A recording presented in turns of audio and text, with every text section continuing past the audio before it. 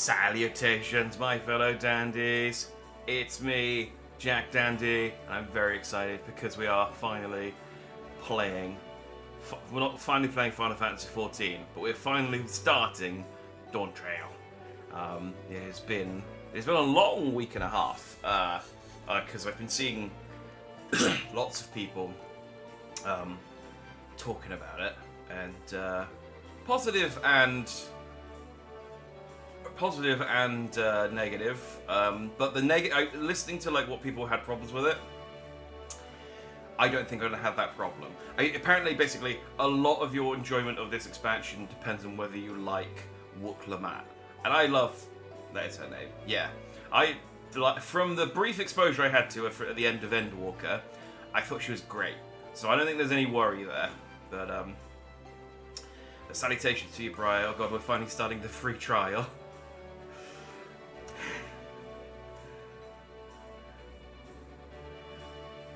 Yeah, that's funny. I don't have a counter for that. Yes, good to see you. Hope you're fine and dandy today. Yeah, it's Dawnservant. I was logged in, but I forgot they've got a 30-minute timeout at the moment, and they kicked me out to the main menu, and I was like, that's fine. The queues have been really great. Like, I was so expecting Endwalker queues of, like, thousands of people for, like, a couple of weeks.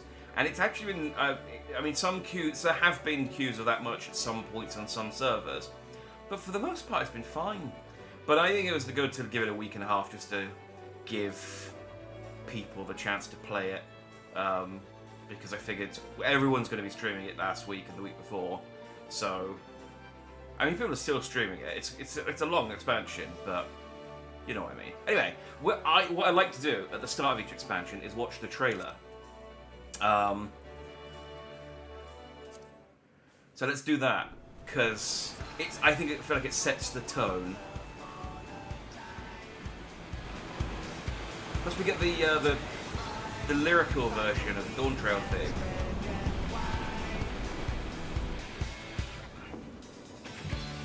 Ah, blue seas, clear skies, and boundless possibilities.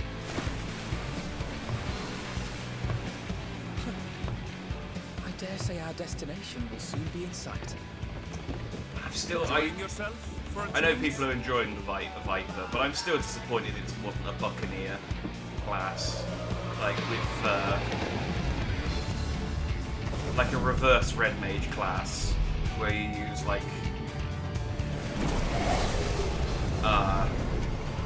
flintlock pistols and then backed off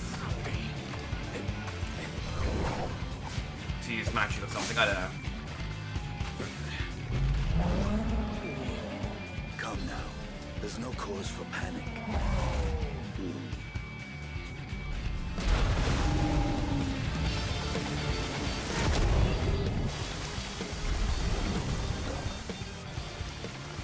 This one might make for a worthy opponent. Oh, my boy.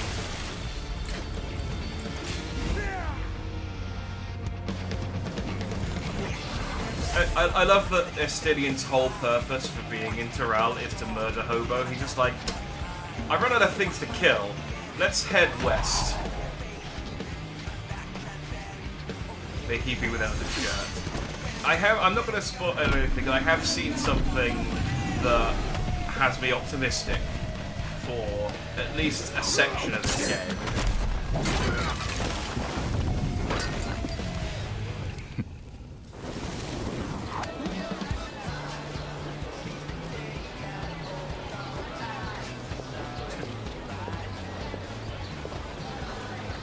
Saying, no, throw it back up, I accidentally... Oh, well, you've walked off now.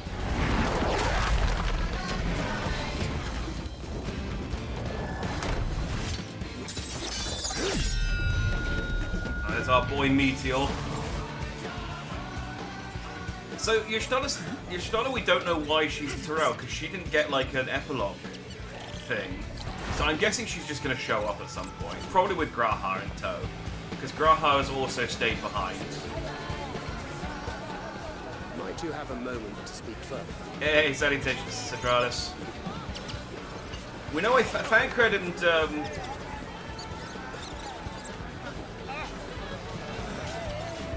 that, I can't remember. I don't know if that's a different squirrel, if it's the same squirrel that protected Thancred's dignity back in Heavenswood.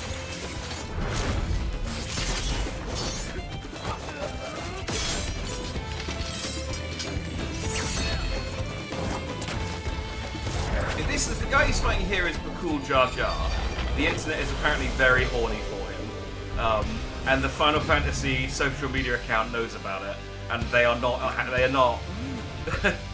They're not very happy about it.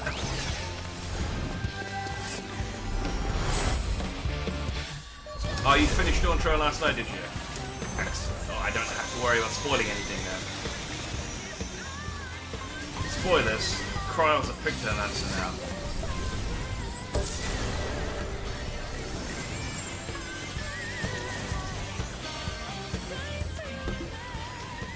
She can actually join us in dungeons. It's going to be exciting.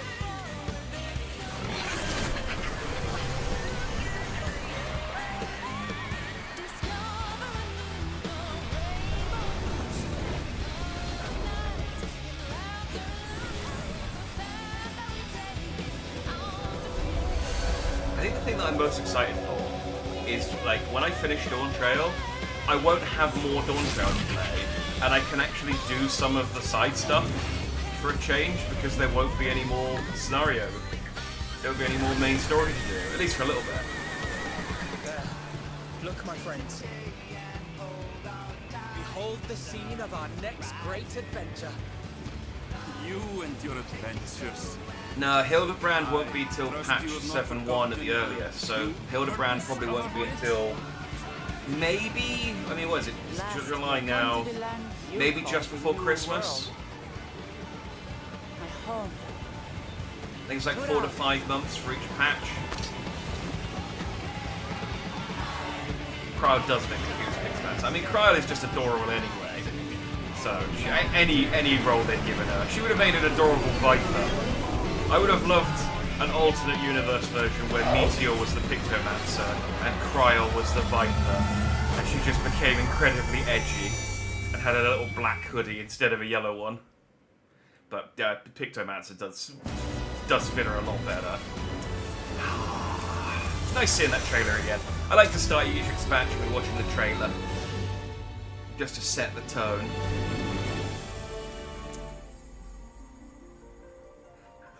That's an interesting one, Automod. I don't know why you banned that one. I'm going to allow it. It's not the combination of words you might think it is. I'm going to allow it. Automod blocked Brian for saying, also, I think I fucked her name up. And you'd think Automod maybe took umbrage with the I fucked her part, but it actually was I fucked her name, which I don't understand. Is that slang? Is that like horrible slang for something? But anyway, I've allowed it.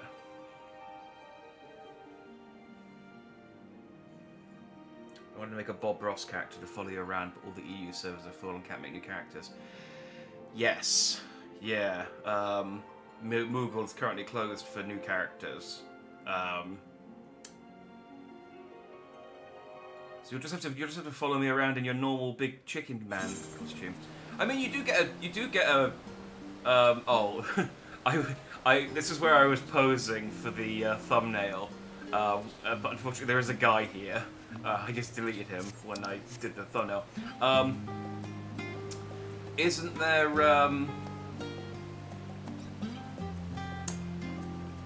yeah, you can get a Fantasia. So you could just change your Chocobo Boy into a... although I guess you couldn't rename him, it'd still be Stratus, but... Look, I've taken advantage of the two dyes as well. I now have a blue cape on my Wayfarer clothes. I really wanted to get the Islander gear from the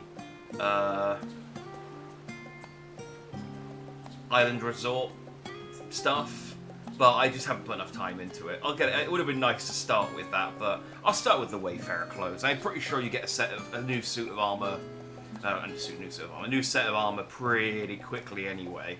So it's and I got my backpack. I got my lovely little adventurer backpack on. Which I like this. I'm gonna have this on for a lot of the main scenario where I can. Also, I've got my. Where is she? Do I not get to have my minion out while I'm? Oh, I guess I can't have my minion out while I got my backpack out. I have my little Garnet minion as well from getting the deluxe edition. So.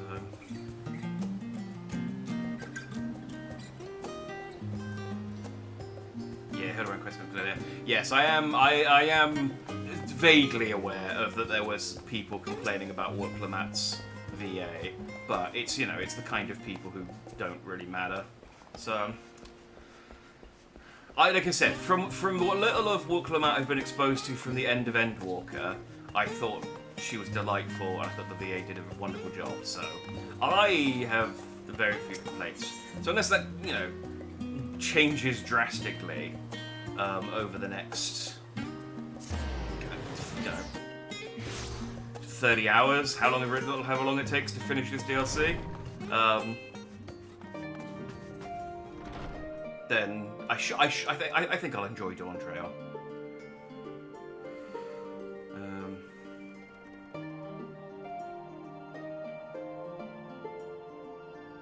Yeah.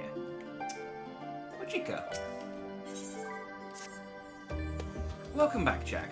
I've just had word from Erenville. It seems he's managed to secure passage to Toral aboard a guild ship vessel. Why don't you wait in the main hall while I go and inform your travel companions? It should only take a moment. Ah, the new quest accepted noise.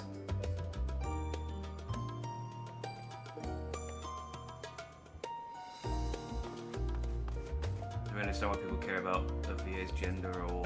Yeah, I mean, yeah. Orientation, I guess, is, yeah. It's... People... People are stupid. They have... it's basically... That's the short answer. People care. People give actors... Like, they'll harass actors because they don't like the character they played. And it's like... Do you not understand the difference between fiction and reality? And then, yeah, people will... Even if they do a fantastic job, they will just harass them just for one thing something they are or something they've said or done, and it's just like, come on. Ojika gave us the good news. We've made ready to set sail at a moment's notice. The only one yet to arrive is Erenville himself. Oh, it's Erenville himself.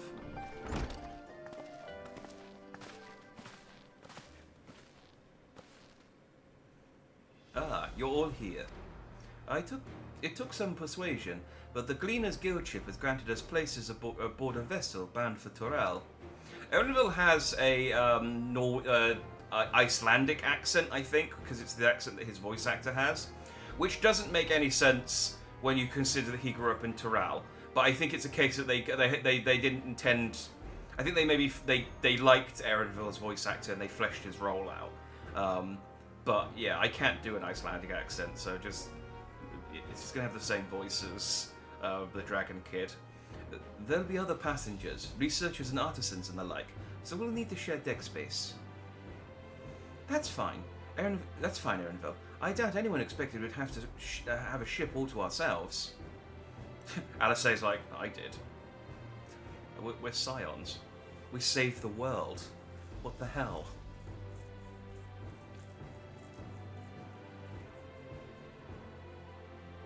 Creative A was so pissed over death threats, people said, hey, salutations, Reg. Good to see you. I almost said the full name again. Creative A was so pissed with death threats, people said, and if you didn't put Shinji and Rei together, that, well, you've seen the end of Ava. Yeah, I like it when people are just like, well, I'm just going to change things just to annoy people.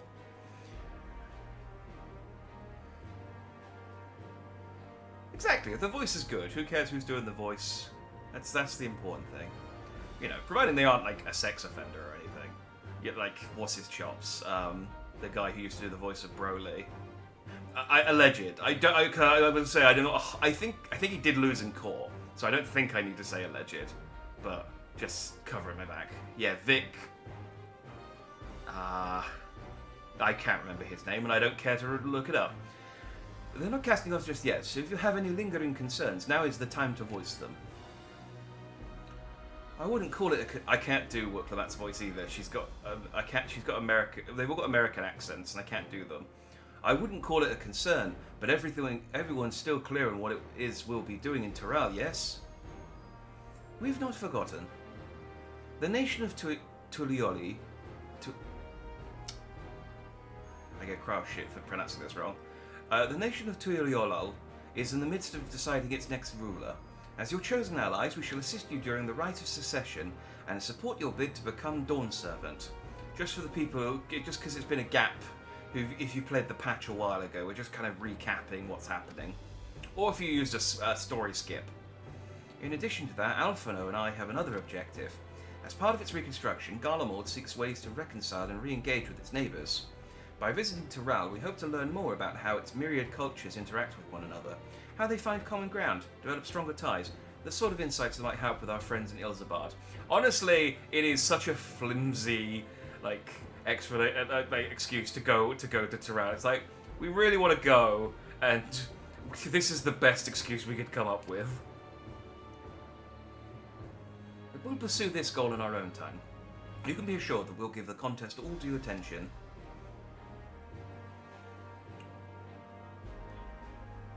The uncanny value of the upscale for some reason could just be. Everything does look. It is weird, especially when you see the pictures side by side of, like, I've been looking at some of the side by sides of some of the characters, and some people really have a nice glow up. And it's just jarring. It'll be one of those things that the more you look at it, the more it'll. It's like when they change the voice actors. It's very jarring, but you get used to the new faces and voices soon enough. Read of the Japanese VA for work, haven't heard her in English yet. I thought I liked at the end of Endwalk. I thought she was really good. That's all I ask. Otherwise, you're welcome to do as you like. You wanted to find out about your grandfather, right, Kryle? Yes, as far as we could determine from the old missive I found, he'd been tasked with investigating the Golden City by your father, the Dawnservant. Yet oddly enough, we have no record of that investigation in our archives, and nothing to explain the earring which accompanied the letter. Thus, for reasons both official and personal, I should very much like to get to the bottom of this mystery. I am sure there will be a chance to speak with Papa. You can get your answers right from the source. I look forward to meeting him. In any case, you're not the only one with an interest in the City of Gold. The Golden City is a children's bedtime story. I am part of the expedition only because the Third Promise has commanded that I serve as guide. Still playing the part of the stoic servant, I see. I mean, an ancient one told me the Golden City existed for what it's worth, so it's probably there. What of you? Don't you dare tell me you've changed your mind.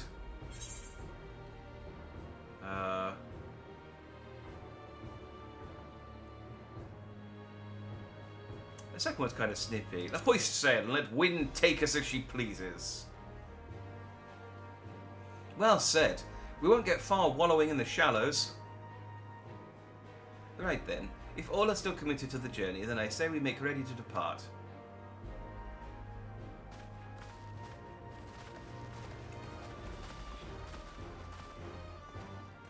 I'm taking my cat hoodie on this adventure because fuck you. The thing I like about Cryo's cat hoodie is you can buy it in the Moogle store, in the Final Fantasy 14 shop, and any race can wear it. So you can get like a giant Hrothgar dressed in Cryo's little cat hoodie. It's great. Eager as they are, the others have already left the harbour. We're not in danger of missing the boarding cord, but perhaps we should be on our way as well. It is the middle of the night, when boats like to leave, as you know.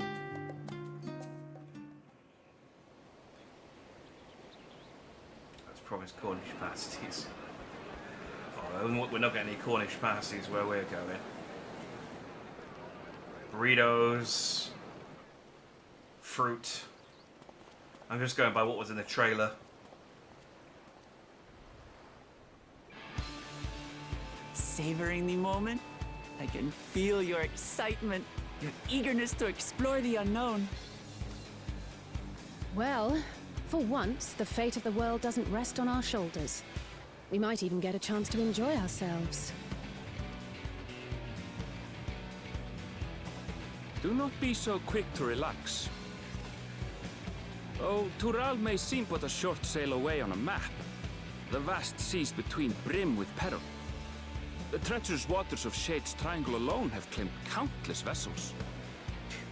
It just fades to black and just goes, Alisay was lost on the journey, and it fades back in, they just don't talk about it. Even following the safe route plotted by Admiral Bufiswin herself, this will be no pleasure cruise. Perhaps, but my voyage here was uneventful enough. Disappointingly so. Either way, the two of you have first-hand experience. I mean, the last time I got on a boat to go on a long shipping journey, we got attacked by something halfway. Which will be of great comfort in the days ahead, I'm sure. Surely that won't happen again.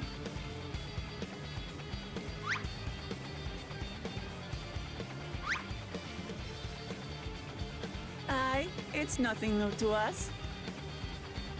All aboard! We're casting off! It's time. I trust you have everything you need?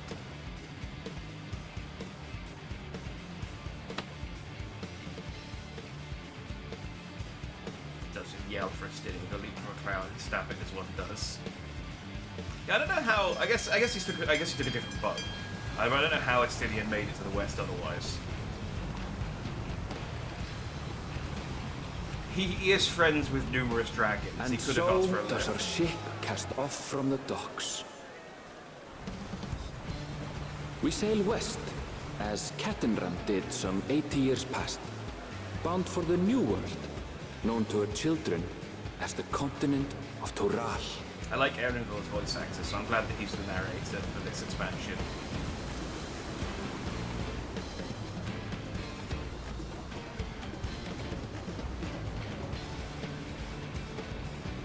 Just wait, Papa. When this contest is said and done, it'll be your daughter who sits the throne. Me, Woklamat. I will find the One Piece and become the Pirate King. And look, my pompadour isn't in my face for once. Oh, hang on. It almost is. It teased it. The wind must be light today.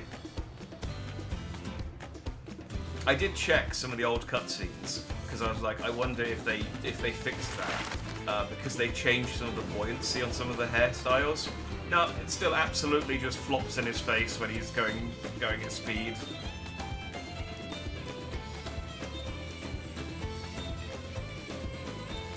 Now we should just set sail from Limsa Liminsa. We're way quicker. He's a Estinian. He's everywhere you want him to be. He's not like Majima. He doesn't pop out of bins and goes, Kiryu, warrior of light Chan. I guess we Meteor Chan.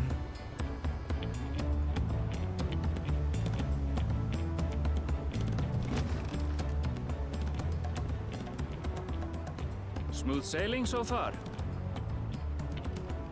Nobody needs to now. Aye, so far so good. Maybe that's what Estinian does with this expansion. He just keeps showing up Sea, and then disappearing she's again. a fickle one. Calm one moment, blowing a gale the next. I'll take my rest while I can then. This is One Piece. You are 100% Usopp. I am not Usopp. I'm Zoro. Look at my sword. We left port what seems an age ago now, and we've seen naught but open water ahead. I'll maybe take Brook. I knew Toral I'll take was Brook. far, but it's another thing to really know.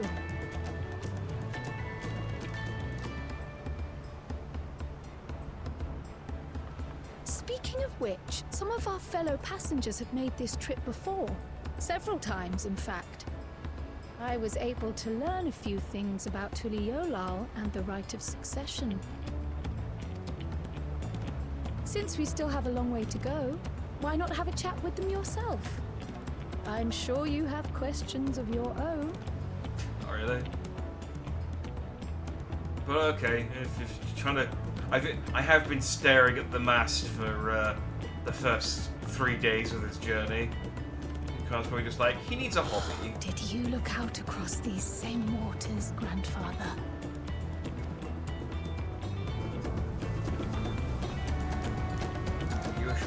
I got the sunglasses, I got the silly hair, I got the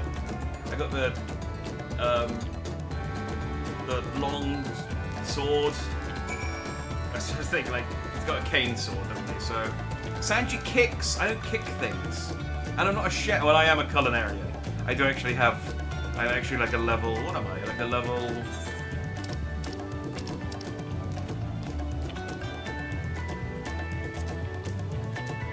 I'm a level 78 culinarian, so I can cook stuff, and I don't have the bard class. But I'm way more Brook than Sanji. Deep breaths, deep breaths. Okay. I can feel my edge starting to dull on these long sea voyages. How about some light sparring later? Alright, let's talk to the actual people. Hey, Fongita? Fongite?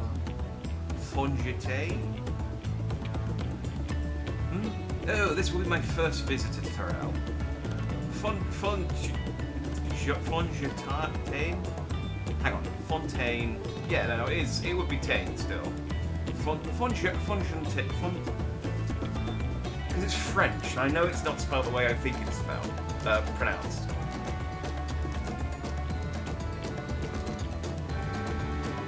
Fongite? Fongite. Fongite is the name. I was working at Eshtim. I can't do French. Eshtam? I think that's Eshtam. I was looking at Eshtam's aesthetics in All Dar, you see, but my employment with them came to an end. That's why I visit Charlian, in the hopes of starting over. When I was attempting and failing to find a new job, I seized the chance to board this vessel when I overheard room for another passenger had suddenly opened up. I'm told the Dawnservant people welcomes all regardless of origin, so Tuliolal seemed like the perfect place to begin anew. Hopefully things will be better this time. He's struggling. Look, for the French words are hard. Okay, they've thrown a lot of French names. Some of the Welsh names I struggle with. Fongite. Is it just literally Fongite? I thought it would be like silent. It's the silent letters that catch me out. And I say a character's name and then they say it and it's completely different.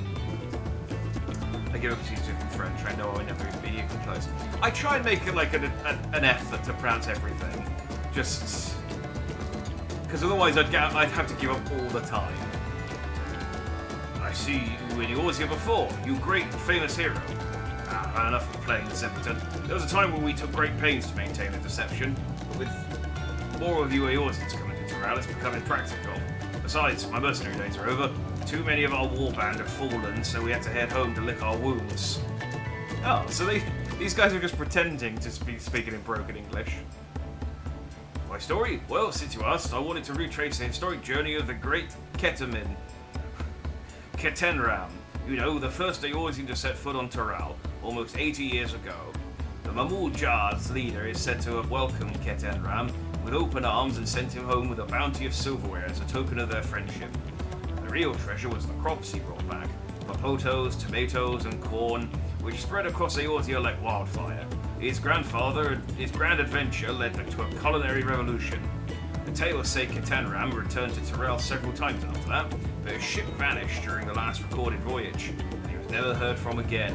Even a seasoned explorer like him could meet such an end as testimony to the ocean's peril. Oh. Think about all the food he could have brought back if he'd survived his last trip. Gina said like gentleman. Okay, so Fongente.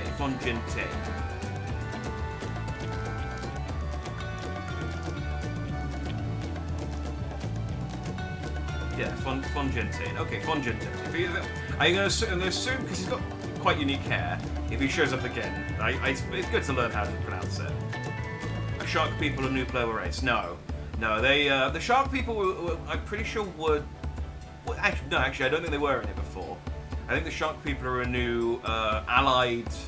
They've changed the names of the beast tribes again. I think they're now allied races, I think. But there's a bunch of them that you can't play as. An adventurer, I presume. I'm a merchant myself, based in Oldar. Specialty imports and exports, Eorzean and Turali both. It is your first crossing the salt, as they say. Do remember that the social mores of Eorzea are not necessarily the same as those over yonder. Consider this. It is not uncommon for the various races to be referred to instead by the names of certain clans. The Mikote, the Hetzaru, the Hrothgar, the Ixbral. Not because every member of a given clan is of the same race, mind, but because many individuals of said race are associated with that clan. A fair assumption in certain cases, but take care not to give offence. Okay. I mean, I'm mute, so there's very little chance of me, there's very little risk of me offending anyone.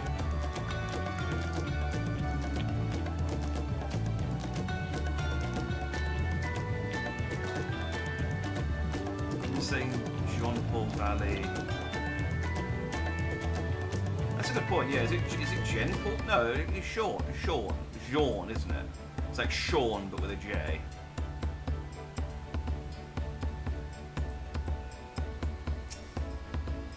Name characters usually do return. Yeah, I figured if they've given him a name, he's probably going to be important at some point. Do you want to make a wager? We're taking bets on who will be sat in the next Dawnservant shiny chair. There are 4 claimants in the right succession. Your young Walk Lamat being one of them, of course. But from what a Mamuljar bloke was telling us, the other 3 are all strong contenders. Not too many keen to risk their coin on the third promise. Okay, don't tell me who the other 3 are then. Oh wow, they got a portal to Old Charlie and at the bottom of the boat.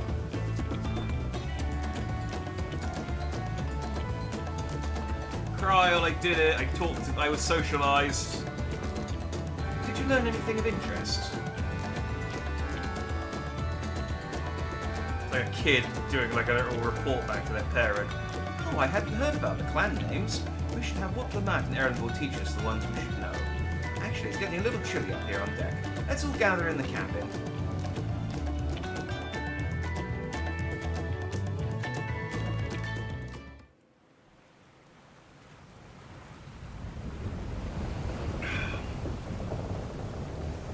If I fight a sea monster or something again.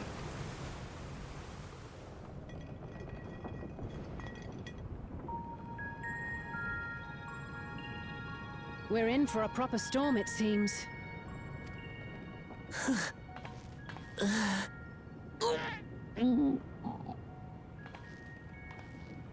How's your stomach? Any better? I don't know what you mean. I don't get seasick. I'm just feeling a little nauseous is all. Isn't that what seasickness is? Erenville, you were born in Tural, yes? Do many Vieira live there?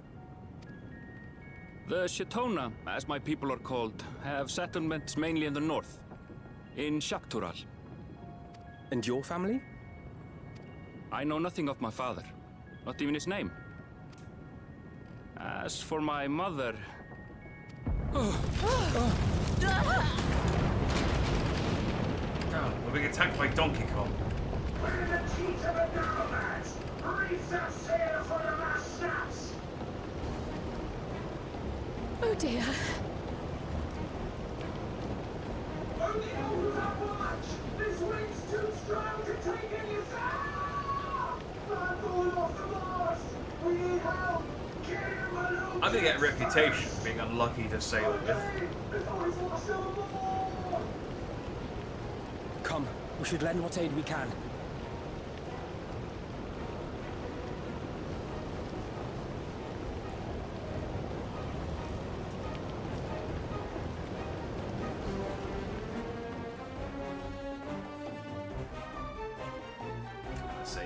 I have not seen the ocean rage with such fury before or since.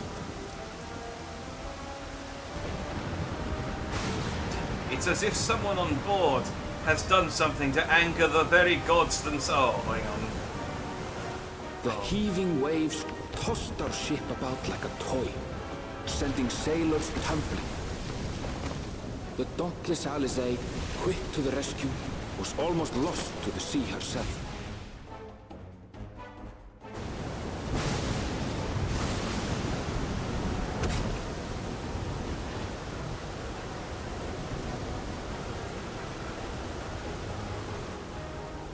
Meanwhile, our champion rushed to deploy the vessel's magical defenses, and thereby shield us from the lightning. Can't Alizé breathe underwater, but Alphino can't?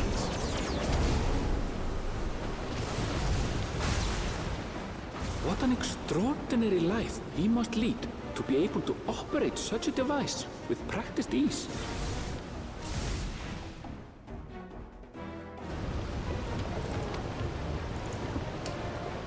Woklamat, too, threw herself into the rescue efforts, though one might have mistaken her for another soul in distress.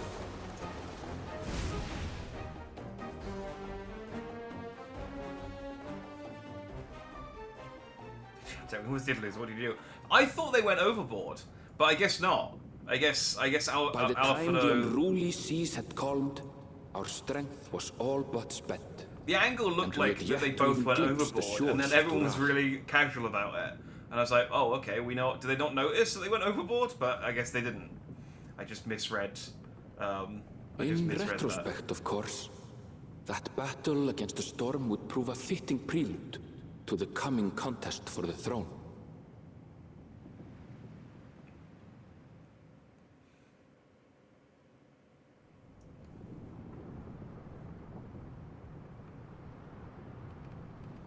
Yeah, I forget. Is it Alizé? Was it Alizé that's got the underwater blessing, or is it Alphino? I know one of them does. I can't remember who came with us in Stormblood.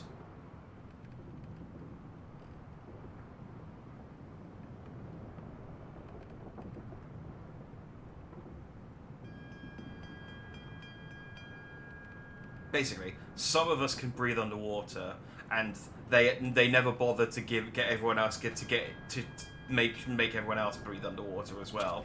So it's just like a couple of us can, no one else can. It would have been really easy too. It's like how in Dragon Ball only a couple of people had their potential awoken by Guru, and then they just went, should we get everyone to do it? And it's just like, nah, it doesn't come up. Rained, wind, rains, poofed and undaunted, of course. That's the power of the of Eorzean pomade.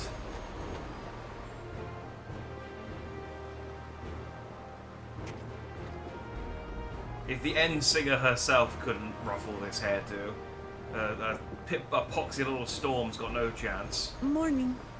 Joining us for some fresh air? Seems my belly has settled along with the weather, but I'll feel much better once we're on solid ground.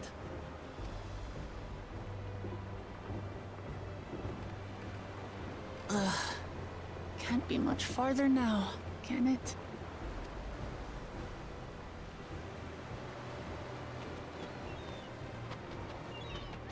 Seabirds.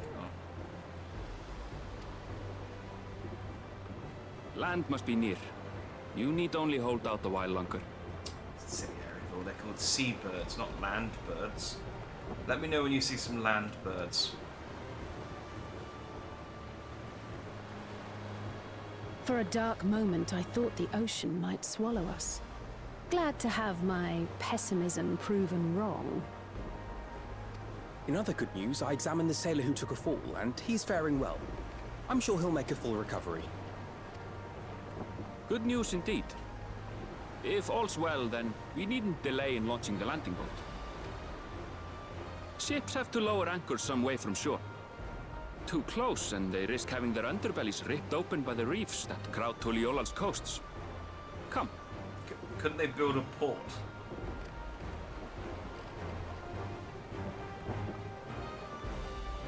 Like, if they've got, I mean, I don't know how, if they've got like trade routes between Eorzea and Tyrell, then why don't they build ports for the boats to dock properly? That's stupid. Thanks for bringing us all this way. I guess maybe they're in the early stages of creating. We only trade did what routes. we were paid to do. Couldn't hardly set you adrift halfway. If anything, it should be us thanking you for helping us through that beast of a storm. As a matter of fact, everyone's starting to fancy your chances in the contest. At this rate, we won't be able to lay wagers no more. Then I better not let you down. Using logic in an FF game. I mean, they've got lots of ports. Easy, stomach. Easy. It's just, but I guess, yeah, they don't have them built in Tyrell yet. We're the last to board. If there's nothing left to say, then let's shove off, shall we?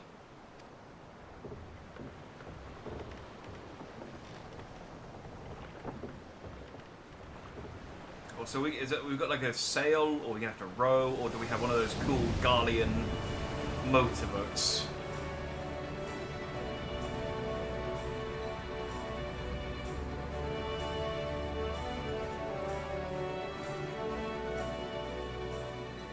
Okay, to be fair, that is very shallow water. Blue seas, clear skies, and boundless possibilities. I dare say our destination will soon be in sight. Hey, we watched the CGI version of this. Enjoying yourself for a change?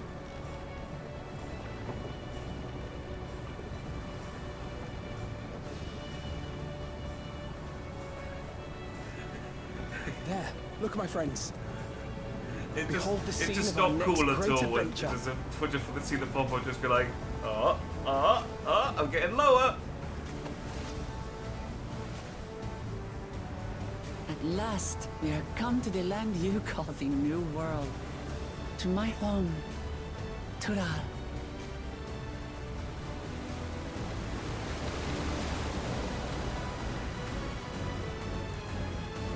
You get a title drop. Yeah.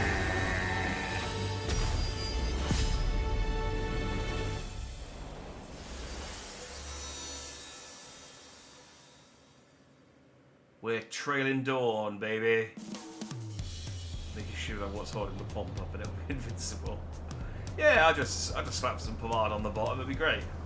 Okay, so fair enough, they do have ports set up, but it is just very shallow water for a very long time. So I guess that's why the big boats can't get it. I mean, okay, that's fair enough. Yes.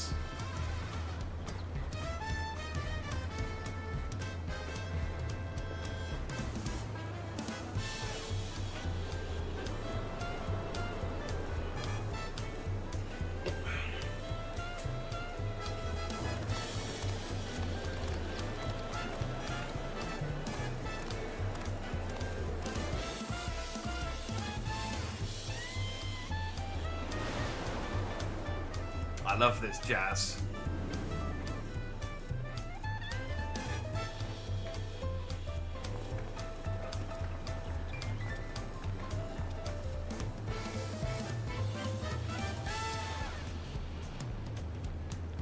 I really hope this is just the background music of this town. I've seen cities with an impressive mix of cultures, but this is something else. Goodbye piano songs, hello jazz. Over the head until I need more merch, dang it. It might be a while. They're very reluctant. I mean, we might get like some. No. I've never seen Volume Feathers in that colour I don't know why they're so reluctant to make merchandise of like the main characters. You'll find much I here really wanted to you get never like a knew Y'shtola existed. something, There and there may just be a sea isn't route much. now, but visitors to Tulihiola are still few and far between. And as we don't build seafaring ships, only a handful of Turali ever venture abroad. Mamulja sellswords mostly. Those willing to play the fool sail with Lominsan merchants to secure employment in Eorzea. I suppose that makes us a rare sight in your country. Rare and currently undocumented. Were there some forms we should fill out or... Oh, look at Cryo, I'm worried about immigration. Forms? Did you forget who you're traveling with? You don't need forms, I have diplomatic immunity. We can find you your shoulder, Dacky Jack. I meant like a figure or something. They did make... outsiders? Visitors to Tural? Oh, I like his armor. I mean, I probably can't get that for a red mage, but I mean, as someone who is a big fan of Macaw's, that armor appeals to me in many ways. That is delightful. I'm just gonna look at it a bit longer. If I could dye the green bits blue, it'd be perfect. Our nation is soon to hold a right of succession to choose its next Dawnservant. We will not abide interference from foreign agents seeking to foment trouble. What brings you to Tuli-Yolal?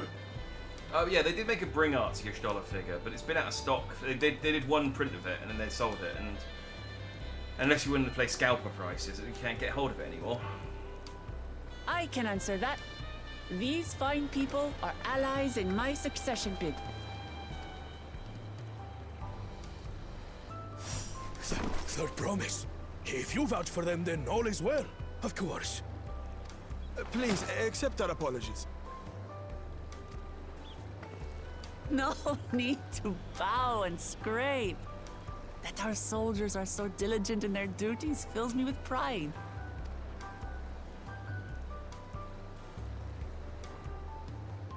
We'll be continuing our patrol then.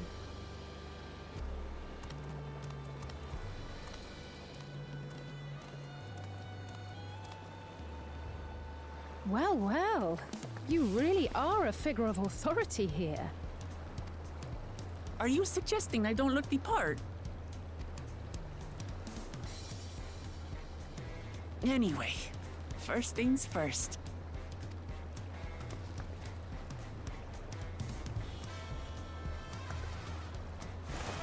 I bid you welcome to Tuli-Yolal. Thanks.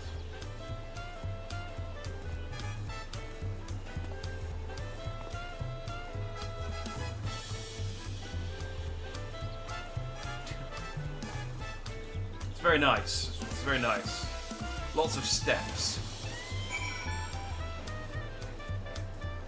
Oh, I should probably hang on. I've got the Mandeville quest. Is it well oiled?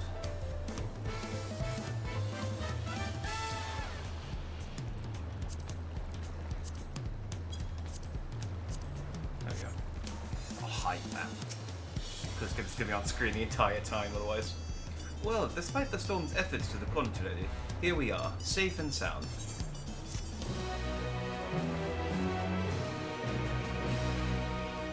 You arrive in Tioli. You can return to the city at any time by speaking with a swarthy sailor in Scholar's Harbour in Old Charmian. Or just fast travelling. Well look! I can level up again! I mean, it's not been that long, but I can eat my eat my gyros and get some well-fed bonus.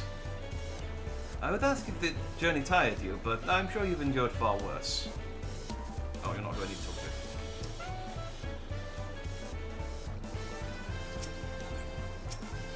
to. Stop.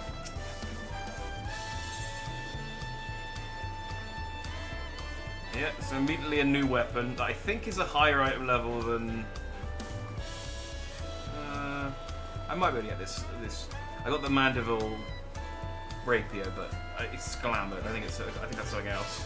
So just immediately a new way. All that effort to get my item level up, and then they just immediately give me a new a weapon and suit of armor.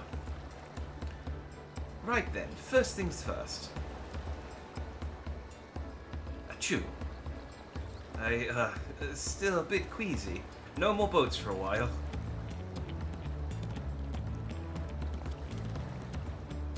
I realize we've just arrived, but we should get you familiar with the city before the rite of succession begins.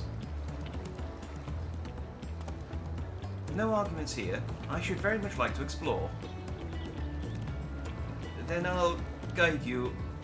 Are you sure you're in any condition to do so?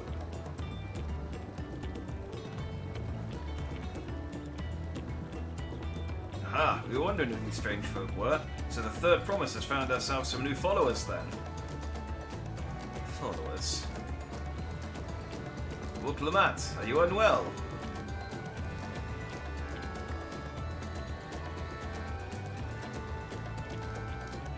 No, not at all. Couldn't be better. The third promise does not get seasick, no sir. It just throws up rainbows. As for my hand-picked entourage here, I've recruited them to help me win the right of succession. I was about to show them around the city, in fact.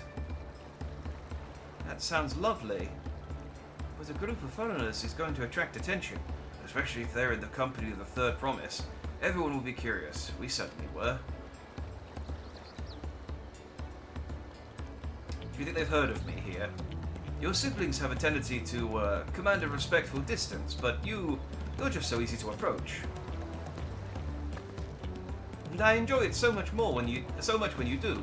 Please don't ever worry that you're a bother to me. You're very kind. Good day to you, third promise. I like their clothes too. They did have a point.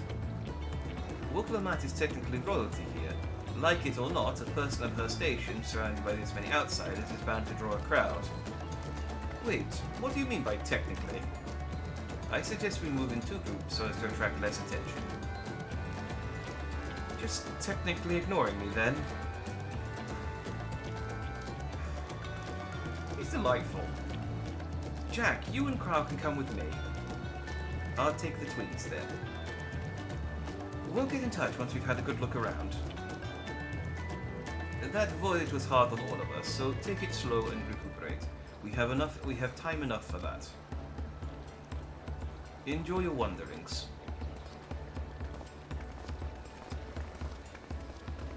And get a tour of the town so I can tag all the aetheryte things. Perhaps we should wait a bit, at least until Wukalamat's nausea subsides. Should I get you some yogurt? But no need for that. Look, I'm ready to go. Ugh.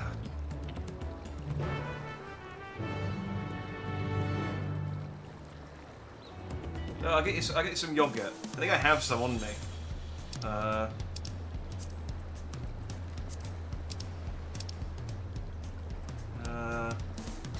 have some curry, some beef stroganoff, some garlic and pizza. I've got some chamomile tea, that might help. I'm fine now, really. Can't stand around all day feeling sorry for myself, what with the contest looming and all. Now then, seeing as we're already here, I might as well tell you about the harbour. Aaron's already mentioned the reefs in our coastal waters, which explains why you don't see any big ships moored at the docks. Only vessels with shallow draughts can navigate the bay, mostly small fishing boats or barges ferrying cargo up and down the rivers from inland settlements. Much of the incoming traffic is from Yokotaral, the southern landmass. The clans there produce various goods for export. Their wares are unloaded here and carted off to the merchant stalls in the neighbouring markets. Speaking of which, Bayside Bevy should be our next stop. Oh, that sounds like a cool restaurant.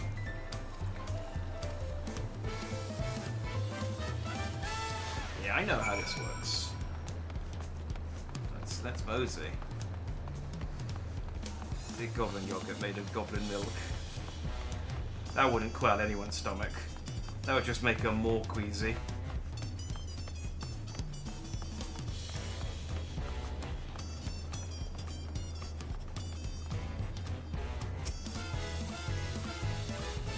This is Bayside Bevy, Tuyoli's largest marketplace. Being right on the harbour, everything from fresh fish to imported wares goes directly to the shelves. Anything you want, they most likely have.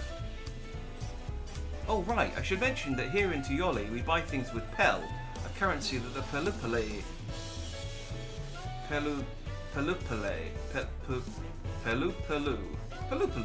created. But don't worry, more and more trade is coming in from Eorzea, so most shops are happy to accept your guild. There's also... oh no. There's also Wachumeki... There's also Wachu Meki Meki, another market to the east of here, but that can wait for another time. I have other places I want to show you first. Next we'll head back a bit, then northwards up the stairs to a certain plaza. I can't wait to see the look on your faces. Is it because you have a, is it because you have an aetherite? Check these my test. Look, these are hard things to pronounce, alright? Leave me alone. Search everyone on Twitter. Jack, you're right. People are horny. I mean, I said people were horny for Mammal Jar. I mean, they are horny for Erenville as well, but the people are very horny for Mammal Jar Jar. What you making? I mean, I'm going to assume that's how it's pronounced until it's voiced in a cutscene. What do you think of that, eh?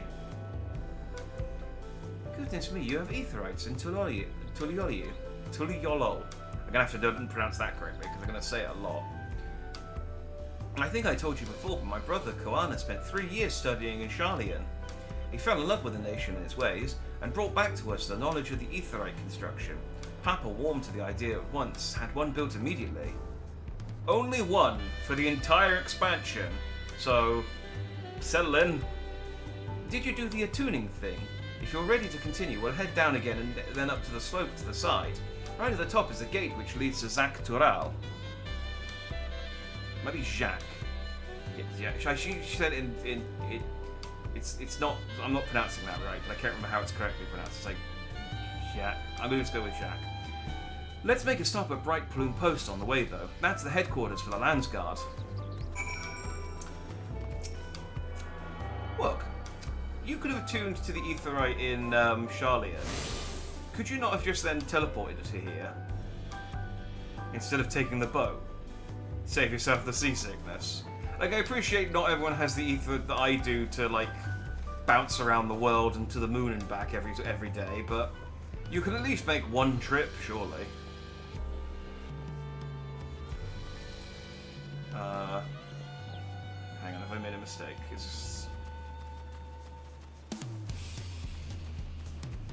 Can I cut through? No, I can't cut through here. Okay, there's a path. There's a path over here. There we go.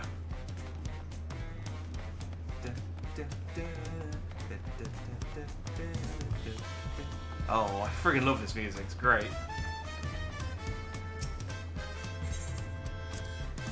We have a lot of narrow, winding streets that crawl up the sides of the mountain. As you can see, the builders made sure the city's main thoroughfares were wide enough to accommodate wagons. Trudging up and down all these slopes and stairs is exhausting. I understand now what the Mac gets at endless endurance. Yeah, try to keep up, Kryle. I know you're a Pictomancer now, but...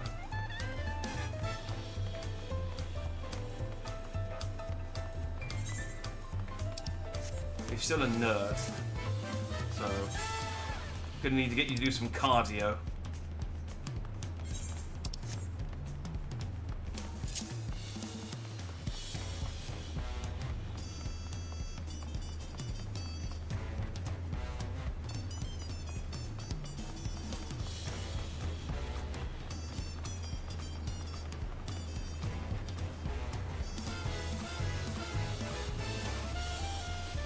I mean, I'll have to see how I feel about it once I've listened to it for like dozens of hours, but I think this is my favourite background music so far.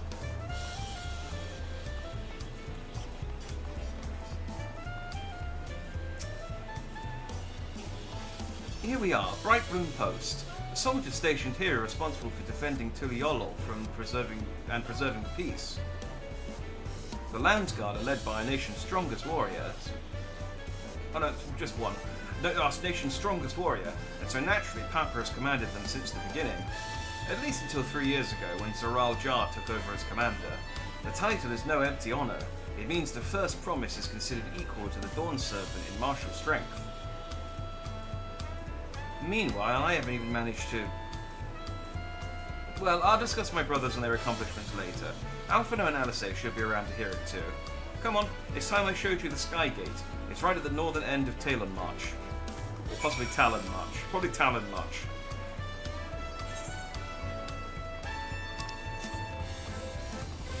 Be nice, she has those stubby legs.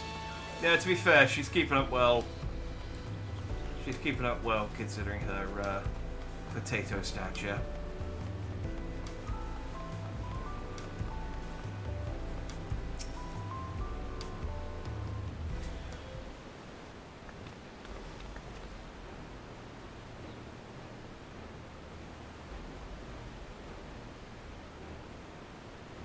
Massive, isn't it? Needlessly so. We all use the side door. And on the other side is an equally massive bridge to match. Both were constructed by a race of giants, the Yok-Hu. Strictly speaking, Tural is actually two separate continents. Yok-Tural, the southern lands of the mother, and Zak-Tural, the northern lands of the father, which lie beyond the bridge.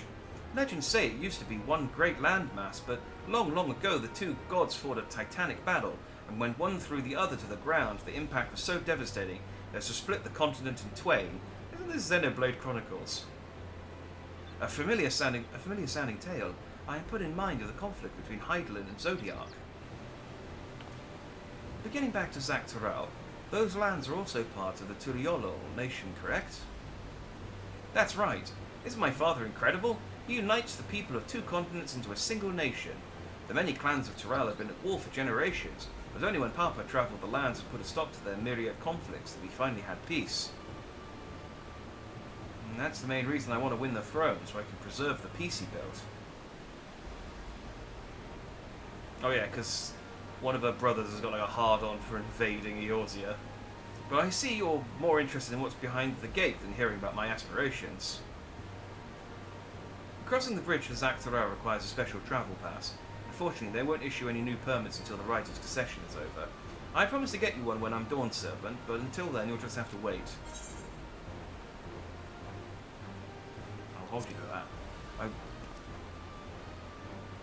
I need to go and explore the cyberpunk city. I've never broken my word. Once the throne is mine, that travel permit is yours. By the way, if I lose the throne, you will be executed. I maybe should have brought this up sooner, but you've agreed now. We must have covered half the city by now. Tuliolol is unlike any other place I visited. I'm thoroughly enjoying myself. Have a sword. Here, have this sword I found.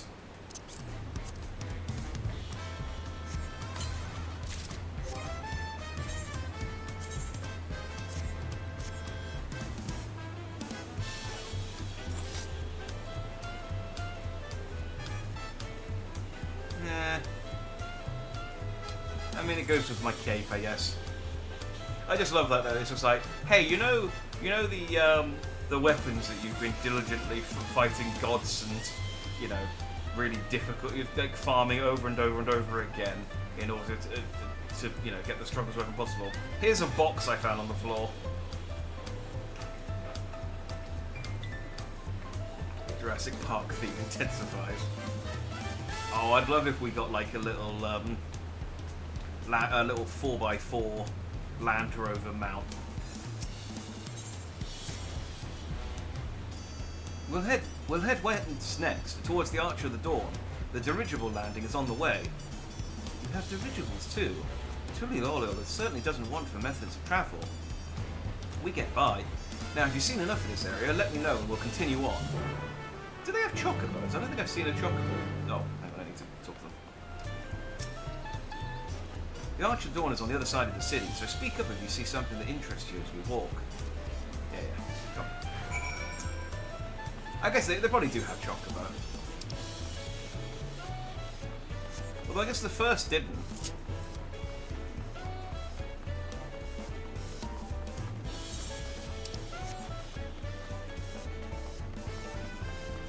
Maybe we'll ride alpacas.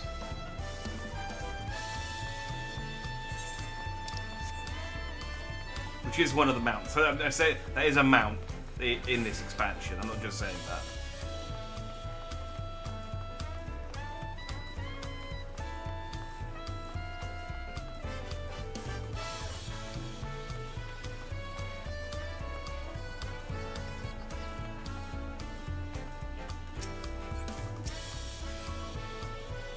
I'm still struggling to conceive how one could construct an entire city on the side of a mountain. You're made by a Japanese developer, Cryo. This was originally the site of the Yokkoi Temple. The giants built it when they were first making the bridge to Zaktoral to appease the gods who slumber in the Great Ocean Trench. After the Yokkyu withdrew, the temple stood empty for centuries. So when Papa was establishing his new nation, he saw a structure he could refurbish into a palace, sitting practically in the centre of Toral. He gathered artisans to do the work, and the houses they built for themselves became the foundation of the city you see today. Speaking of houses, we'll be passing through the Resplendent Quarter, the biggest residential district in Tuliolu. We climb these sets of stairs here all the way up. Oh. I have seen that there's some really cool... I didn't actually know this because I haven't done anything with any of the housing stuff. Because I'm poor. But I didn't realise you could put skins on your house to make them look different. So you could get like cottages and things like that. And some of the skins they've added in this expansion are really cool. And you can get a tree house. Like, not a little house inside a tree. Like, literally you can make your house in just one big hollowed out tree trunk. Papa's palace is called Volok Shunsa, which roughly translates to Invincible Resilience. You probably want to take a closer look, but we'll be coming back here later. Let's move on for now. I'll just attune to the etherite, I guess.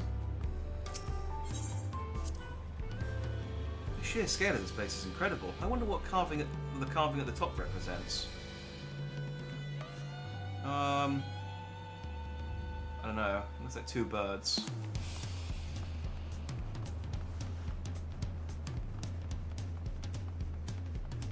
Just gonna attune to the ether.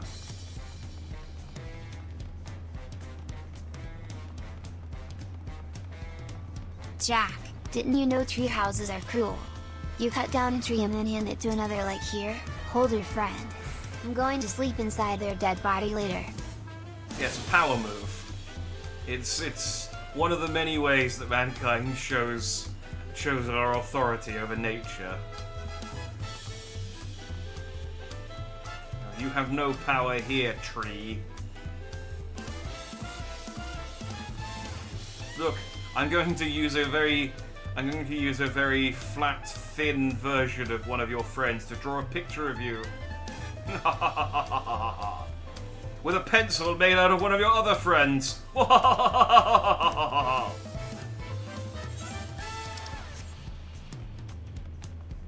And then the happening happens, and Mark Wahlberg has to run away from the wind for 2 hours.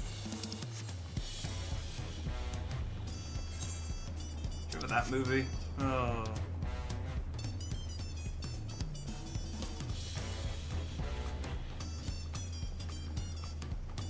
I love this because it constantly sounds like we're planning for a heist.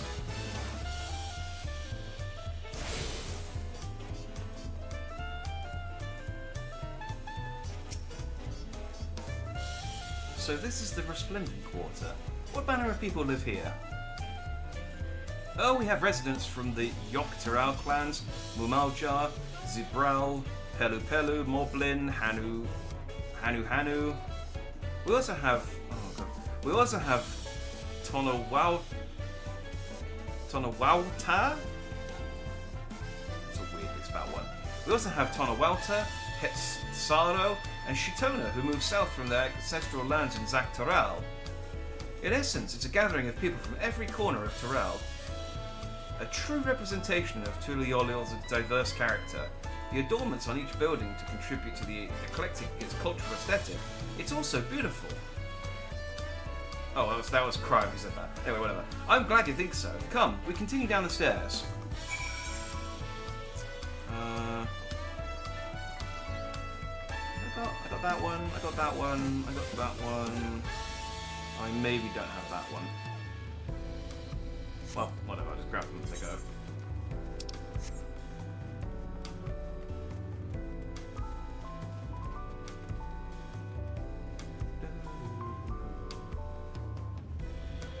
Oh, they do ride alpacas. I was joking, but okay, yeah, okay. They don't have chocobos here. That big drum is called the Dawn Herald. They play it. Wait. Big drum.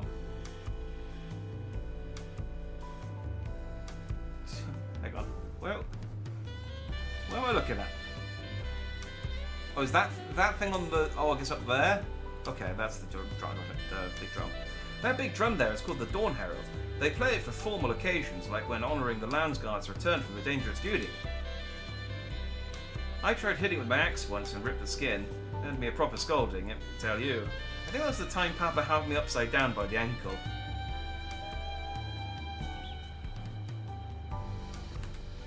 Okay. I've never seen such an instrument, such an enormous drum. What would one even use to beat such an instrument? That enormous drumstick? What a stupid question. Hello.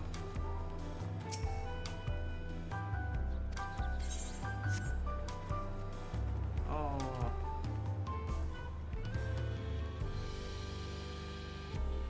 This mount.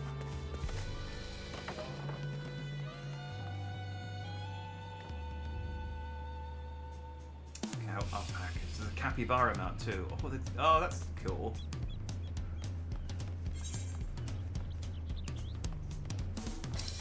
This expansion has some quality mounts so far. Have you seen the new 8 million gil mount? I have not. Or I maybe have, but I don't know that one. I don't know that one is worth 8 million. Let's put it that way. And here are dirigibles. Not bad, eh? Oh yeah.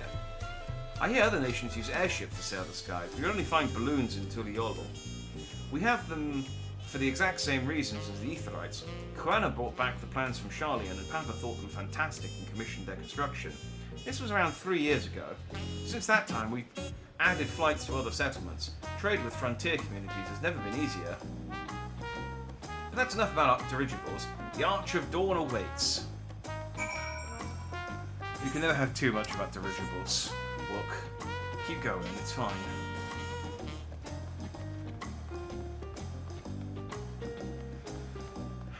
What the fuck mount is 8 million? I mean, it doesn't surprise me there's an 8 million gil mount because, you know, you've got to give people who have millions of gil sitting around something to spend it on. I imagine there's I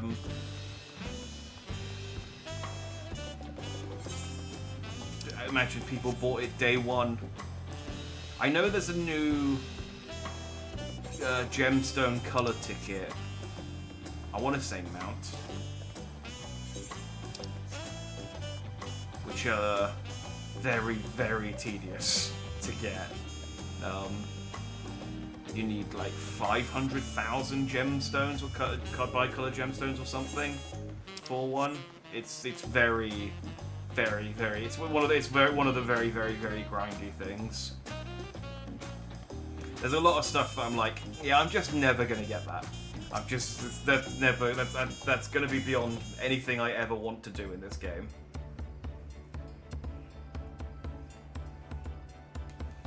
This is it, the Arch of the Dawn. When the Giants were still here, it was known as the Yogg-Toroil Landgate. When Papa founded Tuliolo, everyone began using its present name in honour of his great achievement. Through this gate is Kozamauka, the wetlands south of the city. Depending on what the right of succession asks us, we might end up going in that direction. Kozamauka, the name alone is intriguing. Speaking of which, what were those fluffy animals we passed earlier? Oh, I'm glad they're addressing the alpaca. Ah, those are alpacas. Fearsome, four-legged fiends. Fearsome? They seem quite placid to me.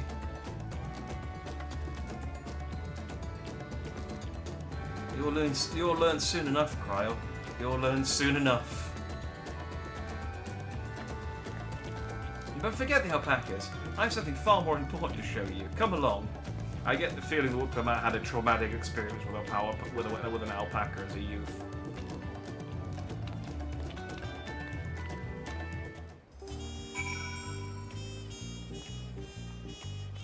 You have to get to the end of the DLC to buy it. Some players day one of the DLC skipped all cutscenes to go buy them and resell them on Market Board.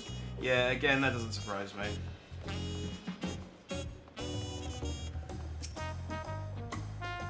If you wish to learn the history of Tuliyollal, then look no further. These stone pillars, you mean? Alright, don't answer my question then, that's fine. Rude. What is special about these pillars, if I may ask? At a glance, they look like ordinary stone decorations, but if you take a really good look, you'll see there's something much more interesting. Fun event can't be skipped. You may wish to cancel any pending gifts. Fine.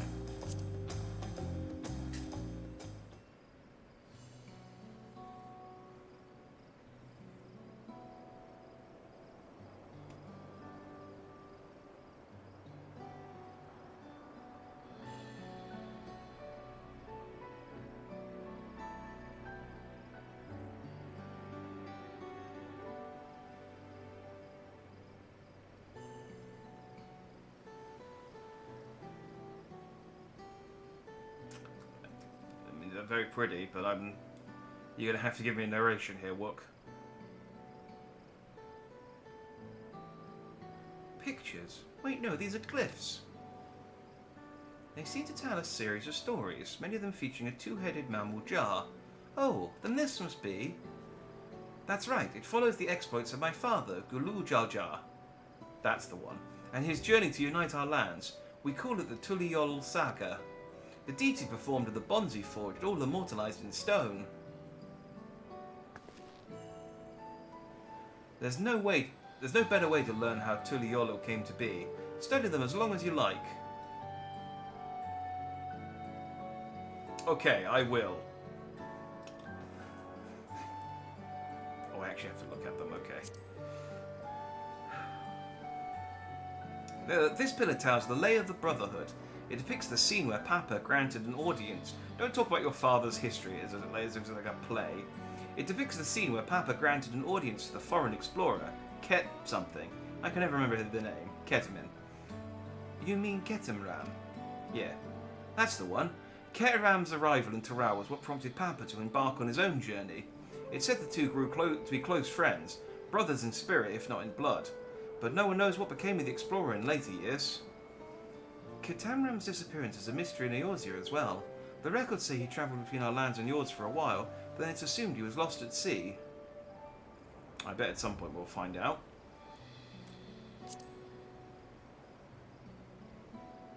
We'll find a cool skeleton with a compass or something. Here we have the Lay of the Reeds. This is the story of when Papa visited the Hanu Hanu in their village Kozamauka. Ah, the people Alphino almost mistook for Vanu Vanu. If not for the colourful plumage, he spent a fair bit of time among the Vanu in the Sea of Clouds, so it's no surprise he took an interest in your countrymen. I don't know how it is with your Vanu, but our Hanu are a bright and cheerful sort. They hold this one's festival every year, very famous and a lot of fun. Oh yeah, no, our Vanu are just really dour and depressing. Scared of a big whale as well. Let's look at Wook. The 4 stones closest to us cover the first half of Papa's travels. Let's start with those. That seems a confusing way to tell a story. Is there like arrows on the ground or numbers so you know which order to read them in? This one recounts the Lay of Repast. As you can probably tell, the figure depicted here is of the Zabral like me. For decades, the Zabral and the Mamul Jar were at war for control of the forest of Yaktiel. The actions Papa took to end that conflict have since been hailed as the first steps in the founding of Tuliyollal. There's a clan of Hrothgar in Bosja known as the Hilions. In their society, the women rule as queens and the men serve as devoted subjects. Yet here in Taral, Zabral men and women appear to be of equal status. How dramatically culture can vary with location.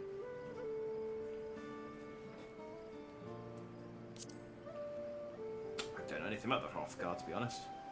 Let's see. This one is the Lay of Pots, which depicts the moblins of Kozamauka. They might wear odd masks and sound weirdly muffled when they talk, but the gold and silver work they sell is the best you'll find anywhere. Moblin goods are the standard when it comes to gift giving. Clearly the Vanu aren't the only people with distant Turali counterparts.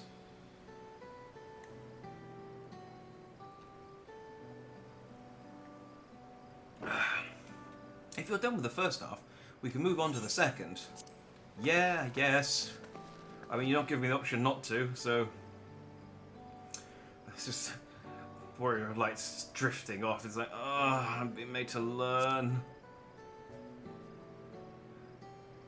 The Lay of Gold. This pillar shows one of the Pelu whose homeland is in Ukopacha. Having created our currency, the Pelu are rightfully known as the Merchant Clan. They oversee Tuliolol's markets, and their travelling peddlers are a common sight no matter where you go in Tural. Don't know their size for you. They might be mistaken as children, but beneath those beaked masks, they are clever and calculating traders. Cry just rolls her eyes. Oh, this one is my favourite, the Lay of Ice. It depicts the battle with the legendary Tural Vidral Valigamanda. I should explain, a Tural Vidral is a creature that has lived far beyond its usual lifespan and awakened to preternatural power. Valigamanda itself was dubbed the Sky Ruin, a name earned for the destruction and terror it visited upon Tural every time it stirred from its slumber. But 80 years ago, its ruinous reign was brought to an end. After a great struggle, Papa and his comrades managed to overcome the raging Vidral and sealed it away in the Ukopacha Mountains. Ah, I have a strong feeling my Echo is going to show me that fight at some point, because that's generally what happens. Despite its reputation, however, Valigamanda is also a symbol of power. That's why you'll see its likeness in Tuliolol's national emblem and adorning the banners of the palace.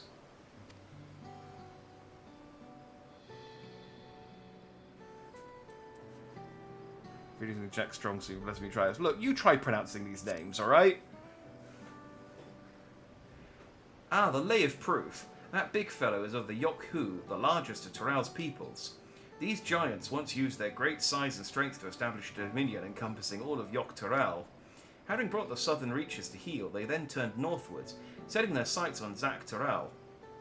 You'll recall that massive bridge they built beyond the Sky Gate. Sometime after launching their northern campaign, however, they just gave up.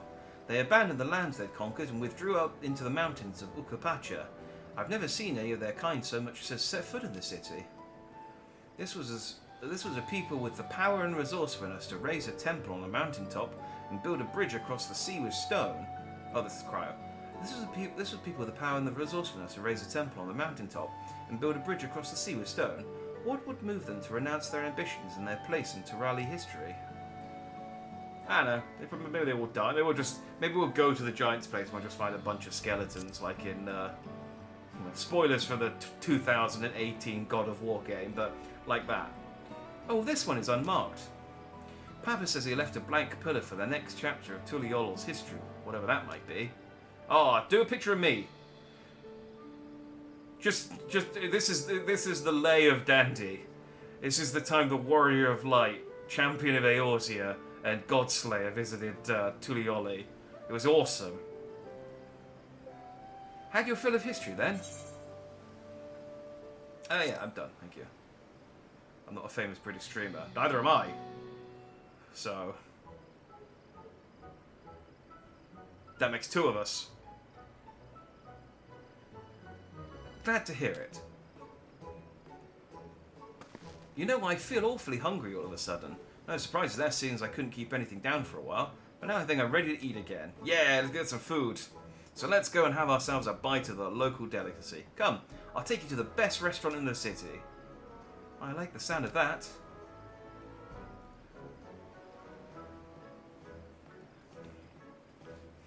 Should we tell Erinville and the twins? Nah. They can get something to eat from the hotel room service.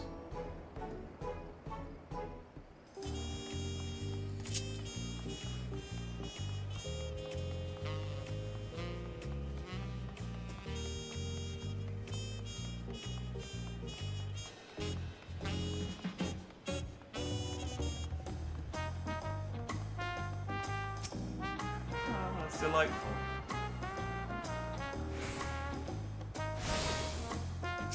Have I accessed everything? Oh no, but not even close.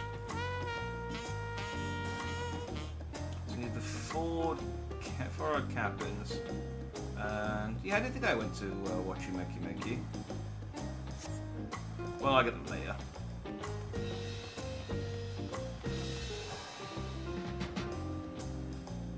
build your goth wife a nice shrine in your in-game home somewhere yet. No, I haven't bought the posters. But it's just nice to see that it's just nice that they're there, and I can do it at some point. I need to refurbish my home so it's not actually just like a horrible mishmash of junk. Have you ever had tacos? They're a Tuliyolo classic. You bake a crunchy shell made from corn flour and fill it with meat and salad. A lot of shops and stores sell them, but I like how they're made here.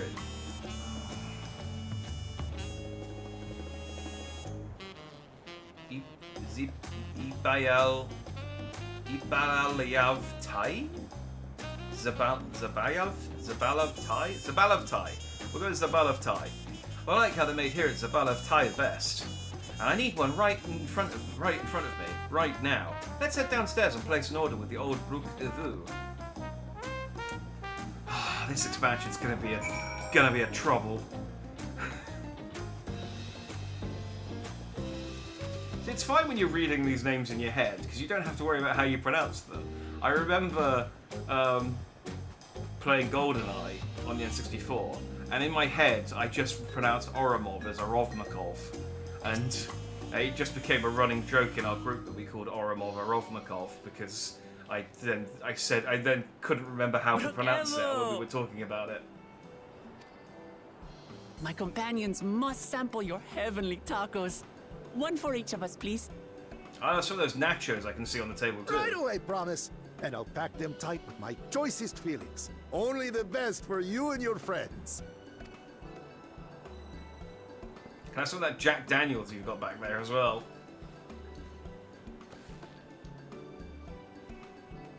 Did you hear the Silver Scales are back? Seems their overseas foray ended in disaster. More than half their warband is missing, including their leader. Not the Silver Scales. Aye. And now keen to rebuild their broken reputations, the survivors seek the Golden City. A fool's errand. How many hopefuls have disappeared in search of that fable? They should count their lucky stars they came home alive at all.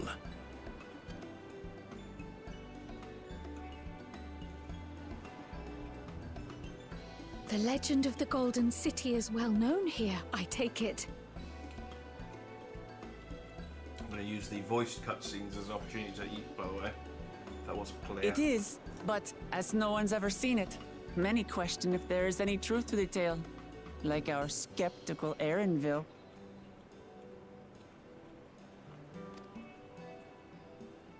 I can't imagine the Dawnservant would request a formal survey for a place that doesn't exist. I was hate eating on stream because the tracker makes it look like I'm sitting here chewing with my mouth wide open, like a dog. And I promise I'm eating this. I'm with my mouth closed, quite. I mean, I'm talking now, but right, it's just when I chew, the mouth tracker decides to do that.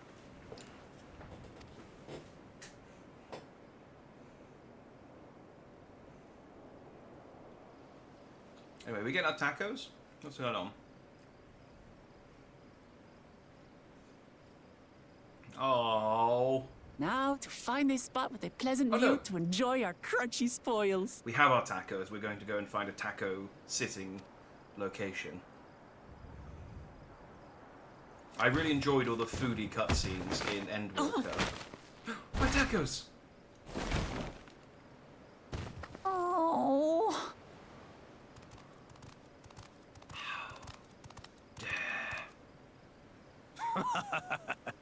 If it isn't the third promise. Oh, no.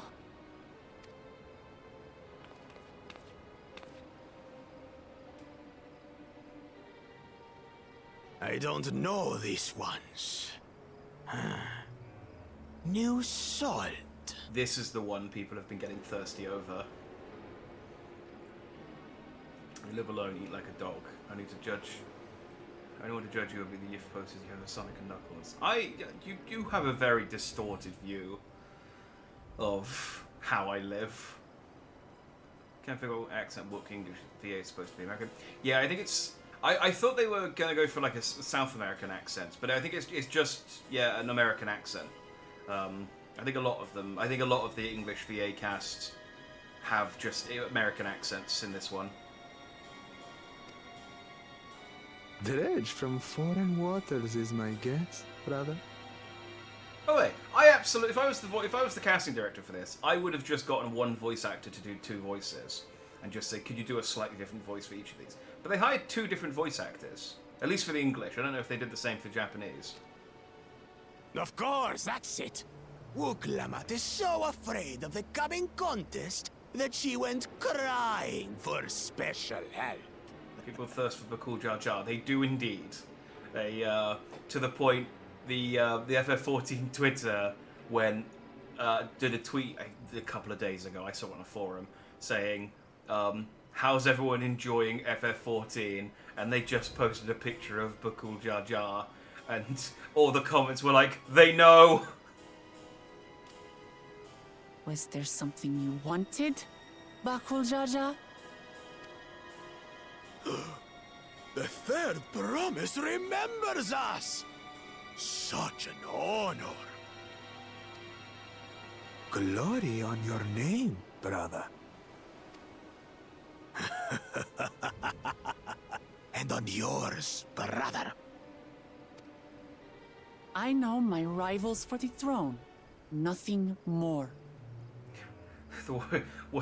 Dandy just leans over and goes, "Do these guys count as 2 or 1 entrant? Is this like the first and second promise? Or is he just kind of a package deal?" Another child of the Dawnservant? No, this brute. We have no ties to their farce of a family. Unlike the sneeveling housecut, we are blessed siblings, the elevated chosen.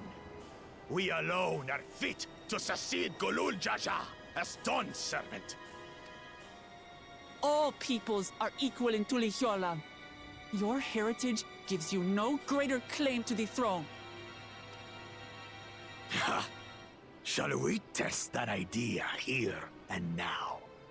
See if your strength is equal to ours.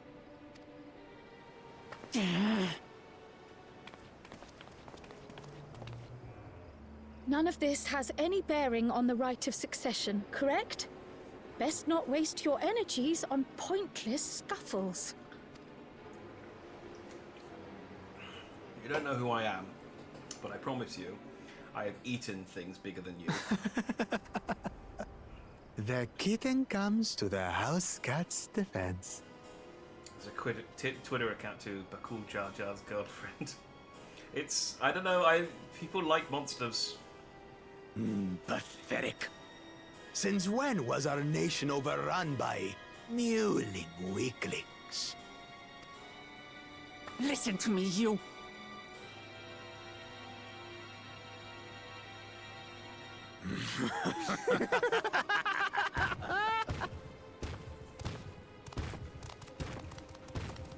I like them though. They've got like Vulcan skull energy. A two-headed Mamulja. I knew of them, but that's the first I've seen in the flesh. Some get it into their twin heads that they're destined to follow in my father's footsteps. So they travel to distant lands to hone their battlecraft. Like, I feel at some point we're going to have to do like some kind of charity event to save the community center, and Bakul Jar Jar's going to show up and try and sabotage it.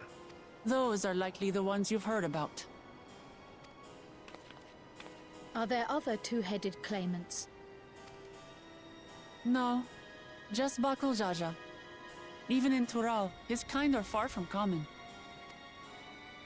The Mamulja people largely belong to one of 3 clans. The Hubigo, Oh, they're cute. the Bunewa, and the Dopro. Every once in a great while, a 2-headed offspring is born from a union between the brown-scaled Hubico and the blue-scaled Bunewa. The child grows to possess immense strength, both physical and magical. Blessed siblings indeed. Forget them. Let's go and buy more tacos. I can think of nothing better to rid me of this bad taste in my mouth. No, stop interrupting me. I want the Enjoying your tour of the city, I trust. We've seen our share of notable sights and took a moment to rest. I don't care, Alpha. No, we're going to eat tacos. As such, we're ready to present ourselves at the palace for the rite of succession. Shall we meet you there? The palace it is. I'll let Wooklamart know. Destiny calls. Perhaps we can return for more tacos later? No! Stop taco teasing me. So it goes. I really liked all the foodie cutscenes in Endwalker. I want more.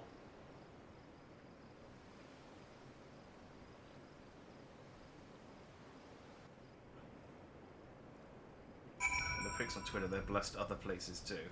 Yeah, I mean, I guess the two-headed thing probably. I can see how that can translate into porn. I was looking forward to trying some etheric authentic Tulioli cuisine, but we should hurry and join Alpha and the others at the palace. Why? Alright, it's a bit of a climb to the top, but you can head up from the Resplendent Quarter, or even the eastern side of the Talon March if you prefer. Now that you have an idea how the city's laid out, I'll let you find your own way to Voluption, Ah, my poor empty belly. We could get them to go! It would be fine! I'm going to tag this Aetheryte and then grab the other one on the way over.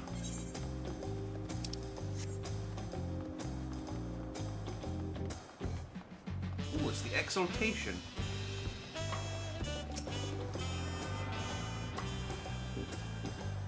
These all players. Yep. There's an NPC here. They did a cool new function, which I don't think I need to worry about. But I can turn on if it becomes a problem. Just traffic light. They've made it so that when you go near NPCs, any player characters around the NPC disappear. So if you've got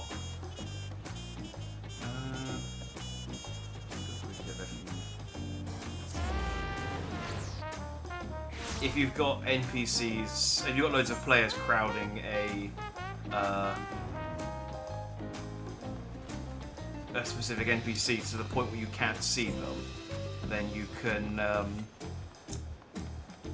well, you now can, which is very good for streamers, you know, like popular streamers, because I watched some of Iron Mouse's Final Fantasy XIV streams, and it's just constantly people running around and jumping whilst they're trying to play on mounts and things like that. And it's like, yeah, the ability to like just make people disappear when you're talking to an NPC would be very helpful.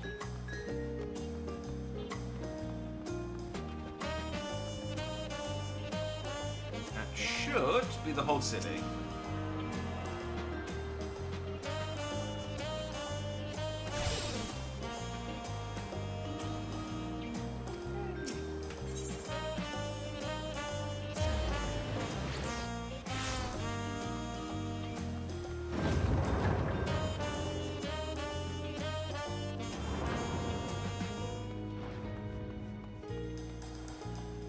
Fancy automatic doors into the Yolol as well. Fellas. Should we stop him? Nah. He looks like he's supposed to be here. Hi, team. I swear to God, if Alphino's like, oh, we had the most wonderful nachos whilst we were walking around, and we're like, God damn you, I will beat you, child. You made it, good. Then we're all here. I'm still hungry enough to eat a whole roasted colibri, but the contest won't wait for us forever. Let's have a look at what my new chess piece looks like. Oh.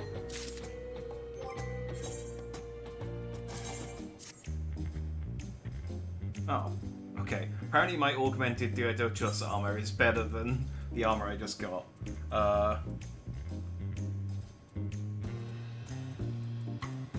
What did I just get? It would have been level 90 gear?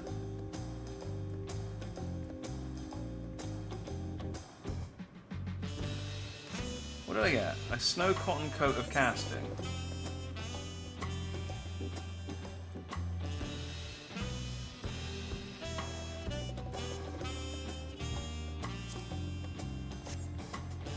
Oh, that's nice.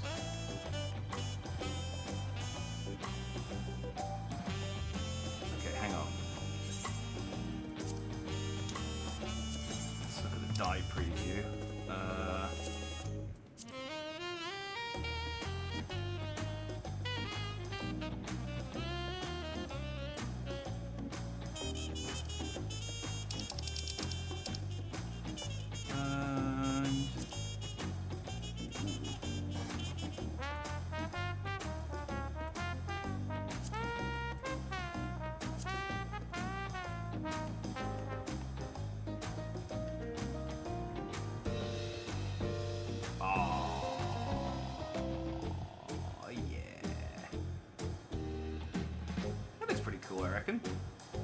I'm gonna snap. I'm gonna. I mean, I guess if my Diadochus stuff is better, I'll wear that. But I'll glamour it with the.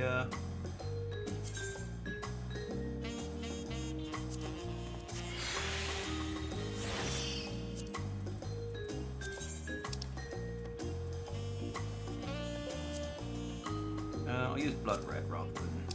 It's cheaper. Oh, look at the two-tone dyeing. Oh, I can finally have my red and blue motif all the way through. It's great. I should probably take my backpack off. We're in polite company now. And look, you can see Garnet. Apparently, if you run into a Tidus, not Tidus, Zidane, someone with a Zidane minion, they interact with each other. Should we stop the man who killed gods, travel through time to meet gods, and what all else? I mean, they don't know that that's me. Blue. We know it's Violet. Jack. The only one you're fooling is yourself, and it's becoming sad. We had this conversation. It was ultramarine, okay, and this is royal blue. This is actually the color I thought my shirt was. But seeing that this is royal blue and me next to it, I can see now. But it's a shade of ultramarine, alright, which we established as a shade of blue. Hey, Salutations Frost. Yeah, they do. I think it's like, I mean, I'll see if I can find someone with a Zidane and see if I can get them to do it when I'm running around the town. Once we get rid of all 7 cutscenes, we'll play in sequence. Okay, well, I have sufficient time. It's only midnight. I've acquainted the twins with the city as best I could in a short time. Their unbridled enthusiasm made it rather difficult. Invariably, something would catch their eye, spurring them to run down an alley to investigate, just like herding a pair of unruly curls.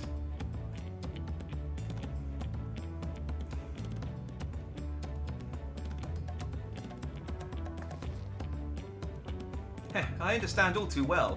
Charlian had the same effect on me.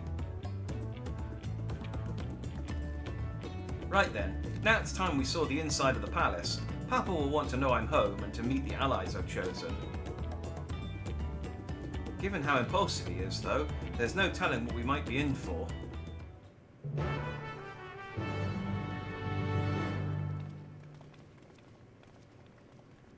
let's find out. I banned that word. You don't get to ban words, alright? I'm in charge here. We say ultramarine.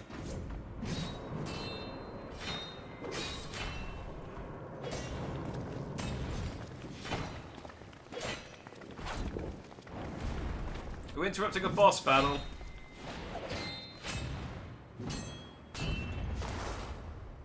Oh, it's Justinian. Hi. Justinian's just come to take the head of the king. It's like, yeah, I fancied becoming ruler of a Justinian? When did he get here? Of a nation, you know, as you do. What's the point? Why is he here? More to the point, how is he here? Oh, you know this man?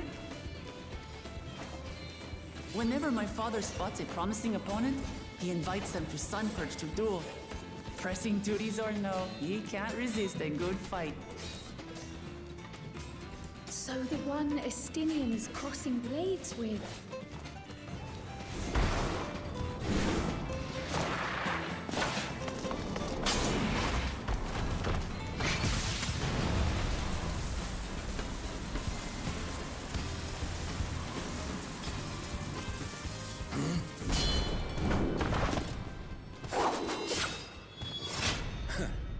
That will do, Spearman. I will receive my darling daughter.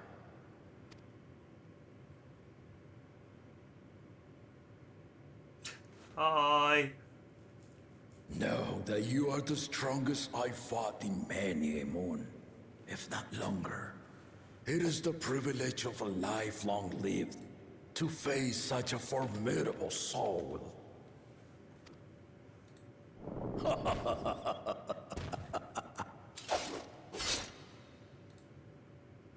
If it's formidable you want, then look no further than that man there. Oh, hello, yes. Hi. Strongest man in the world. Nice to meet you. I see you, warrior.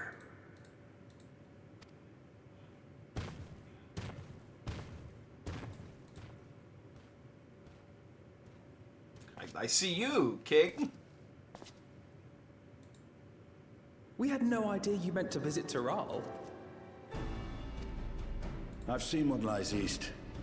This time I chose west.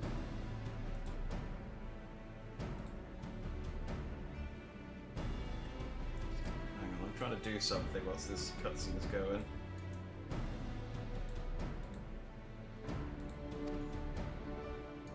And thus did our itinerant dragoon make his travel plans.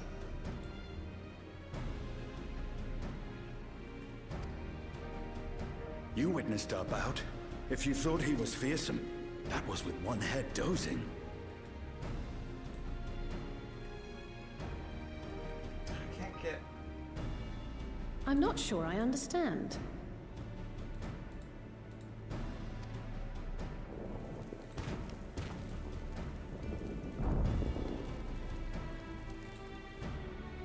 The old man has been feeling his years.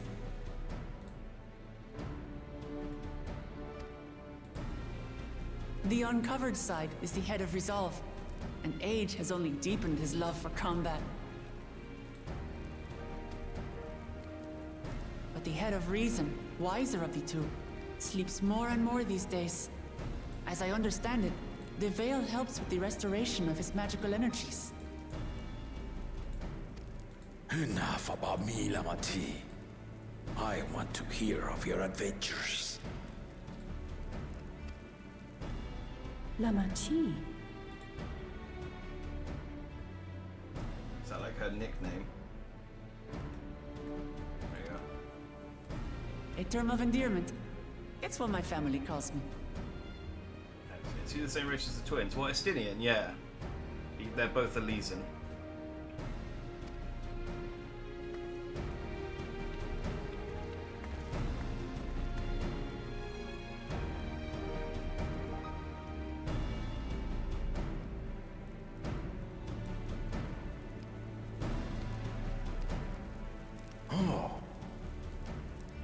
When last did we see you in the palace? Greetings, Solanash. It's Erenville now, Dawnservant.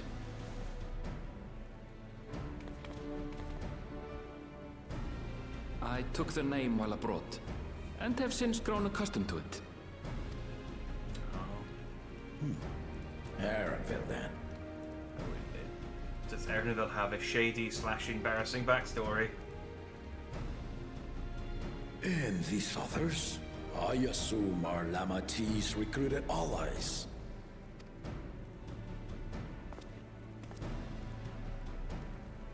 Ha! All tempered steel. Yet as much as I'd enjoy testing their metal, the hour of the right is at hand. I will summon the other claimants at once. Then I shall leave you to it. Good fortune, my friends.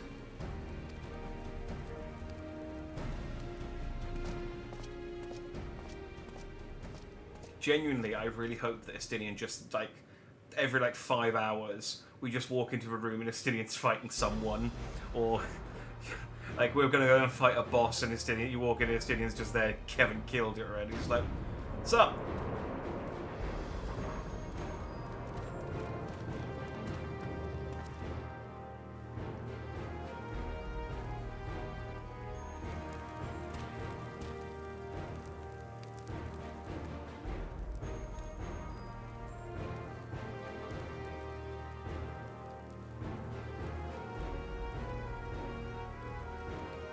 The claimants are assembled. The first promise, Zorolja. The second promise, Ona. Or Green Grahatia, as people are calling him. The third promise, Uklamat.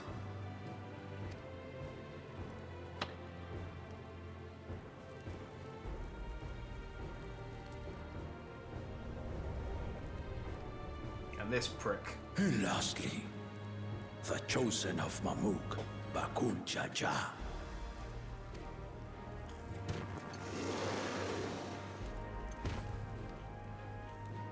You four will compete in the right of succession, the outcome of which will decide who takes my place as Dawnservant. I am not the man I once was. My wiser half sleeps the days away. And it is time I yield my position. But mine is a torch that has never been passed.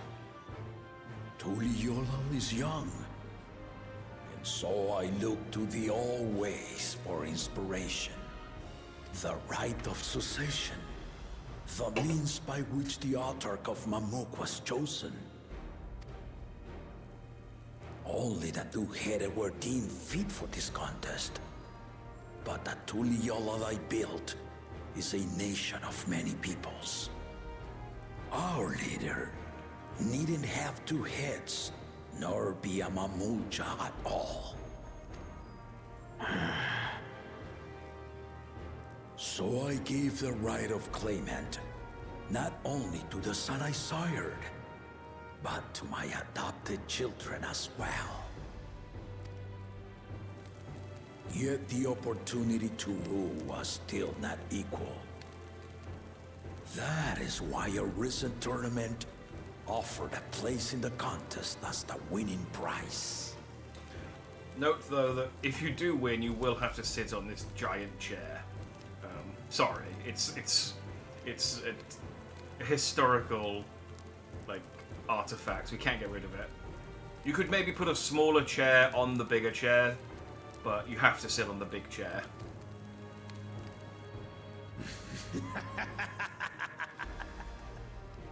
Now you have us to compete against. Oh, though it seems the one-head was already too afraid to face us in the tournament. Let's just type in that small chair on the big chair. Yeah. Maybe like a cushion or something. It just. Our brother was in Shock Tural leading the Landsguard on a campaign to eradicate a Tural Vidral. Anyone with sense would know he was too busy for games.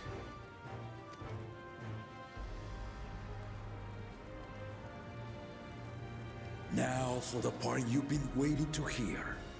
The nature of the contest itself.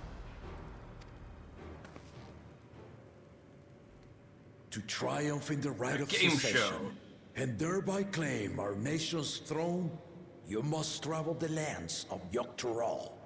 You must answer 20 questions about... and find the City of Gold. Yay! Let's go, El Dorado.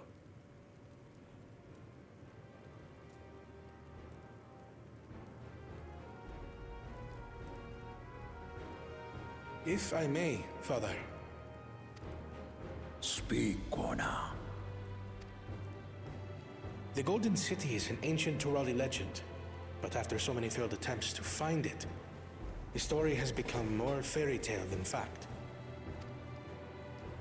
If you would charge us with such a quest, are we then to assume you have proof of the city's existence? Connor, I am sitting on a giant fucking throne made out of solid gold. Yes. I offer us proof, my unbroken word, for I have seen it with my own 4 eyes.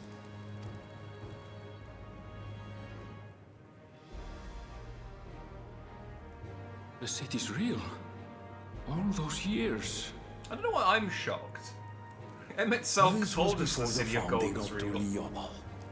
I traveled the lands of Tural with my companions, and we ended our journey at the gates to the Golden City.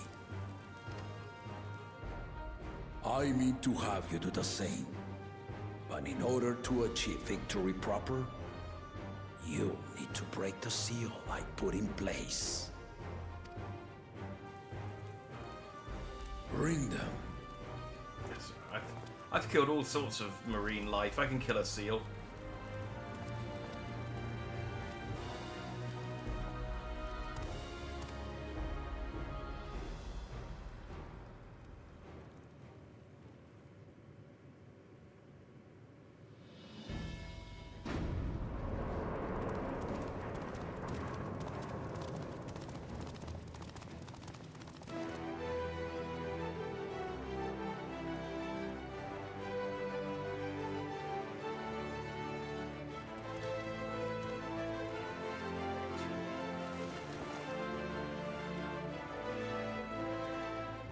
Have bought all of you iPads.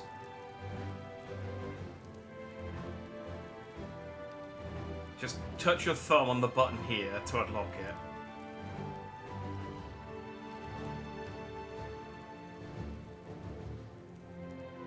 The Tuliyollal saga.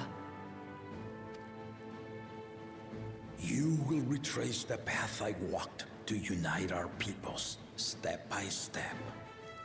Along the way, 7 chosen electors will be waiting to measure your worth. You will have a stamp card, and they will stamp your card when you fight their table. Earn their keystones by performing the feats they ask of you. I mean, it's not that far off what I said. Once you've fitted each of the 7 tablets with the keystone, you'll have the key to unlock the seal on the Golden City's gates. So the contest is in stages, none of which can be skipped by rushing to the ultimate objective. Exactly. Exciting, isn't it? Martial tournaments, hunting festivals, and now this? You do so love your contests, Papa. Were I a few years younger, I would have joined in myself, giving you a proper challenge. You may think the ride is tedious or nonsensical, or both, but I am yielding our nation's throne. Let me have this final indulgence. A waste of time. Just name Bakunja Jasasessa and be done with it. Okay, if you say so. The wise one goes, no, don't do that. Begins now. And Clemens, remember to collect your tablets before you leave.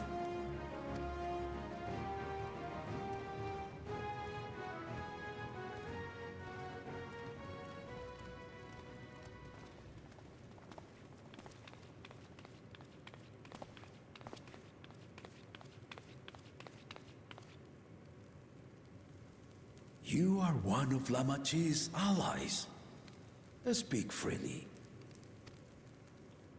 I am Kryl Baldessian, representative of the students of Baldessian. My name is perhaps familiar to you? Ah.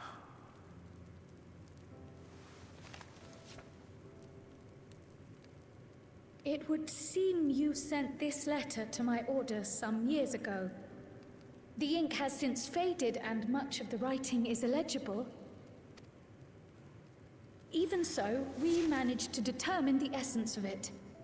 A request to investigate the Golden City, addressed to my grandfather, Galuf. Included with the correspondence was this earring.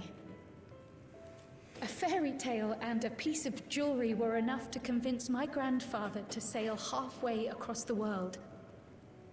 So there is surely some greater mystery at work here. On behalf of the students, I've come to seek clarification on the matter. Have you any knowledge you might share with me?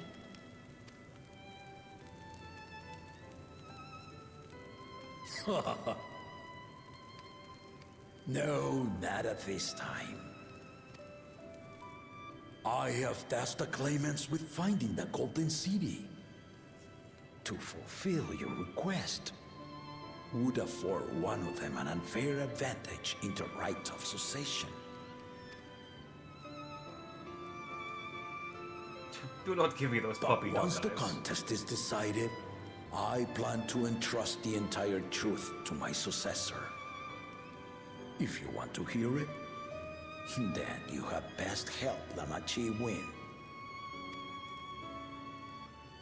Very well, Dawnservant. On my honor as a student of Baldessian, I will find your Golden City. Thank you for hearing my petition.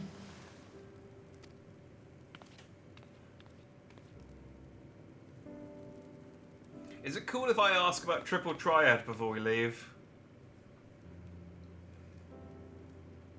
Oh, no, okay. I'll ask Erenville about it. That's fine. I guess I don't need to bother the king with it.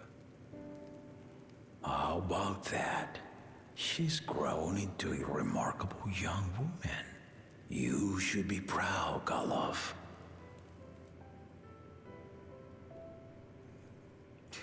Yeah. Again, just this giant solid gold, like throne, with the thing behind him. He's like, yeah, no, the City of Gold. Where do you think I got this from?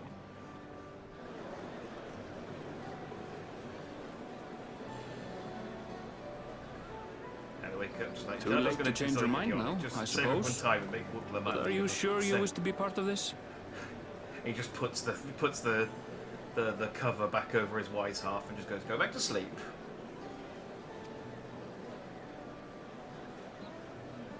Our third promise is not wont to take no for an answer. Though you may have agreed to help, I worry that you were swept up in her relentless enthusiasm. Or perhaps you've been lured by the glory of the Golden City. Either way, this contest for the throne will place you and yours at the heart of political turmoil.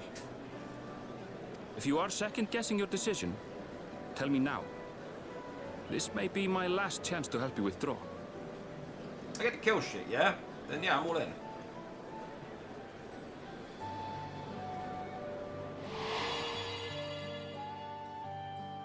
Life is a series of journeys, my friend. And there's no telling what awaits us on the long road. But what's important is to be true to yourself as you walk it. Only then can we hope to be content when we arrive at the end of one and step forward into another.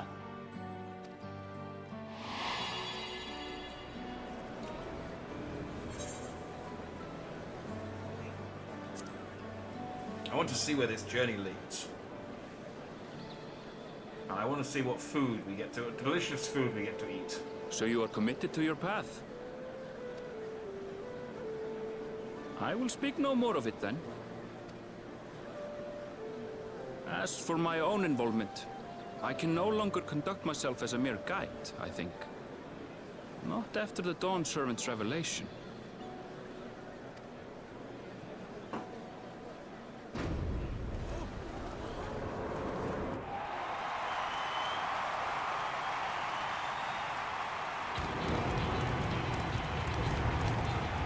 Here they come!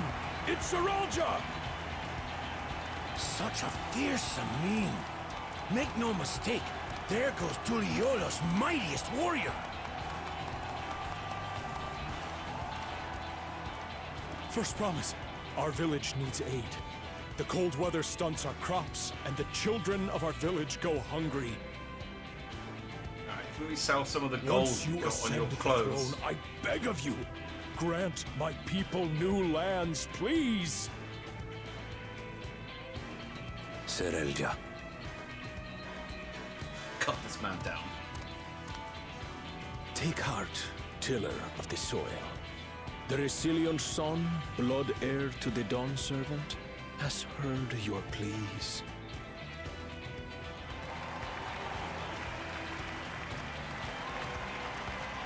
I really like the chameleon ones. I don't know if they had chameleon ones in, if we had Soralja, chameleon ones in the Orson. the first I really promise liked and them. commander of the Landsguard.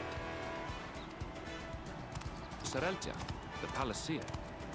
As he was so careful to remind the crowd, Soralja is indeed the natural child of Gulul Jaja. And Resilient Son. Is that another title, like the first promise?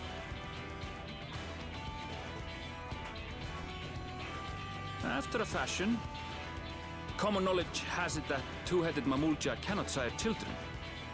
Yet Soralja was born all the same, with the head of Resolve's features and the head of Reason's scales. An extraordinary example of life's unyielding resilience. And a warrior's reticence. He says little, but the way he moves... I know a hardened soldier when I see one. He's a natural swordsman, a gift he inherited from his father. Some even say that the son has already surpassed the sire. I know a natural warrior when I've seen one. I've spent the better half of 8 months hanging around the Warrior of Light. Should he come to power, the first promise means to employ that martial prowess in the conquest of foreign lands. For this, he and his supporters have been labeled expansionists. This puts him in direct opposition to Wuklamat, who advocates for the preservation of peace. You may recall that she spoke of a claimant who cannot be allowed to rule.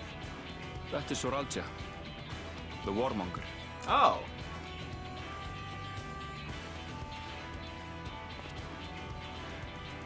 Cryon, are you alright? The echo. It gave me a glimpse into Zawalja's ambitions. It's fucked up. Deep and unknowable, like an abyss.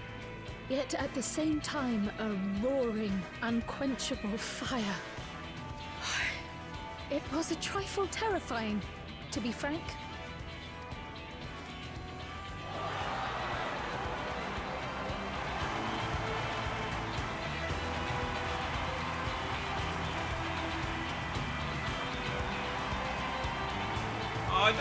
I wish Kona had some friends. Second promise. You must bring us more marvelous conveniences. More dirigibles and trains and the like. We need you in charge to make trading easier. The elders, they complain and complain about abandoning tradition. But we're not like them, afraid of everything foreign and new. I want to motorbike. You have our wholehearted support. With your ingenuity and knowledge, you're sure to win the contest. I already have the goggles. Forgive me, but the right of succession is barely begun. I will hear your petitions if and when I am named Dawnservant. If you will excuse me.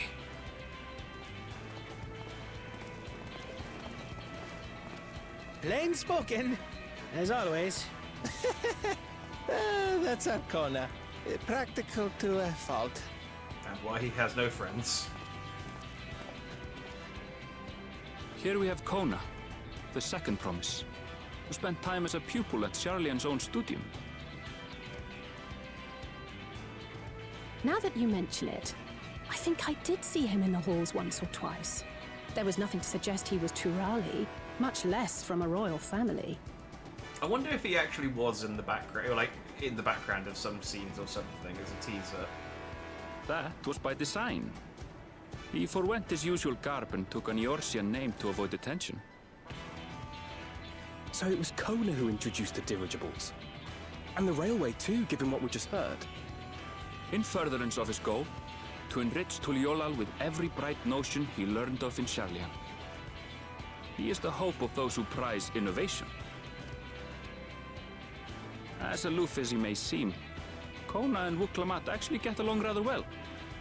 They bicker and banter as only close siblings do.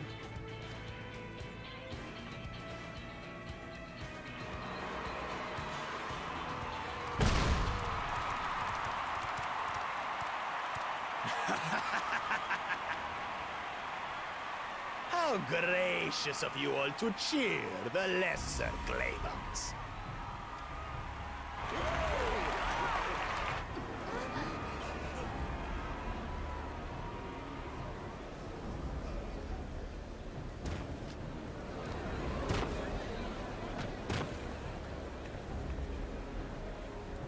Oh, come now.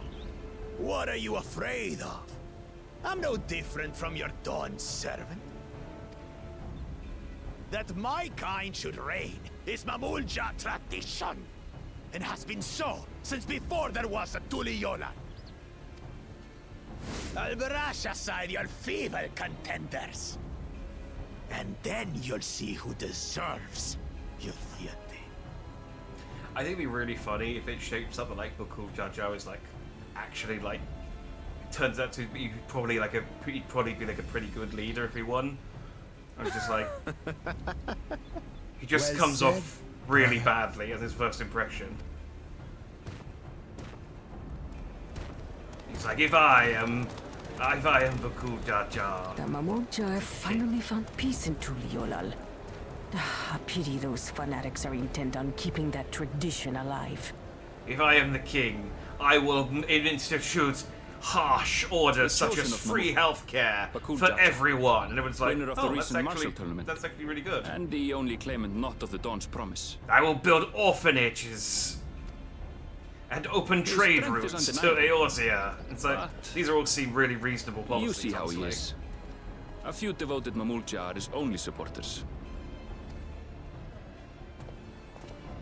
What would he do with the throne should he win it? His policies and so forth. I doubt he's thought much beyond winning the contest itself. But one thing seems certain. If he does become Dawnservant, he will see the Mamulja exalted as the ruling class, and all others forced into subservience. Sounds like another that cannot be allowed to rule.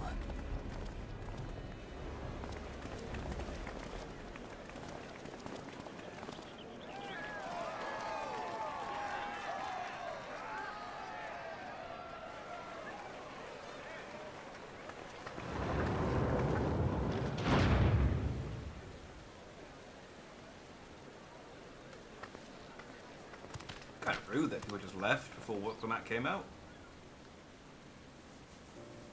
We wish for one thing and one thing only, Third Promise. To abide together in harmony with our neighbors whom we love in this land we share. It is our way, the Turoli way. Galul Jaja built for us this peaceful nation, and we beg you to preserve it. You have my word. I won't let your pleas go unanswered. Until Tuliolal was founded some 80 years ago, this continent was ravaged by war. The eldest among us remember that dark era, and they are Wuklamat's most ardent supporters. Apologies. It's hard to get away. This is Namika, my childhood nursemaid. She's been like a mother to me my whole life. I told her it wasn't necessary, but she insisted on seeing us off.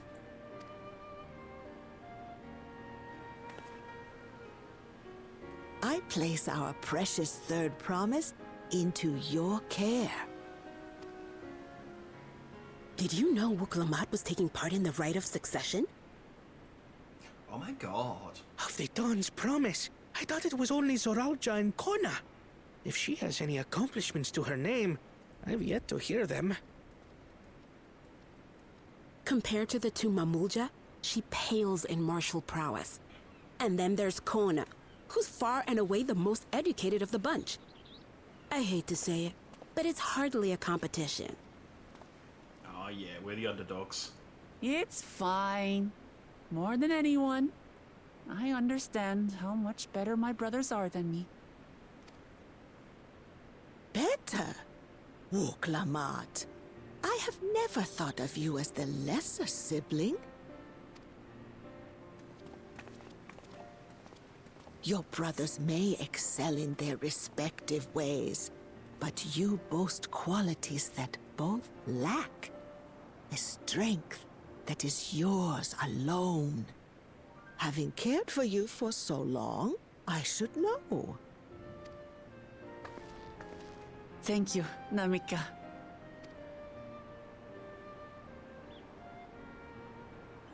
Well, we ought to be on our way. Yes, hurry along. I await word of your victory with bated breath.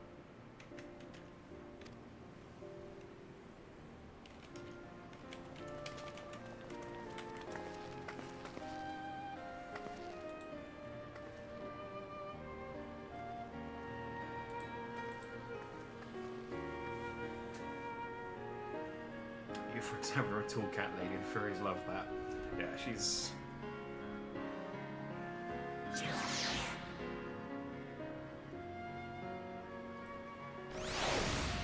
I mean... Jazz kicks back in. I mean, yeah, she's my... I do like the... I don't know, I do like the chameleon-headed one. Well, so much for the brief union I had in mind. Papa is not one to waste time when he decides to act. I'm used to it by now, of course, but others are caught off guard. In any case, we should talk about how we're going to find the City of Gold. All we have to work with are the 7 tablets and their connections to the Tuliolol saga. Might I suggest first comparing the tablets against the pillars? We could check for any discrepancies between them. A good idea. Let's go and take a look. Boogie down to the jazz music.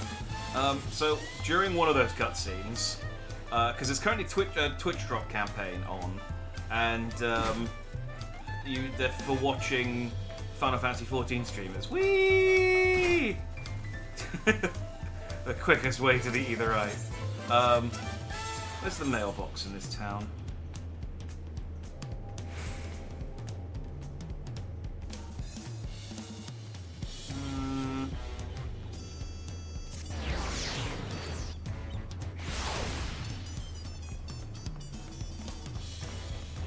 Yeah, you get one for 2 hours. I didn't know it's Ghana like FF9 Ghana. Yeah. They've gone. Oh, there's Zidane. Look. Let's see if I can get my minion and this Zidane minion to interact.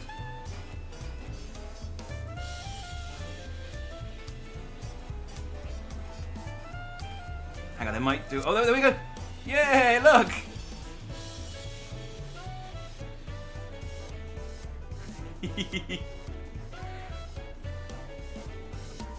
Money well spent. Right, that's enough of that. Yeah, they've gone big on the Final Fantasy IX theme. You should as soon as I get to an area, you'll see my mount. Yeah, so there's drops on at the moment. There's one for 2 hours, one for I think 5 hours, and one for 10 hours. And I got till the end of July, so I also get it as the streamer. So during that cutscene, I got the redemption for the 2 hour one, which is 10 fat Choco Chocos and 10 buttery mug biscuits. Which is apparently stuff they haven't put out for a little while, but they are XP items that give you a whopping 4 XP instead of the normal 3 XP. It's pretty substantial. Yeah, so I'll save them for probably dungeons. They apparently haven't given them out for quite a while. They were something they gave out for one of the one of the expansions. I want to say like Heavensward or something. It was a while ago they last gave them out. So my queen. So doing a 10-hour stream. Let's go. No, it's 10 hours cumulatively, and I've got until the end of July. So we'll get it. I think there's a mount once you do 10 hours, which I'm looking forward to getting. I say looking forward to getting. It's kind of a mount, but you know, free's free. And that makes everyone. Wooklamad to the tablets if you would. Of course.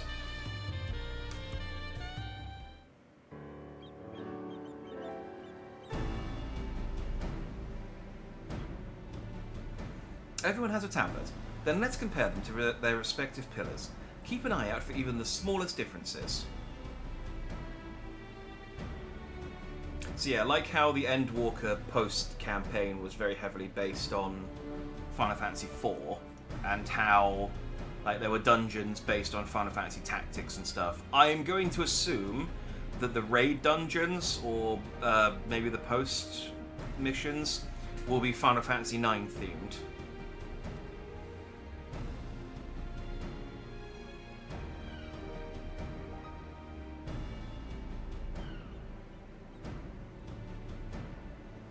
Am I going to play Spot the Difference with my tablet? Or are they just going to do the work for me? Unless I'm missing something, the glyphs appear to be identical.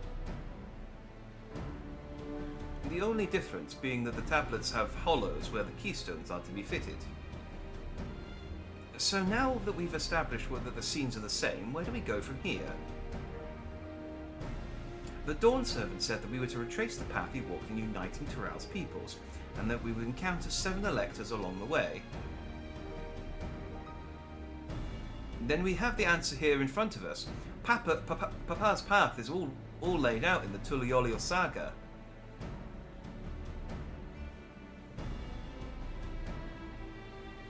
The events of the glyphs portray... Do we know the exact locations where they took place?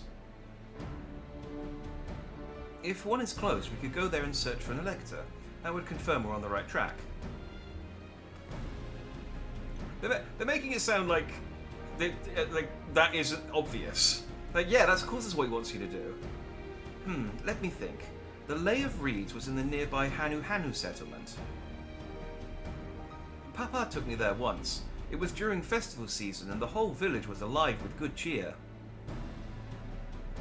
Quite a few FF9 songs too, some of those. The Mount has, I think, the FF9 battle theme as well.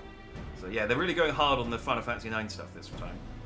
There's also the Lay of Gold. That one involves the Pelu village, which is about the same distance from here. Eventually, they're going to run out of Final Fantasy games to make stuff based on, and they're going to have to do some Final Fantasy VII stuff.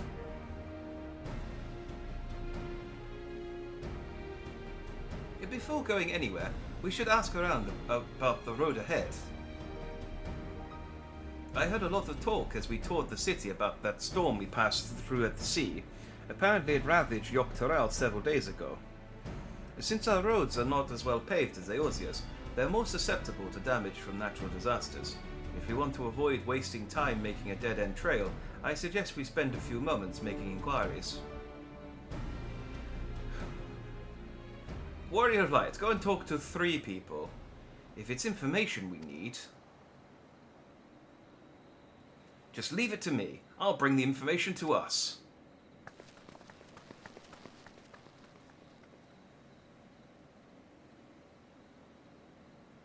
I don't know where she's going. It would be prudent to ensure we've prepared for the journey. I'll guide you to the accommodations I've arranged.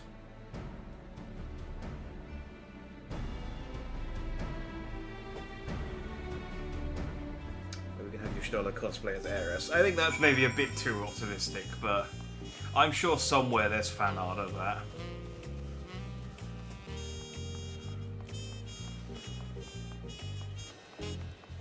Oh, I didn't see the houses, and I was just like, what, you've just gotten as a pier for us? Yes, you can lie on the wood, you can hang your feet off the edge, all of those things. That's right. The reservation is under Wooklamac's name. If you don't mind, I'll leave my companions to you. Certainly, sir. Now I'll go track down the third promise. Once you've finished organizing your gear, you can meet us outside Zabalyavtai. That's how it's pronounced.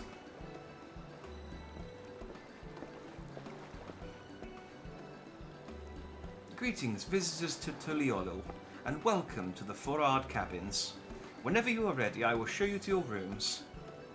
They've got these great welcome to Toral tourist advertisement spots they did with the guy from he's in Jumanji as the NPC guy who gives them their quests, but he was also in he's in something else recently and I can't. Oh, he's also in Our Flag Says Death, the pirate comedy thing. I don't know if that's the exact title for it. Our Flag Spells Death? He's the pirate captain from whatever that TV show is called. They're very funny. I recommend watching them.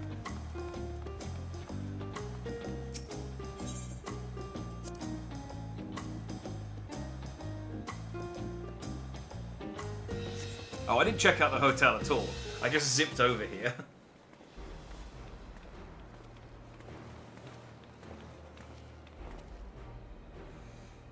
Trust you to be the keenest to head out, Jack. Yeah, let's go. I haven't killed anything today.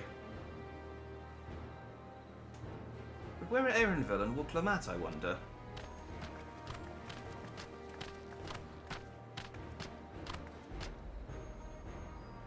Oh good, you're all here.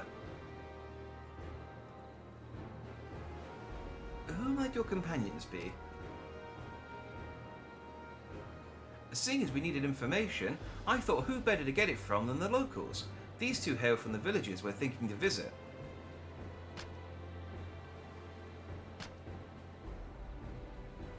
I'll give you credit for taking initiative at least. What do you mean at least? I am honored that the third promise would seek my advice. I too am happy to answer your questions. Any encounter might be an opportunity to do business.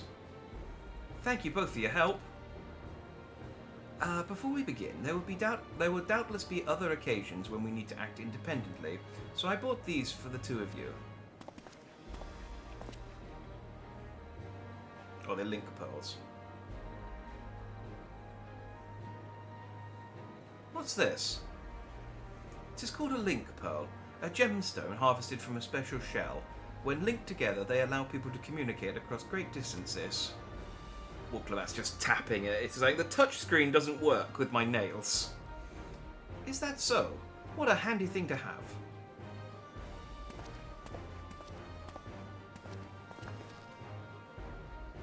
It'll be very useful on our travels. Speaking of which, I should get back to introducing my two new friends here. Also, she doesn't know these people. She just rounded them up and said, "You, help!" Not helpful.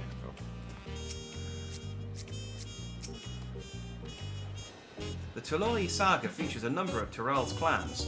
Two of those, the Hanu Hanu and the Pelu Pelu, have settlements relatively close to the city, so I brought a representative of each. As I mentioned before, the Hanu are a cheerful people who love their festivals. They make their appearance in the Lay of Reeds, and their home village, Okhanu, is located in the Kozamauka. The other smaller fellow one is one of the Pelu, a clan of business-minded folk from Ukopacha. They appear in the Lay of Gold and craft all kinds of marvellous goods in the Wachun Pelu, their village. Now, as for deciding which village to visit first, why didn't you put that adventurous instinct of yours to work for us, Jack? Pick our destination. Ah, yeah. Frequently express the main scenario branch into two quest paths.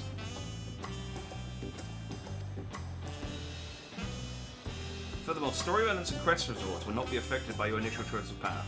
Speak the NPC you prefer and embark on the trial succession. Oh, okay. I was going to say, because I normally keep the quest list up just to get an idea of like whether there's like a dungeon or something coming up.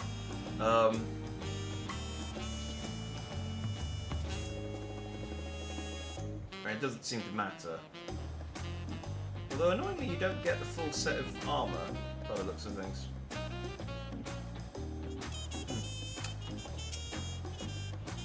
The Quest to Kazama Uka will become available once you've completed the quest series, beginning with the approachable Pelu. Okay, so we can go to Uka Pancha, or we can go to the bird village to Kazama Uka. I mean, I want to see the birds. So, what is it you'd like to know? The route to Okhanu. So we go south through the Arch of Dawn, then follow the road which runs alongside the Kazama Uka River, is that right? It is. Be warned, however, my brethren tell me the recent storm has rendered the path even muddier than usual. The footing is quite poor in some parts. Far worse was the destruction visited upon our homes, though. Houses were torn apart and several people injured, if not killed. Even our beloved festival is in danger of being called off this year. Some people were killed. Worse still, we're not going to be able to party. If you do still plan on going, I must urge you to proceed with caution. We'll be sure to watch our footing, thank you. Right, bye. Well, I guess I'll stand here until you come back. Now I'm worried for the Hanu. It sounds like they were hit hard by that storm. Anyway, if we're bound for Kazama Uka, we should head over to the Arch. We'll be back to talk to you in good time, Master Merchant. Meanwhile, you can eat and drink your fill at Zabalov Tea. It's all been arranged. We'll be back in a week or so.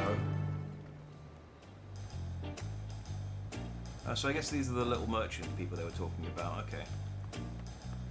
I did wonder if they were just going to be Lalafals, but they're a bit bigger. Oh, there is something I might need to do real quick before we continue the main scenario, though. Yes!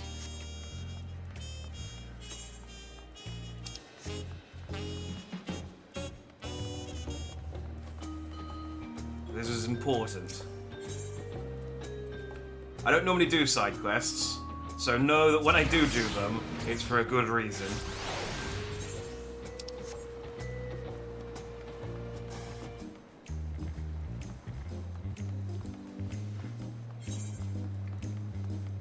That said, I don't know if I can do the whole side quest, or if it's just the start of the side quest, but either way, we're going to start putting time into it now. Yeah, look at this! Oh, okay, it doesn't get... Okay, well, I think this is the start of the quest. So we'll start it, and then we'll pick up the rest of the quest as we go.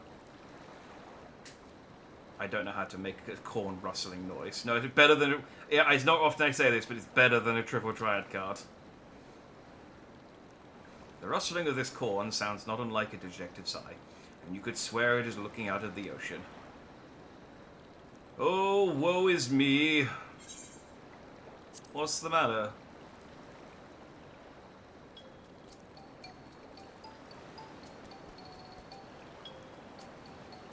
You can see me? Oh, blessed be! For countless ages have I watched over these lands. When Matin first tilled her soil, I was there. When they partook of her bounty, I was there. A silent guardian of the harvest, my presence unmistakable. Yet the passage of time would bring change to the people. They began to forget the old ways, forget me. I travelled the lands hither and yon, yet no matter where I went, I remained unseen and unheard. I feared before long I might shuck this nigh immortal cob. Yet here at last, I have found a kindly soul, able and willing to lend me an ear. But will he lend me a hand as well, I wonder? I wish to help the people of Toral, fill their hearts and bellies both, lest their hunger invite terrible misfortune. All that are born into this world are deserving of happiness. Would you not agree? So let them eat, I say. Eat corn and be merry. Alas, I cannot reach them in my diminished state, but you can, and so I shall bequeath unto you the most delectable corn dishes, which are to then be distributed to the masses. What say you? I say, yeah, I'm not really up to much. Such selflessness, such compassion. How long has it been since last I met a soul so grossly incandescent? Alright, so... Alright, Saltaire? That doesn't sound right. What's the fucking Dark Souls guy? So, Altair doesn't... I'm thinking Altair, but it's... Whatever. I am but a humble stalk, basking in the warmth of your generous heart. Well, my friend, let us be off. The curious corn spirit is elected to be referred to as the Corn Servant. Speak with them again when you are ready to spread corn and happiness to the masses. This is... Yeah, like corn. Yes, there's a lot of... Very heavy on the corn puns here. But look at this little guy.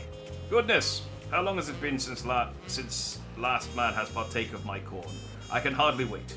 The hungry bellies of Torlau cry out for satiation. Let us sally forth! See, now I have the Corn Servant following me.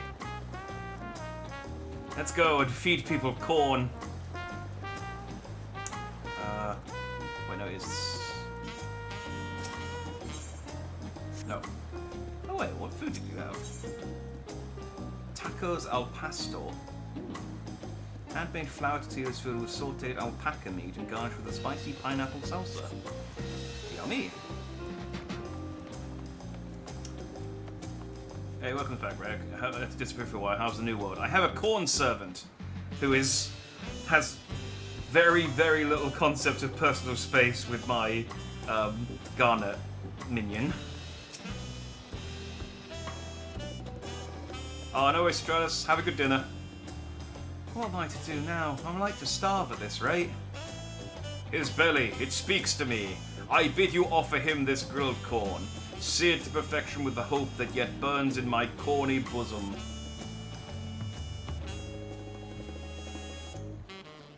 Is that grilled corn for me? You know what they say. Always accept food from strangers. That's awful kind of you. I'm new to Tuliolol, and it's been pretty hard. Harder since I lost my job. I've been so hungry lately I can barely think. Straight. Sorry, my ad block updated. Well, that's halfway through the sentence. I can barely think straight, but the smell of this corn with its smoky, sweet aroma has brightened my day. I can hardly wait to eat it. Feels like maybe my luck is starting to turn around. Thank you, sir. I won't forget this. Yes, enjoy the nutritionally deficit corn of grilled cob a cob of grilled corn that I've given you. Does corn have that much nutrition in it? I guess it probably has some, but it's not a lot.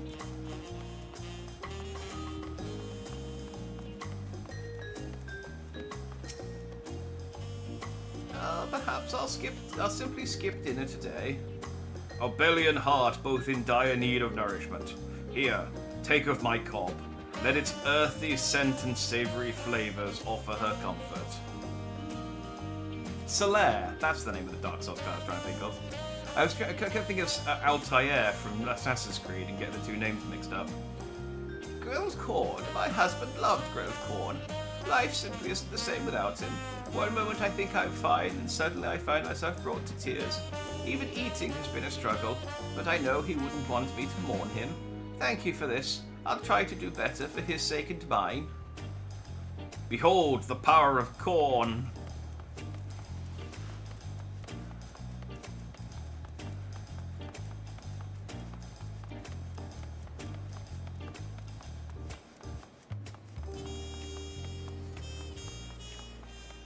What corn-based issue do you have, friend? I'm so hungry, but I have no money. May the gods forgive me for what I'm about to do. You hear that, friend? His belly weeps from hunger. Pray offer him this corn. Let its smoky sweetness give him comfort, and deliver him from foul temptation. Corn servant, dare I ask where you're getting this corn from? No!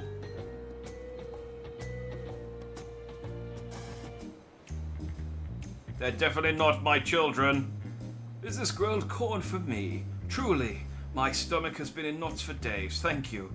It shames me to admit it, but I tried my hand at gambling and lost everything. I was so desperate for food, I was tempted to do terrible, terrible things. I get a job. This corn has filled my aching stomach and helped me to clear my head. Oh, what a fool I've been. It's time I start over and get my life together. Behold! The power of corn! The rumbling of bellies in need has ceased. Let us find a quiet place to speak. I am helping the corn, indeed. Love a good corn fritter. I do like corn. I don't know how nutritious it actually is. I think it's just one of those things that's tasty, but... Sounds like these people really need a good corning. Yes. Full glad am I to have helped the people of Tuliol. Indeed, my kernels swelled with joy at the sight of their happy and content faces. And you, friend, your kindness cannot go unrewarded. Meet me at the gate over yonder, and I will see you duly compensated for your trouble. Dawnservant away! This way. So I think, based on the fact that this doesn't give me the reward that I think it is, I have a feeling the Dawnservant is just going to show up. It's a continuing side quest that goes on over the course of the expansion. Probably. We'll find out. There you are. I hope our little excursion was as fulfilling for you as it was for me. It is a terrible thing to be hungry. Unattended bellies are quick to fill themselves with pain and anguish, feelings that would lead the heart astray. Thanks to you, my corn has sated the hunger that would otherwise invite misery to this place. From the bottom of my cob, I thank you. Pray, take of my corn. May these kernels keep your belly full and spirits lifted. Now, I really must be going. While the people of Tuliol may be content, there are other hungry souls out there in need of nourishment. Until we meet again! So long, Dawnservant.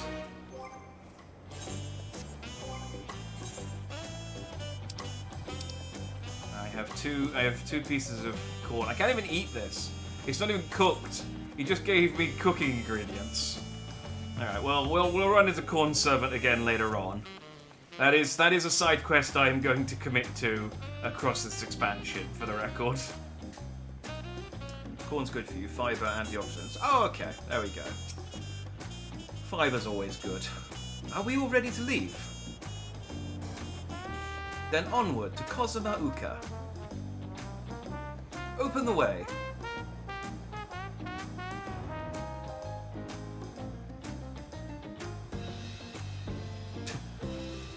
Open the way. Alright, I shall move out of the way. And it's like, well, we could have just walked around you. That would have been fine. Kozamauka, the land of rainbow terraces. Oh, man. It commands the gaze of all who visit without fail.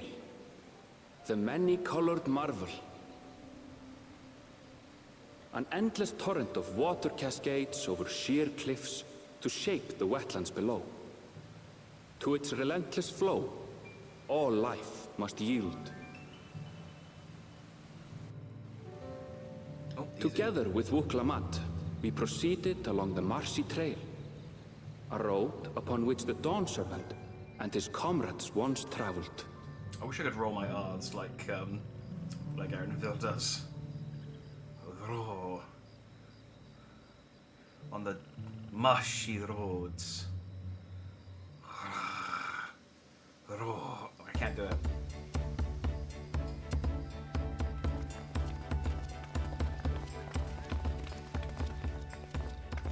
Look at those falls. Even from this distance, you can feel the weight of that water.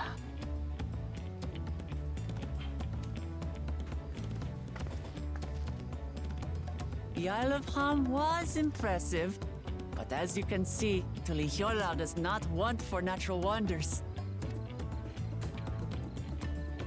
Alright, it's not a competition. The ground is swampy, so watch your step. You wouldn't want to fall into a bog. I won't. I told you I've been here before. Come on. Okanu isn't much farther. Yeah, you're the only one of us with fur. You don't want to get all bog water all in your matted in your fur.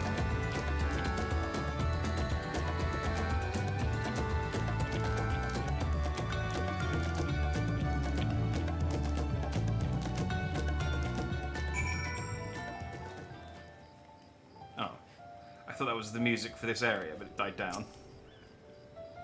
There's no stopping the third promise, is there? A good thing she has Erenville to keep her from getting lost. For all his grumbling, he's certainly there for her. Everyone should be so lucky as to have such a loyal childhood friend. Right, let's get moving. If we continue along this road, we should find ourselves in the village before long. Now, unfortunately, I can't fly, so I can't show this off properly. However, this is my new mount. Yeah! And...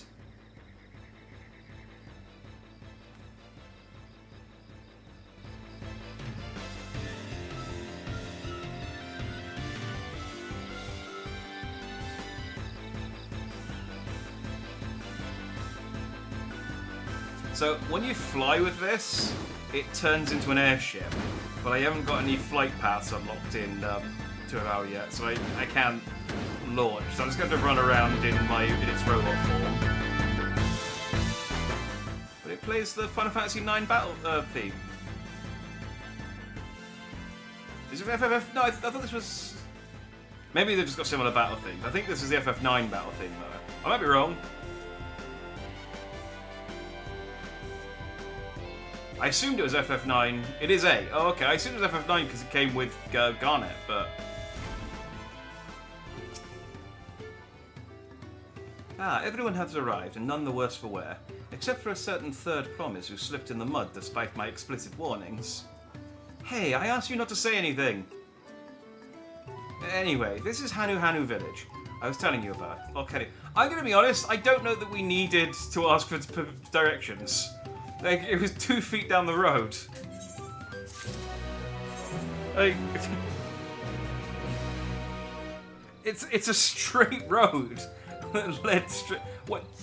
Did neither of you two know how to get here?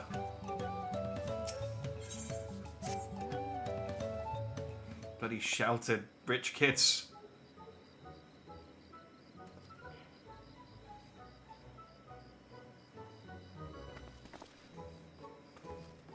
It's like our friend said, the people are in no mood for festivities.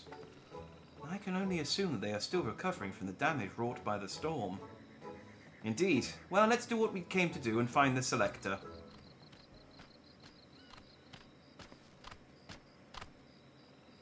Hello, I am the Elector. Oh, Kali. Oh, what now?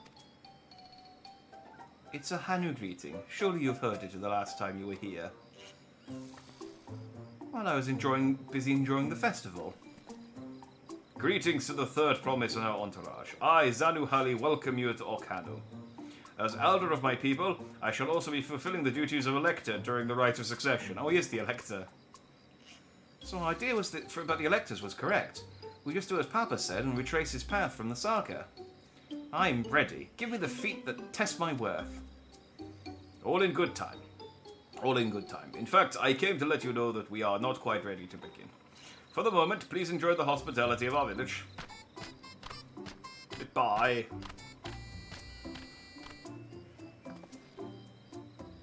Should we poke around a bit then?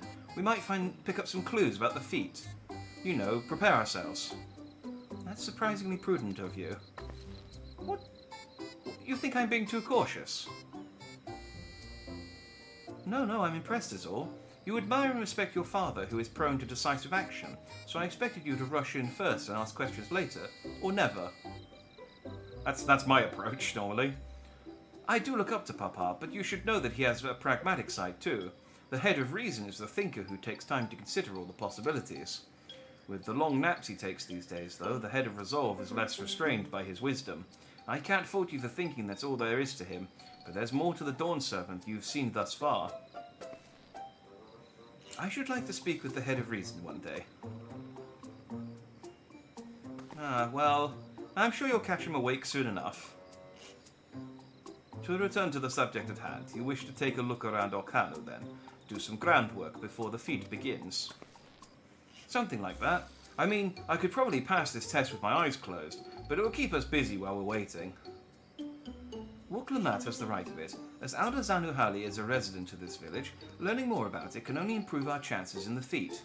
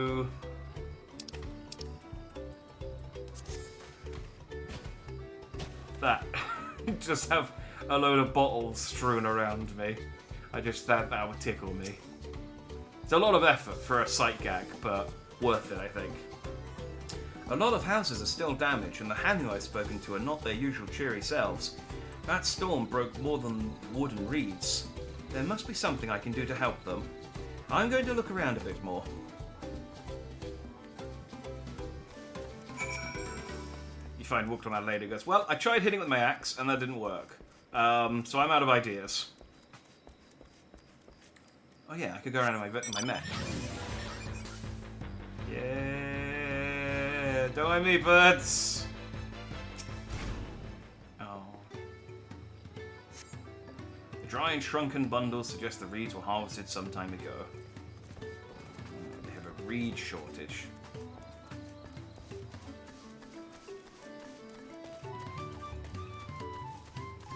Not a coward. I'm acting my age. Dandy can't get away with wearing the. I can wear flamboyant stuff, but I can't get away with wearing clothes that reveal too much skin. Not at my age. It's a woven boat. Woven from reeds, this boat-like vessel is reminiscent of a bird. The beak and feathered tail, in particular, stand out. Oh yeah.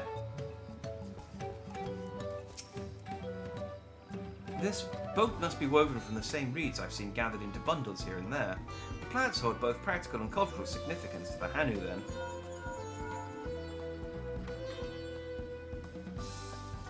Hello, can you all hear me?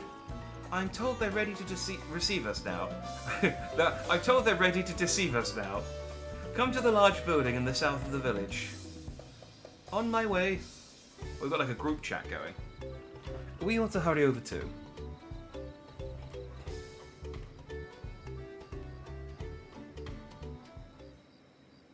Choice.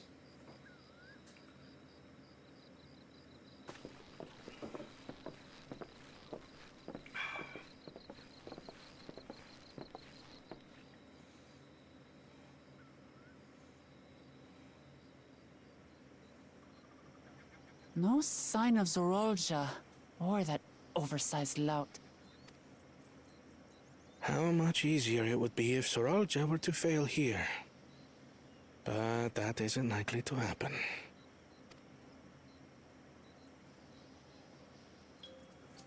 Honored guests, I am Zanuhali, Elder of the Hanu. I am also an elector, charged with judging which among you is worthy of ascending the throne. Without further ado, let us talk of the feat. Not so fast. Surely you couldn't begin without us.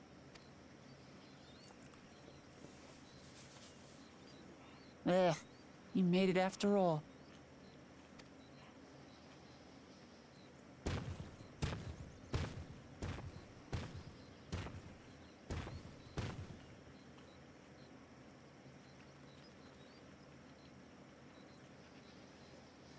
No need to fuss.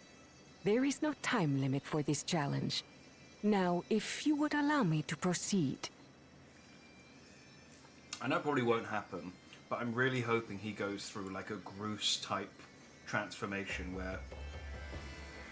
Spending points to apologize to Jack. I checked YouTube, and I was wrong.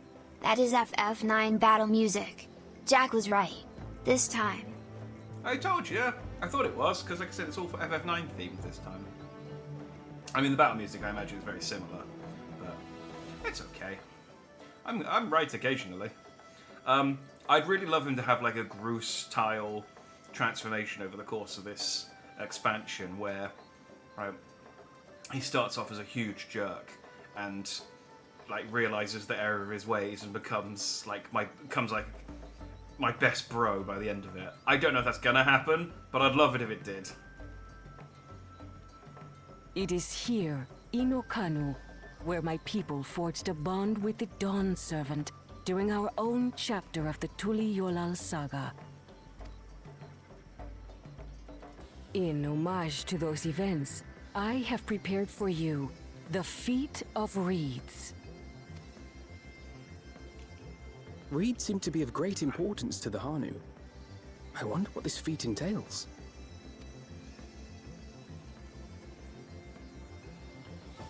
We use reeds in every part of our lives, be it as food or weaving material. I have a corn friend you can speak to, that might help. But look around the nearby paddies, and you will see that this season, our crops are failing. How fortunate, then, that my appointment to Elector coincided with this predicament. For surely those who aspire to be Dawnservant would find the matter of an ailing harvest a mere trifle to resolve. Aye, well, it is indeed the duty of a ruler to address the people's woes. We will spend the next 3 years here rotating the crops and improving the quality of the soil. Exactly, exactly. Do well in this, and you will earn my keystone.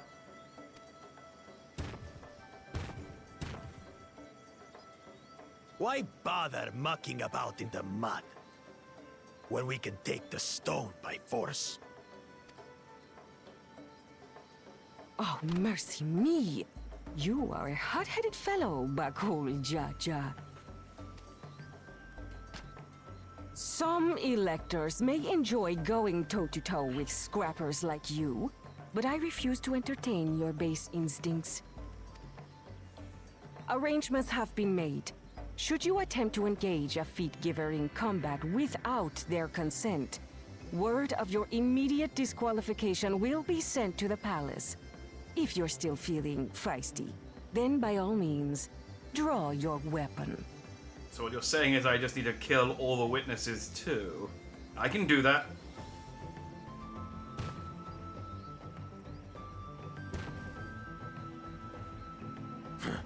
This contest is presided over by cowards. There's no sport in fighting you. Then we can return to the business of earning my keystone. The feat of reeds is begun. Claimants, I wish you the best of luck. Hydroponic. Get the twins down and Jack will keep his wife company. Hell yeah. I still need to do those near raids at some point.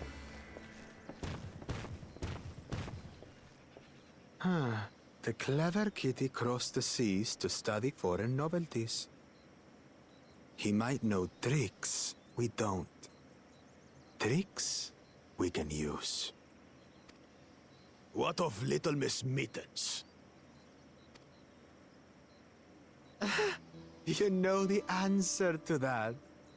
Compared to the first and second promise, she's a distant third. She's not even wearing any gloves. In the running. Then we see eye to eye on this, brother. Being Bakul Jaja so long with me has rubbed off on you.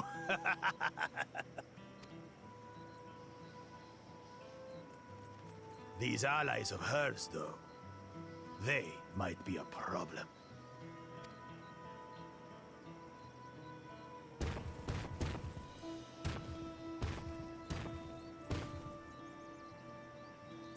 I do like the Damn it! I'm just as qualified to be here as they are. I'll show them. Alright, calm down. I do like the two heads interacting with each other. It's just like, being me for so long has rubbed off on you. I was like, yes, you too. Ha. They got these dumb jokes. Easy now. There's no time limit, remember? Let's keep calm and think things through. Yeah, get your towel. Right. You're right. I won't win against that lumbering Vidrol by losing my head.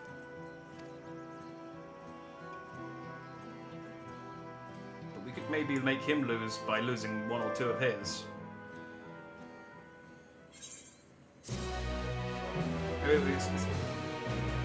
Lop them both off and swap them around, see what happens. Right, I'm gonna be right back 2 seconds. I'm just gonna top up my water because I've drunk through it and it's very hot in this room, so I might be right back. I might be right back works, hooray.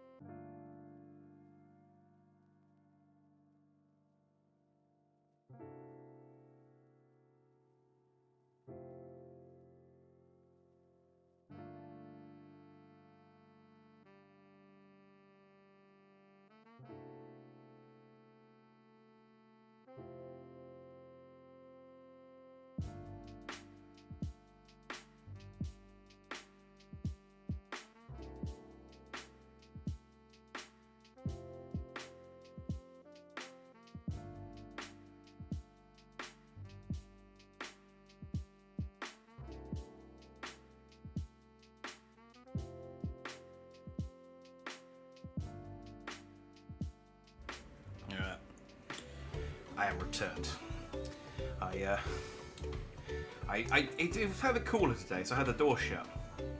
And I got my can of my traditional can of Rockstar out of the fridge, but just before I started streaming. So nice and cold. I don't know however cold I have the fridge. And over the last, like when I just finished it off, over the last 3 hours, it felt like I had boiled it. It was so hot. So yeah, not very tasty, but I'm back now. Thank you, bro. Might flip his polarity. Yeah, it definitely messed him up. It definitely messed him up. I mean, generally, if you swap someone's head with a different head or any other type of body part, it'd cause you some complications. I don't know the first thing about farming, but if there's a way to save the Farthest and help the Hanu, then we're going to find it. I'll make Baku Jalja eat his words. Understanding the nature of the problem will be the key to solving it. We need to examine the reeds themselves and then deduce the cause of their poor condition. Erinville, will you take us to the fields where the reeds are grown? Of course, follow me.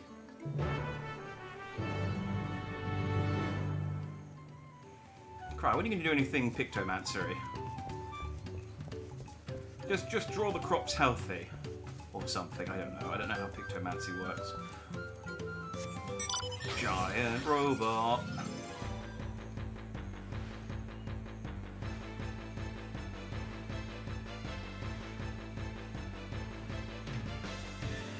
Oh, someone's got the alpaca mount. Oh, bye. Oh, no mind. Golden Vest is a good thermal cut thing to keep things cold. Yeah, it's only really a problem when I stream. Also, I don't like drinking out of anything that isn't glass. It's one of those things where I just get like, I don't know, not like a gag reflex. I just don't like it as much if I'm not drinking out of a glass. If I'm not drinking out of a glass, or if I'm drinking straight out of the can. So I guess I could get something that goes over the can to keep it cold, I guess. Yeah, maybe something to look into. The thing is though, it's pointless because it's warm for like 3 weeks of the year here. It's generally not worth the investment because most of the time it's not warm enough for it to matter. But you know, insulated bottom pour out that into a glass. Yeah, that would probably work. And that would save me going up and getting stuff out of the kitchen each time. No, since it's as valid, I'd have stuff like that too. Yeah, I don't know what it is. I just don't like drinking out of like plastic or mostly plastic. I'm okay with metal, but even still. And it's good for hot drinks. Although I don't drink a lot of hot drinks either. It would be nice to get some hot chocolate during those cold winter months from September through to May. You can all stand back. I'll get to the bottom of this problem in no time.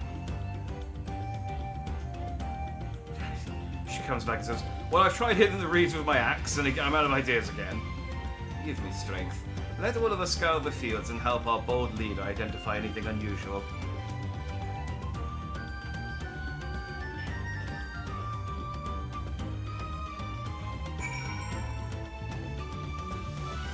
I mean, I'm making fun of Wuklamat, but I'm not going to be the one to figure this out. As Anahali described, the reeds appear wilted and unhealthy.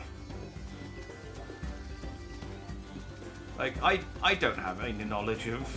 If I can't hit it with my sword or beat it with my cards, I don't know really what you expect me to do. The water contains no obvious contaminants and look fresh and clear at a cursory glance. Because I can see bacteria with my echo.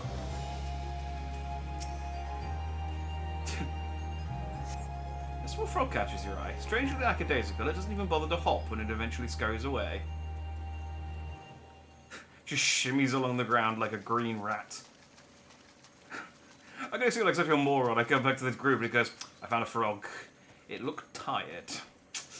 I think it might be a clue, everyone. The soil in the paddies, as one would expect, rich in colour and suitably moist, not dry nor flaky.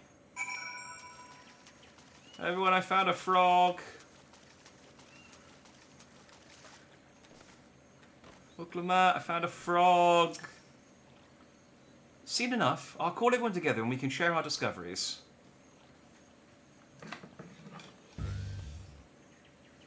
I meant to ask, since you have to do another run, you're doing more spins of the wheel. No. No, the punishment wheel thing was just a... I'm scratching my back. The punishment wheel thing was a first time deal. I haven't even done the punishments from the first spin yet, let alone yeah, doing it again. So then the second run of Sonic 2 will be to just to try and actually get a score this time. I was hoping to add Beat Robotics Beam Machine. I already did that on stream. I already did that. So, ha! Done. Tick. Because I got all the achievements in Sonic's Mega Drive collection, and one of the achievements was to beat Robotics Beam Machine. Yeah, it was really hard, because I'm bad at that game. I bet Tartaru could figure this out. Bring her. Yeah, she'd not only figure out the problem, she'd also find a way to monetize it, and turn it into a successful clothes business. Well, what do we think? Any obvious problems? I found a tired frog. I agree. The waters look to be of good quality, as does the mud and the reed in which the reeds have been planted. She ignored my frog point. The frogs and insects are unusually torpid. This suggests the problem is affecting not only the reeds, but also the creatures which live among them. Could something invisible to the naked eye be polluting the water? We would need an alchemist to know for certain.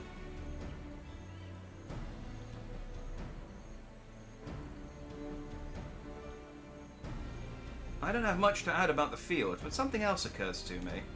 When you were describing how the creatures seemed lifeless, I couldn't help but be reminded of all the listless villages. I see. We need to throw the reeds a party. It's like, okay, Dandy, you just let the adults talk. They've suffered a terrible tragedy, I know, but there is another reason for their flagging spirits, I believe. Go on.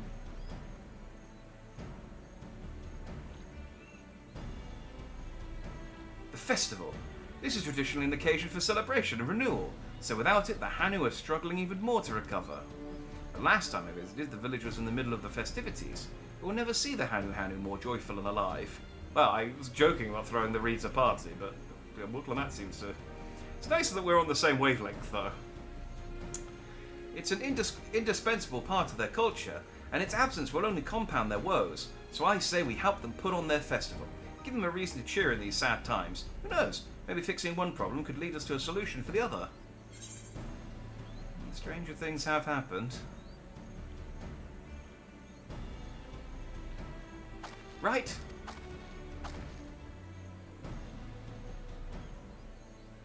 I fail to see the relation between festivals and fields. Let us not be too hasty in dismissing the idea.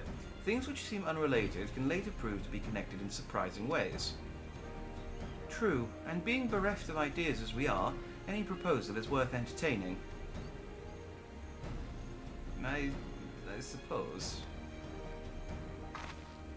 Besides, this is Wuklammat's journey. It's only right that we follow her lead.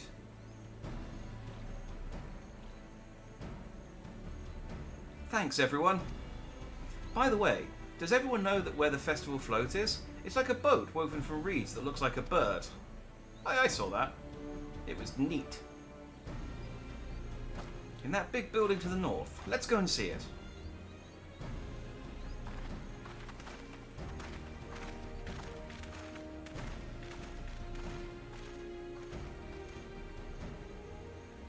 There's much less debate when I'm traveling alone.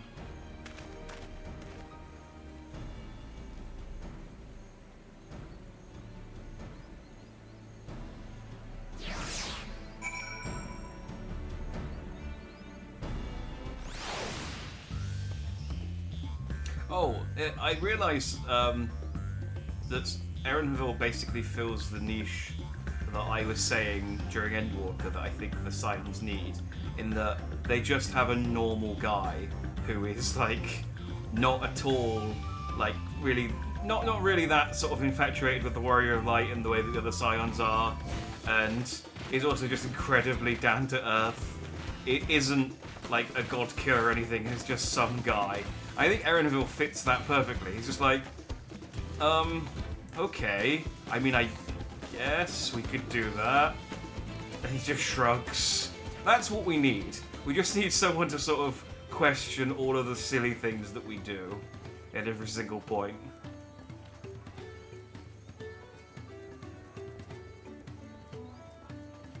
So yeah, we're going into space on a rocket ship built by rabbits. Actually, no, the rocket ship wasn't built by rabbits. It was piloted by rabbits. It was powered by a god crystal. And everyone's just like, what are you talking about? Yes, this is the float I remember. Does it not appear somewhat damaged to you? We should take a closer look. Inspect the festival float. You may move the key. Yeah, one of these things. Yeah, Erenville is that man, exactly. Someone, I did see a joke that someone said that, like, he complained, because he's not a combat person, but he does lug that giant backpack around with him this whole time. I just imagined him, like, taking it off like Goku takes off his training clothes.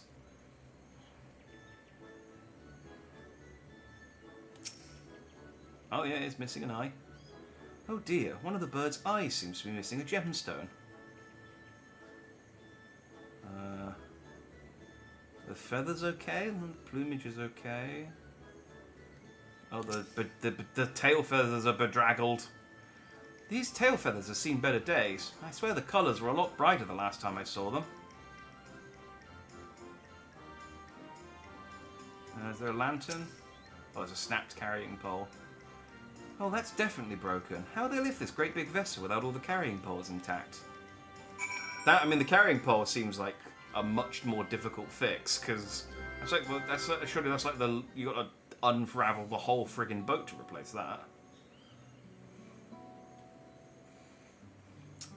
Alternatively, at this point, if he's not wearing it, you can't move right, and he's completely off balance. Yeah, that might also be like Goku losing his tail. Oh, I can everything with Erenville I can compare to Goku at some point. Bedraggled. Have you ever heard of bedraggled before? It's a great word. It's what those feathers are. Well, I think we can all agree this bird boat is in dire need of repairs. Now, how do we go about fixing it? It's the Elector.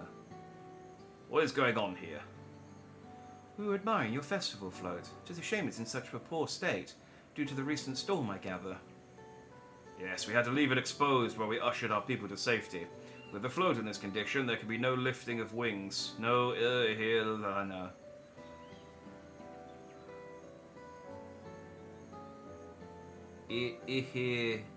Ihihana. That's a lot of H's. Ihihana. That's what the festival was called. I want to help you hold it. Have you not seen our village? Homes are ruined, we're struggling to make repairs, and you want us to hold a harvest festival? I know how it sounds, but giving into misery never improved anyone's situation. A celebration of life and growth may help give you the strength to work through this tragedy. Well, the festival leader is mine this year, and there's nothing I'd like more than to lift everyone's spirits. But we don't even have enough material to repair the float. We need a bokixa for the eyes, uyupo wood for the poles, and feathers from the winds chosen to adorn the tail. Ah, I smell something to go and kill. Two of these I know. Obikixa is a type of precious stone used in arcane equipment, and Uyupo wood is essential for crafting ceremonial instruments. Those chosen feathers, however... The winds chosen is the victor of the competition, in which the contestants see who can blow a feather the furthest using wind magics, and that's something of a problem right now. We Hanu Hanu are gifted for employing such airy sorceries, but expend a great deal of mana when doing so. We are soon exhausted by the effort, and having no reeds to eat will only make it harder. I think I understand. Your vibrant reeds grow quickly and vigorously, so much so that they stifle the development of nearby plants. They must be a potent source of the energies you naturally lack. They are indeed. Owing to the poor harvest this year, we've been left enervated. And if we cannot gather the correct materials as dictated by custom, we cannot prepare the festival float. Oddly enough, we may have just stumbled upon our solution. The winds chosen would, by necessity, have a natural gift for manipulating magical energies, which means any feathers taken from the victor should be high in ethereal conductivity. The float's construction also requires a stone used in arcane equipment, as well as a timber favoured for ceremonial tools. The demand for such specific materials must have an underlying reason. Pray continue, Alfredo. Oh, do I want to say a stupid answer? I'd wager the float is actually a secret weapon for smiting the Hanu's foes. So what? So it does what? Unleash rays of searing light from its eyes or some such nonsense? Surely you jest. Well, an intriguing supposition. I arrived at a slightly different conclusion. This boat of reeds is in fact an arcane focus of some kind. A focus? For what? Oh, Ihihana is a harvest festival, isn't it? That must mean the float was made to encourage healthy crops. So if we repair the boat and hold the festival, its arcane powers might fix what's wrong with the reeds. We won't know until we try, but 'tis a sound theory. Celebration, prayer, ritual ceremonies, these have all been known to elicit miraculous effects. Wait. The float a tool for magic. This is the first I'm hearing of it. In the beginning, it may well not have been. After a good harvest year, there would be no reason to change it. When the harvest was poor, new adornments were likely added, and those who performed the labour may have imbued their work with ardent hopes for a brighter future. Is the boat like a makeshift primal? Throughout years of trial and error, the Hanu would have refined their festival float into a focus for harvest prayers. Incredible. Like, not an actual primal, but like, you know, it's sucking up all of their, like, prayers and worship and, I don't know, shooting it out of its eyes onto the field. I don't know how magic works, despite being a red mage. I know you're practically fainting from hunger, but reviving Ihihana really does sound like the solution to your woes, and I promise we'll do everything in our power to help you. I'm still not convinced about this focus business, but I accept your aid nonetheless. I will introduce you to the shipwright who's been maintaining the float these last few years. He's replaced both the eyes and the poles before, so he should know where and how to procure what we need. Then allow Alisei and I to acquire the feathers. We will encourage the people of Okhanu to gather and vie for the title of Winds Chosen by sharing with them our own reserves of mana. Do you want me to do that? Again, I have an infinite resource of ether. Why am I never the one who does this, by the way? I'll go with you. I carry some alchemical brews that may afford the same effect. Alright, whatever. Tell me which wood to go and cut down, or... give me something to kill. The three of us will visit the shipwright then. Not without me. I've worked hard to fix the float as best I can, and the responsibility is mine after all. I've not introduced myself, have I? My name is Linhu Hanu. Nice to meet you, Linhu Hanu, and certainly, let's all go together. It's kind of rude for me to introduce myself and you not to introduce all of yourself, but okay. Cryo, give me some trousers, or some shoes, whatever you're going to give me. Thanks to Wook Lamat, we found ourselves a promising way forward. Experience and knowledge are valuable assets, and there is something to be said for following one's instincts. Have some shoes. Whoop. And the shoes might be better. They are. Oh. Oh, my knees are... Well...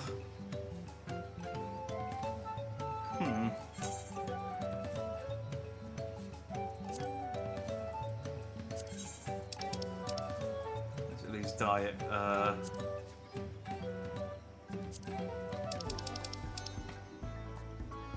Oh, do I not have any more royal blue on me?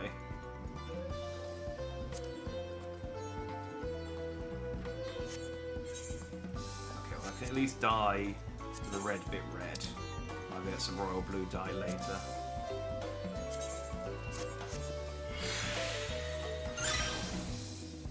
I mean, it looks okay. It's blue enough. So I wonder. Hang on, I'll be back in a sec, you guys. I wonder how the trousers look with the shoes.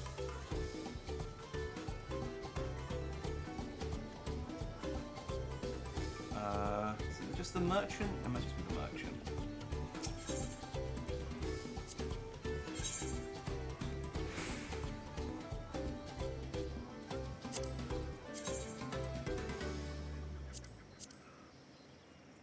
No, it does actually cover most of it up. Oh, do you know what? Is it better than what I've got? No. It is... do you know what? If it was better than what I had, I'd buy it, but it's actually way worse than what I've got, so... I must have the... I've got the Void Moon Hose of Casting, which is 635. I mean, the item level's lower, but the quality, the actual stats are better. Why does that matter? It's purple. It is... shut up. Tied up which god to kill, and someone's going to be worshipping an empty temple tomorrow. Have I killed all of... No, that's not true. I have killed all of the gods. Or I'm working on it anyway. The shipwright's name is Wook Ivu. He's a Zebral who only moved to Kozamuka a few years ago, but has since mastered our customs to an almost frightening degree. He's especially strict when it comes to manners, so make sure to offer him a proper Hanu greeting. We wouldn't want to offend him right before asking a favor. A proper Hanu greeting? Oh, that one! Don't worry, I remember how it goes. And we shouldn't have any problems. Let's head to Okbekbi, to the east of here. Oh, do I get to learn the emote? I very rarely get to learn emotes during the main scenario.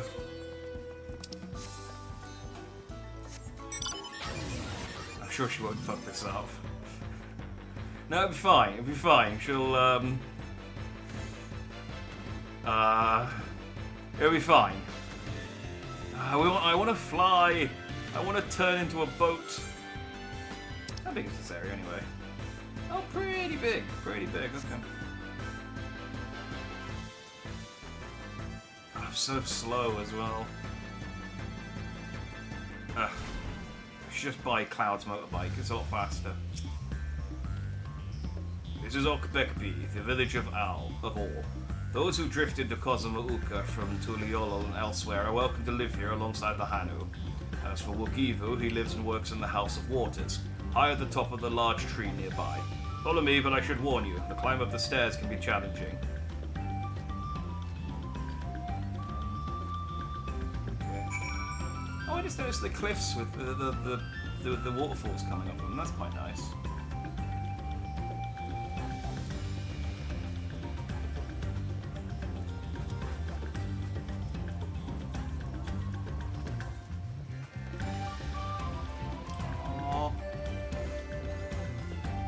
Oh, is this... I think it's similar to this, but not quite as big. Remember the treehouse I was talking about? That you can, like, glamour, I guess, your house with? I think it's similar to this, but a lot shorter.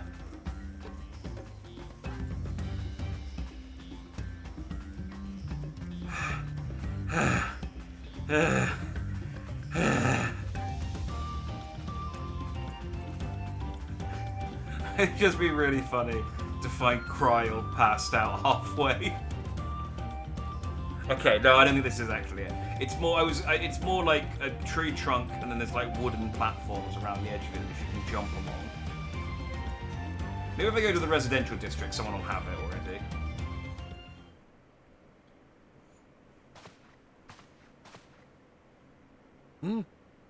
What do you want with me? That's what's his chops from Final Fantasy? From Final Fantasy VIII.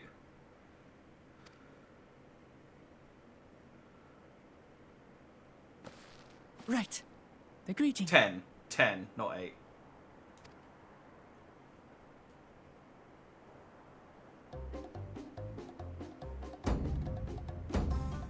Ohok Kali.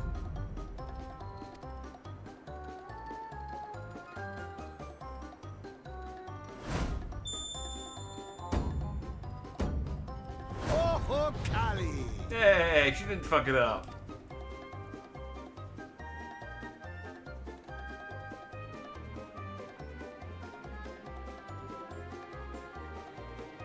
Good. You brought your manners with you. I want that emote. When in Ukanu, do as the Hanu do. For a country as diverse as ours, The preservation of harmony demands that we respect the cultures of all peoples who call it home. Well, that explains your familiarity with Hanu customs. And you speak truth, of course. To live together means to learn about each other. Ah, I appreciate an open mind. In fact, I get the sense we've met before. Kimari? Is that his name?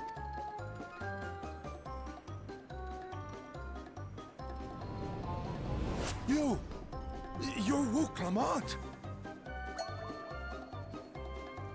Oh, what an unexpected honor for old Wukavu. Here I am prattling on about manners, and I've gone and insulted the third promise herself. There is no excuse for this betrayal of etiquette. It's Kimari. It's a Ronso, which is very much based on, yeah. But like, he specifically looks very much like Kimari. Just like the combination of... I guess he's less blue, but... Please, take up your axe and claim my impudent head! I will not. Keep your head. He's the most Kimari-looking Hrothgar I've seen. I hate formalities anyway, so forget about it, alright? Alright then. Consider it forgotten. How prompt. That reminds me of that bit in Hitchhiker's Guide, where they're like, he's like, oh, thanks for saving us. And he's like, oh, don't mention it. And he's like, okay. He's like, well, you can mention it a little bit. And it's like, no, that's fine, we won't. We're actually here about the Ihihana And then they never float. talk about it again. It's in bad shape, and we need you to craft new carrying poles and a new eye. I'm told you work with Uyuipo wood and a certain kind of stone? Abokisha? Sha. Okay, so the X's are pronounced Sha for the most part. I gotta remember this. That I do. But while I would like nothing more than to offer my services, I just used the last I had of both those materials. My lumber in particular went to fixing homes damaged by the recent storm. I'll need 10 days or so to restock. We can't wait that long. If you tell me where to go, I'll gather them myself. What? Send the third promise out on an errand like some common lackey? That's utterly unconscionable. A gross violation of social protocol. I'm a level 90 gatherer, I can go and get it. I told you not to worry about such things. All right then. I shan't worry a whit. This guy's great.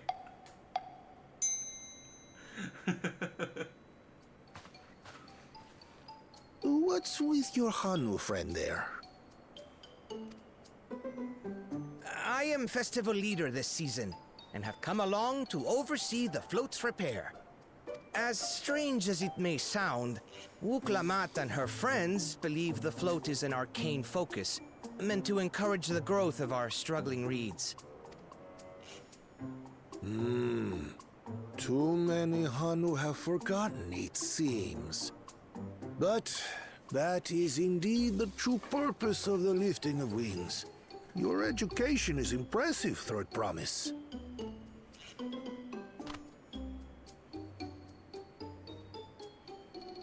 Well, maybe a little. Allow me to show you where to procure Uyuipo. We can leave the Abokisha to your friends, I presume? Take yourself to Cave Kikitola, or thereabouts, and you should find the stones you need.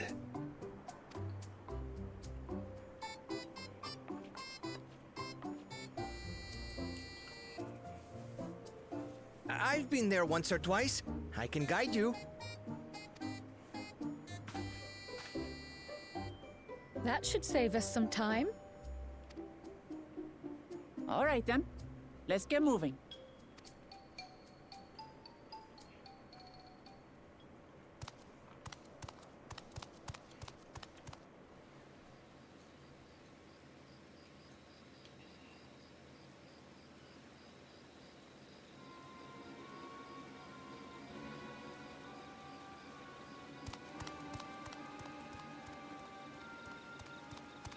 Chosen One, One of your rivals is making progress.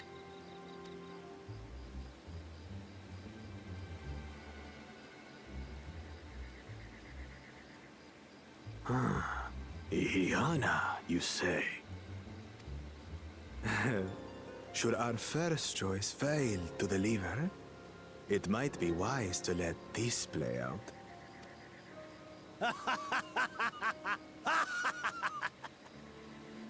The third-rate promise is making herself useful after all.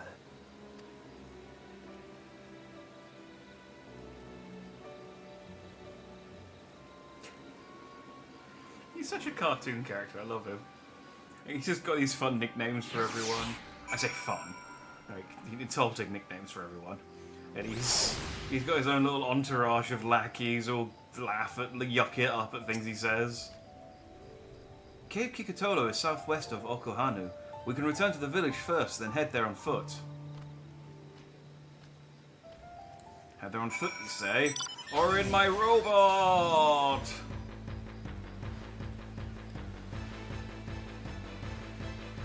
It's really slow.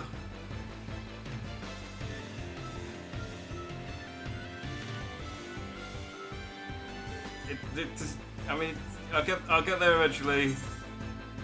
I could just fast travel to the ether. Now that I realise which direction it wants me to go in.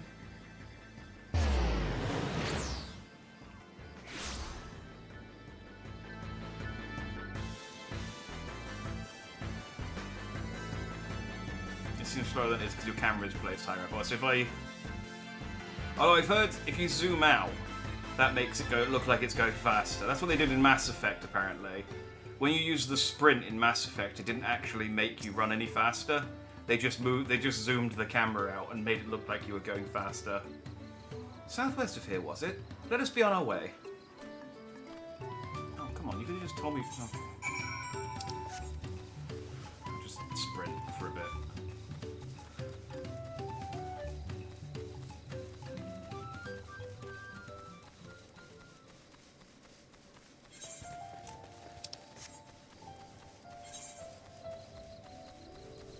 New location.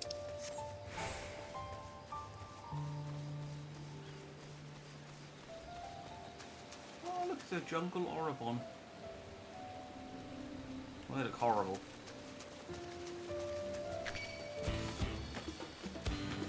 No, I don't want to fight you. Don't throw down an AoE.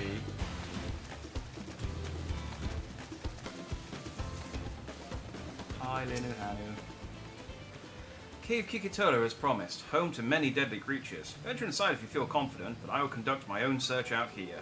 You can spot Rora Abokisha by its green-hued glimmer. Bring anything matching that description to me. I shall have scour the inside of the cave then.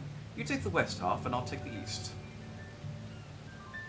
Oh, look at Cryo. She can do actual combat stuff now. Okay, so this is the cave.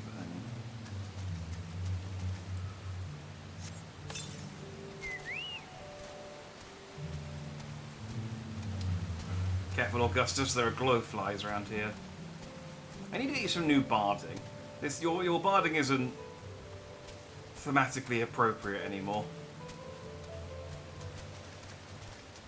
You're just like a samurai in South America. It's weird. Upon closer inspection, you find that the glimmer you spied was just light reflecting off the water.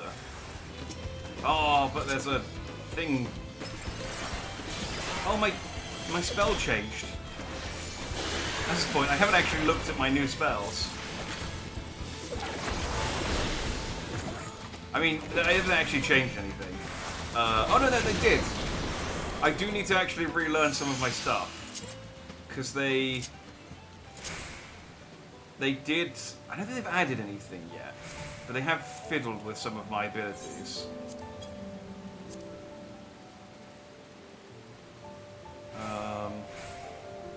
I don't think I have anything until I level up.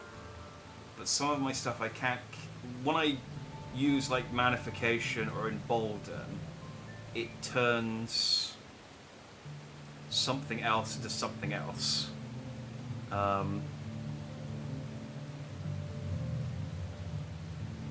yeah, there's a few new mechanics I need to learn for the Red Mage, but compared to some classes, it's not. The changes aren't that different. Found a chunk of stone glowing a distinct shade of green. This seems like the exact kind of mineral Luna Hanu was looking for. Oh, okay. I guess I don't need to explore the other ones. Oh, there's an ether current. Hooray!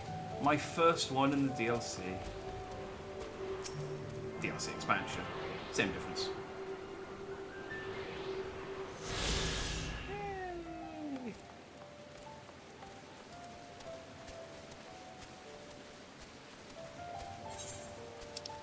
I mean, it's pointless getting them now, but I'll, you know, any I grab what I see and saves me a pain in the arse later.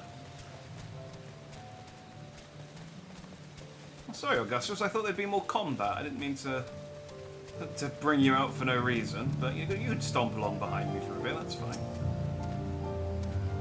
I picked over the ground near the entrance, but found nothing. Did you have better luck inside the cave?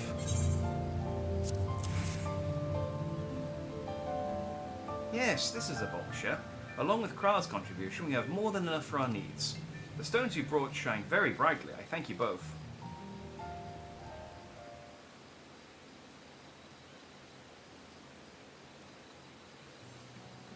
Is Bird Boy going to get mugged by...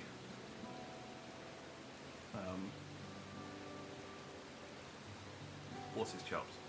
He would have been happy to know we were putting things right. Truth be told, a good friend of mine was meant to be festival leader for this year's Ihihana.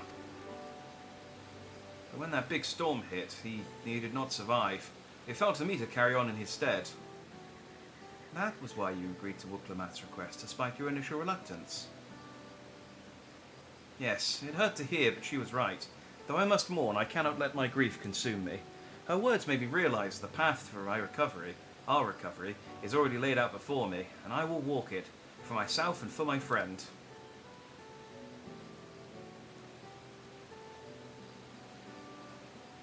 Thank you for sharing your story with us. Please, rest assured that we've taken your plight to heart.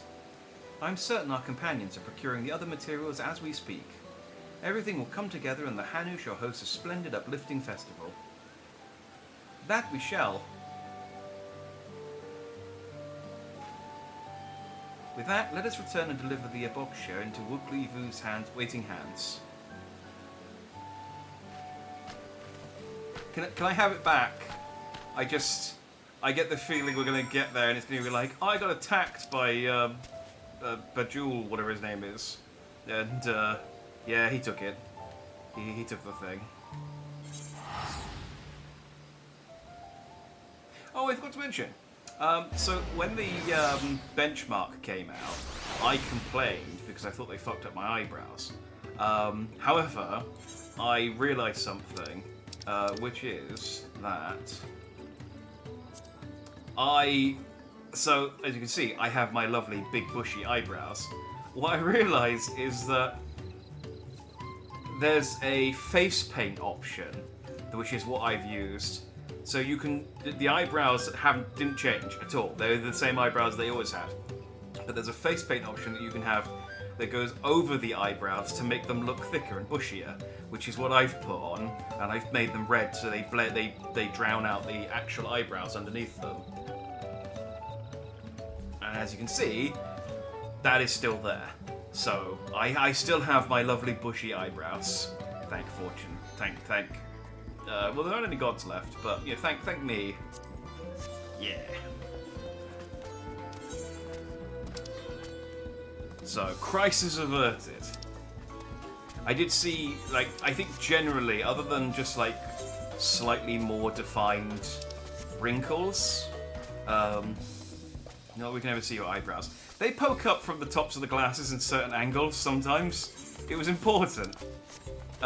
Compared to, like, I think really all that happened is that I've got, like, sharper hair and some more defined wrinkles on my face and some crow's feet.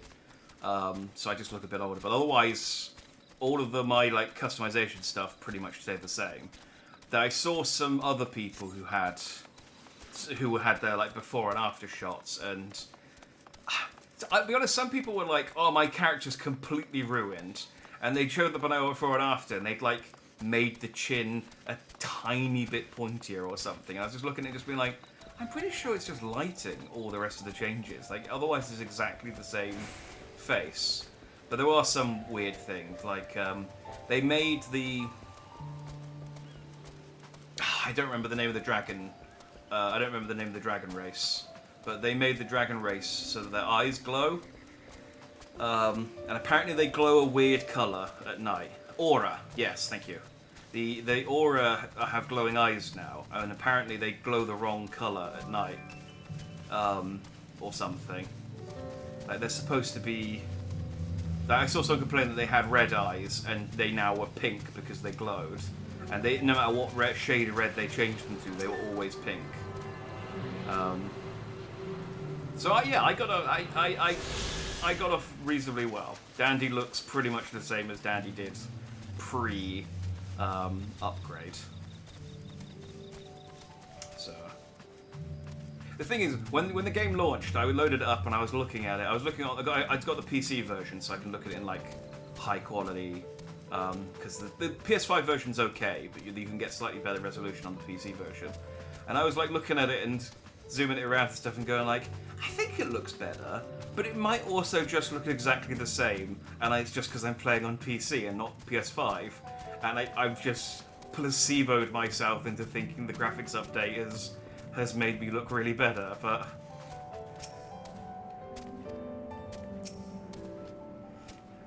It's nice to have anyway. Thanks to the third promise and her mighty swings, we've collected some suitable logs of Uyupo. What are the Aboxia? Oh, I did have it. Okay, cool. That's good. You can't mug me. I'm the warrior of light. I'll kill you. Yes, these are excellent samples. A goodly quantity, too. At this stage, you've likely surmised that the lifting of wings encourages the crops to grow, but not exactly how, eh? Well, you're in for a treat. If all goes to plan, the result should be spectacular. Now, to get to work crafting these pieces for the float, I could use an assistant versed in the arcane art to enhance the Uyupo's conductivity. Then I'd be delighted to help. Me and Wook will, I don't know, go and do some push-ups or something. Everyone else should head back to Okanu. We'll join you at once. We'll join you at the float once the work here is complete.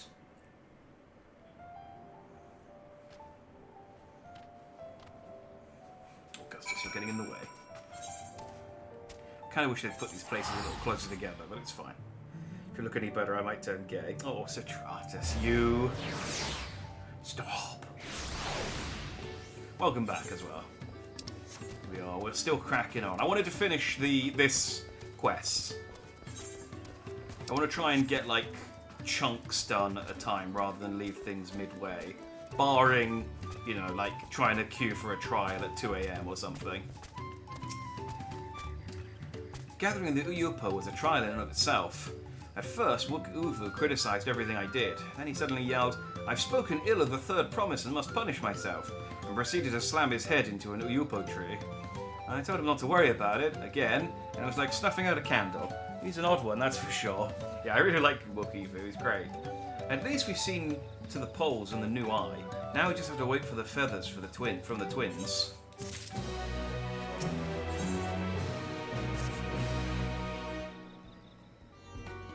Everything with NPCs, almost. What does that mean? We should get some rest before the excitement begins.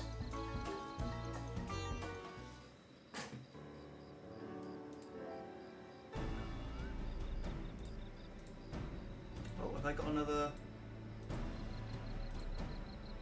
Oh, I got the other one of the other Twitch drops, but it's just some Aetheryte tickets. I'll get those later. Over there by the float, isn't that the third promise? And the rumors are true. She's trying to complete the feat of reeds by reviving Ihihana. The festival is a prayer for healthy crops, but does she honestly believe that will be enough to save our harvest? The second promise, meanwhile, barely glanced at the fields before leaving Okanu altogether. Maybe we ask too much of our young claimants.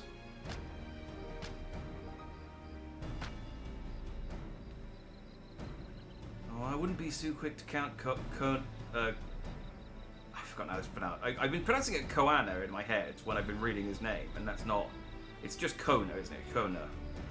I wouldn't be too quick to count Kona out. A friend of mine overheard him muttering by the reeds. Something about what needs to be done. If that's so, perhaps we'll get to see another of his innovations firsthand. Comes back with a tractor, and he's like, I'm back! I'm back, bitches, I've developed agriculture! Whoop whoop! That sounds like our Kona. Kona. One look at these reeds was all he needed to think up a solution. Be that as it may, our own solution is nearly ready. Indeed, as soon as the others get back, our long-awaited festival can begin.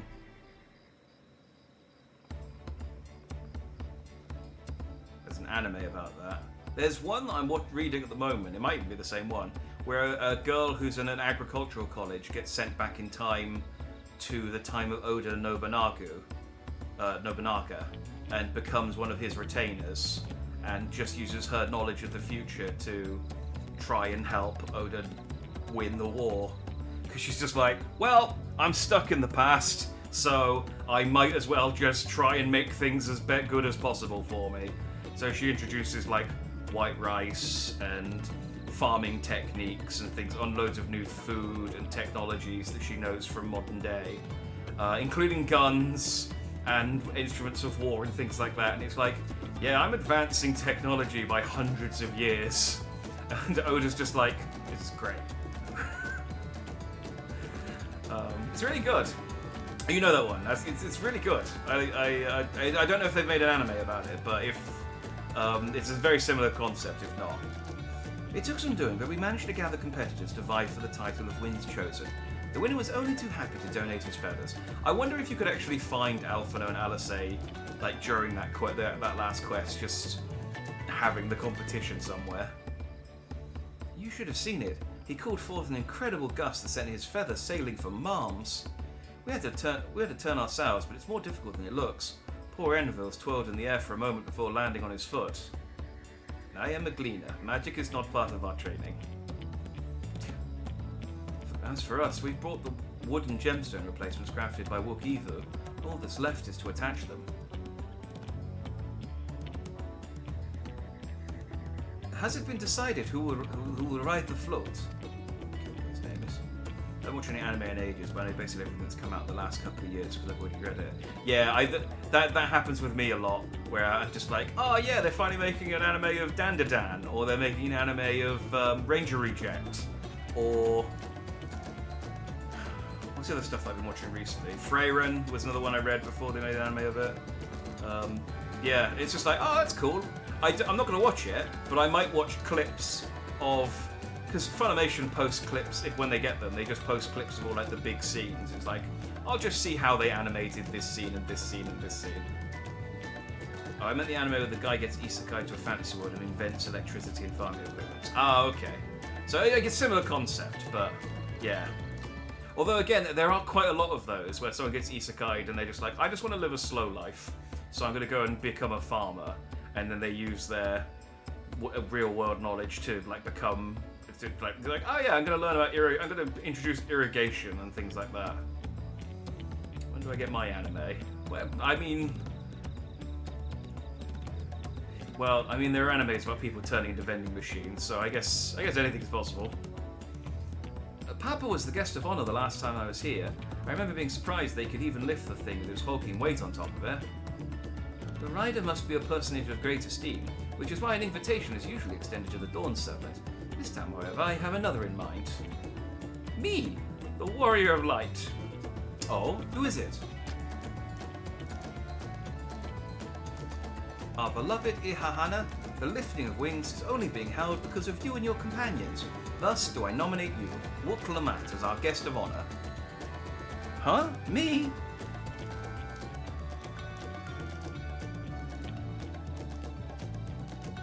She looks up and goes, no! The boat won't make me seasick, will it? I don't think so. Then weigh anchor. I can hardly refuse a request from one even more enthusiastic about the festival than me. I would be delighted to ride your float. Thank you, Wooklamat. I have roles for the rest of you as well. We'll be carrying the festival float in a slow procession towards Kozanuakli, where the sacred likeness of Kishaihi is ensconced. You have to pronounce them slowly like that because they're sacred places. What I'd like you to do is to clear the path of dangerous wildlife so that the procession can move along unimpeded. Consider it done. You expect me to sit still until Wook-Evu has finished with the float? Let me come along and help with the cleaning. As you know, I'm not much for fighting. I'll stay behind and assist Wook-Evu with the repairs. If you aren't sure where you need to go, the path I spoke of begins at the south of the village and branches off to the east. That will lead you across the bridges to the stride of the sun. Then we shall see to the clearing it. Then we shall see to clearing it end to end.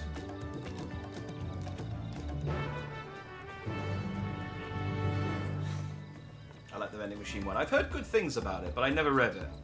It was a little too weird even for me. I do read a lot of crap.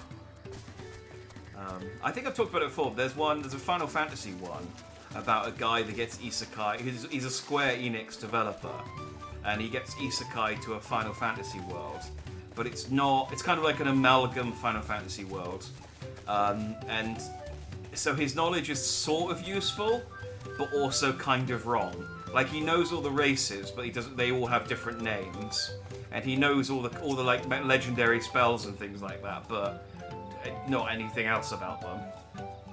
As Linu Hanu said, Kozanuakli should be down this way, then off to the east where the path branches, then something about bridges and the stride of the sun. Anyway, let's split up and get to work. Once you've called all the threats you can find, we'll meet up in front of Kishaihi. Yep. Except you have to pronounce them slowly like that because they're sacred places. Get my robot.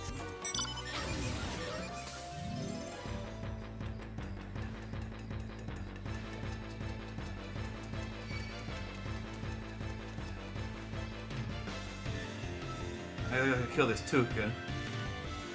Oh no, it lets us run.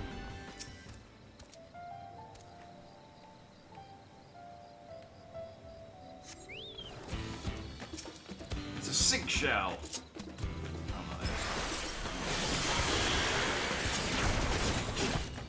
Wait, that one.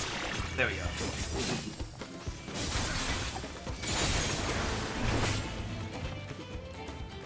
Oh, I killed it. I didn't get to do my rotation. Now, there'll be more things for me to kill. I've still got a charge. It's fine.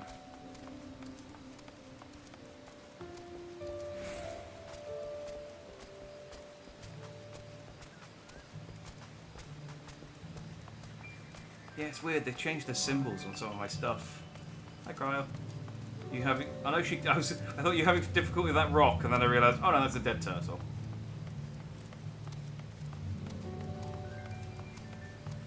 The vending machine had no right to being that good. Yeah, I remember you telling me the vending machine one was good before. I should read it. I've heard nothing but good things about it.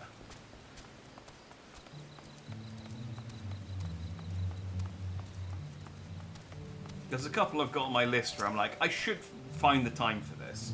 Like Jujutsu Kaisen. It must be good because of people, you know, like everyone likes it. But it's a lot to catch up on, you know.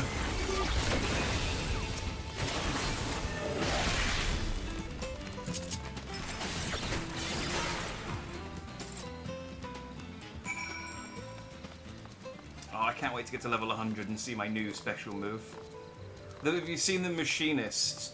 The level 100 Machinist move is joyous. He gets out 2 miniguns and has like a mounted rocket launcher thing behind them.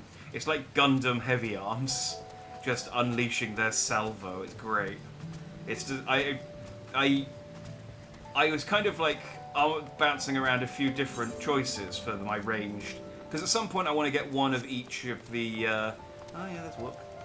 One of each of the different class types so that I can do all of the class quests at some point. Because I never did the class quest in Endwalker, and I didn't realise, I was looking at like the NPCs that were involved in those class quests, and I was like, Yugiri's involved? And Rauban? And it's just like, there was loads of characters, I was like, oh, I guess this is what they were doing during Endwalker. They were doing the class quests. So I do want to go back and do all of those at some point. Same for the Shadowbringers one, so I need one of each class. My Samurai is my melee DPS, and I hadn't really made a choice on my ranged physical DPS. But I think just on the back of the level 100 skill, it's going to be Machinist. I just really like the idea of being a cowboy with a minigun. People liking something doesn't mean it's good. No, but if lots of people like it, there must be something to like about it.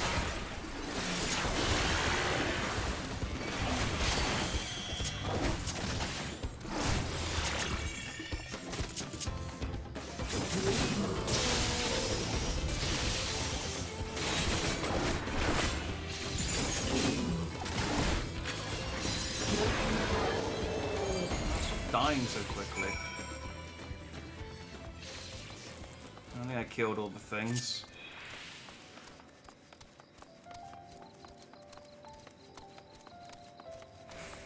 You getting any XP, by the way, Augustus?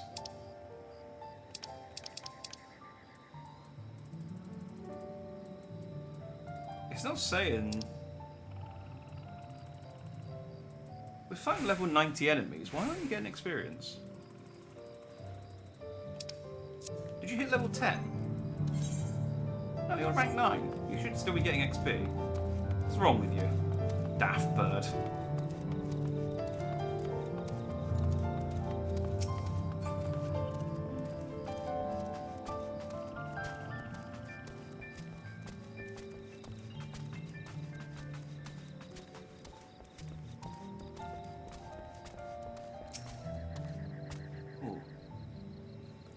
Let's grab some fruit. We can get a. We can get Kokiri to give us its poop.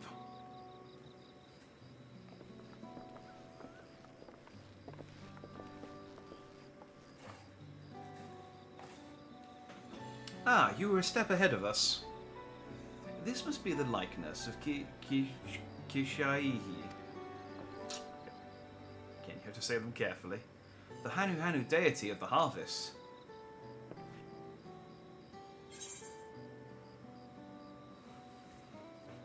I was expecting a flying whale.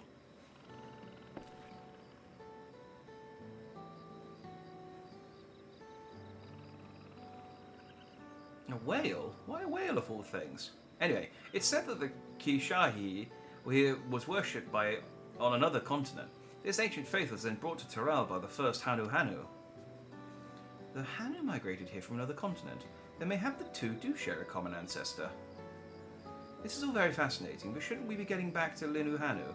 They want to know the path is safe for the procession. Right, and I need to float right on the float. I'll run ahead and tell them we're done here.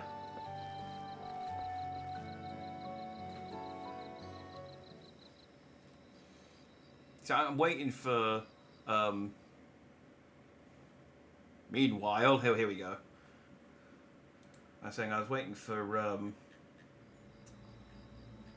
The cool Jar Jar, is that his name? To do something. He's going to do something, isn't he? There we go. Not sure we heard you right, old man. Why don't you say that again? As many times as you'd like. The third promise tasked me with repairing this float, and I'll not relinquish it to an uncultured brute like you. Much less one that can't even manage a simple greeting. We wanted to handle this in a civilized way, but we're more than willing to kill you. In a civilized way.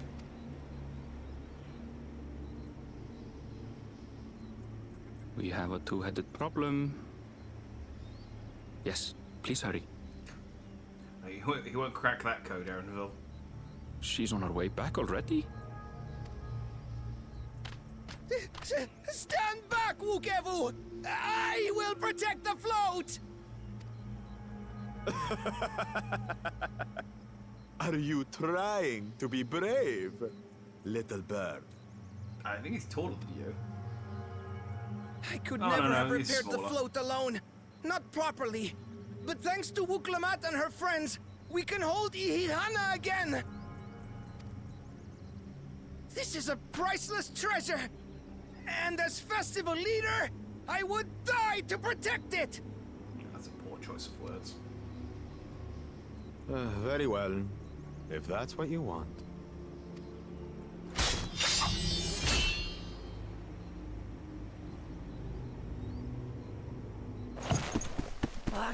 Cha-cha!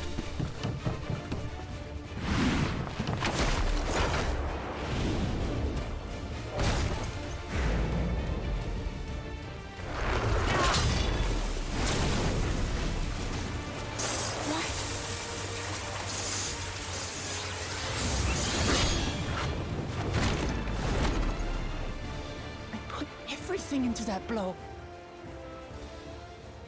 Yeah, I mean, he's stronger than you. That's Good. The better for you to understand the gulf between us. It's alright. You don't have to kill. I've killed loads of guys who could kill me in one hit. You know, eventually. You just gotta hit You just gotta hit them more than they hit you. But you need more lessons. We'll carve them into your mangy hide until you cry and beg forgiveness.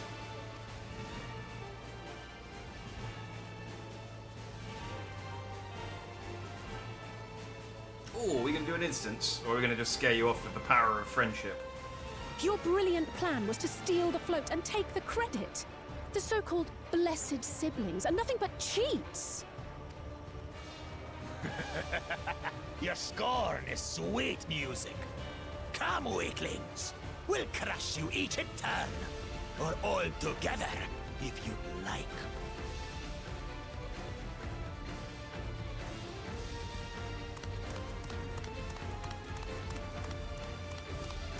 Calm yourself, Chosen One. If you fight in earnest, this will end in a massacre. No, I can take him. What's more, we have word that our other prospect is on the verge of success. Then it would be foolish to expend effort sweating nuts.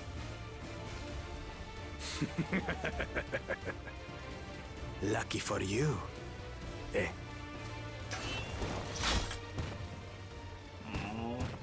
Can we just kill him and be done with it? No, I want him to have a redemption arc. I want him to be cool by the end of this. Ugh, two heads. I see Mamuk still clings to that loathsome hope.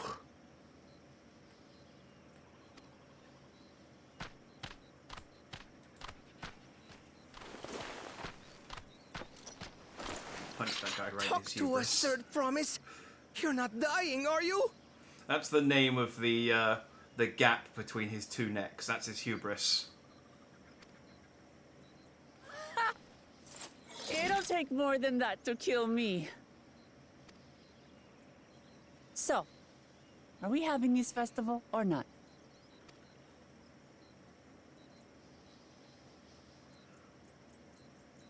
Yes! Yes, we are! Oh god, I wish you hadn't smiled.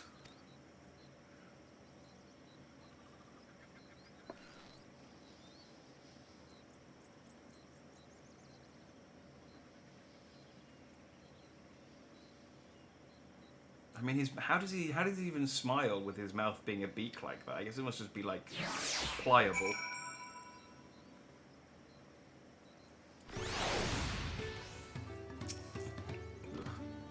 Thank you for coming to our rescue. I tried to protect the float, but against that two-head, I may as well have not been there at all. Nonsense! You stood your ground and brought us the time we needed to make it back. You were incredibly brave. Here, have some dye. I'll just hit the money. Alright, I think there's one more quest left for this, section.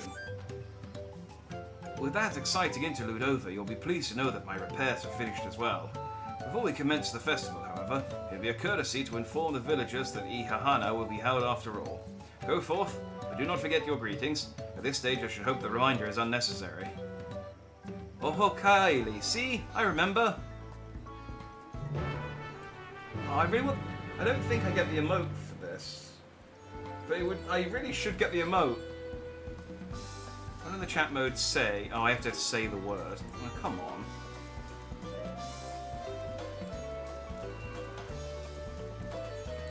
I want the little dance emote. It must be somewhere.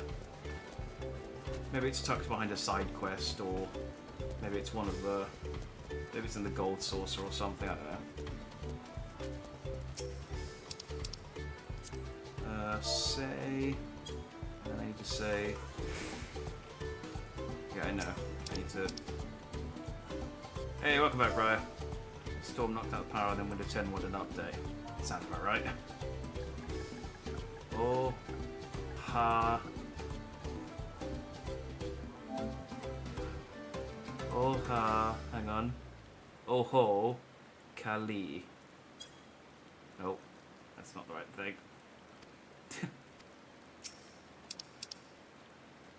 Oh, ho. I suppose it covers the word. I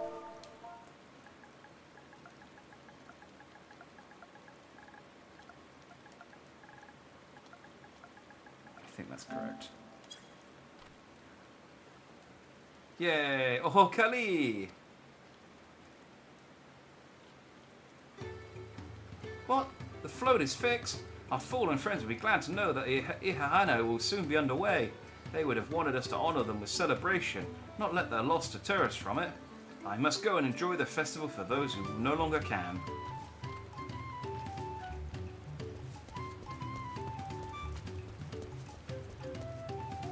Oh, it does say it on the right, you're right. I forget that. I was just trying to remember the spelling. It's fine, I've got it once, so I can just... stop talking to him. Hang on. Click. Oh, there we go. Thought bird was the word. That's what Ohokali translates to. Ohokali! The festival is about to begin. What do you expect me to say? Besides, of course I'll be there. Cleaning up the storm's aftermath may have been hard on us, but the lifting of wings is tradition, and a joyous one at that. I won't sit here brooding my days away. Give me a moment to get ready.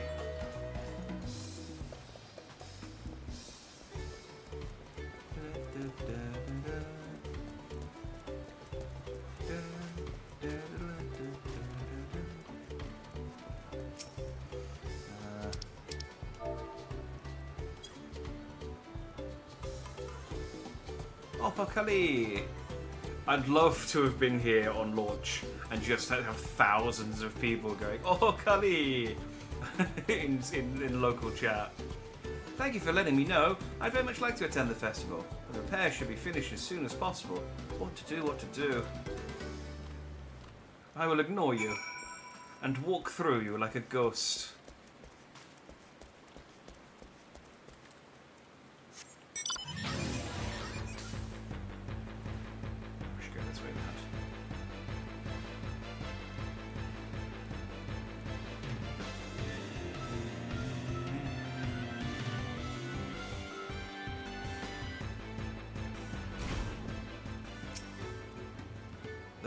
The Hanu were pleased to hear their festival was going ahead, I imagine.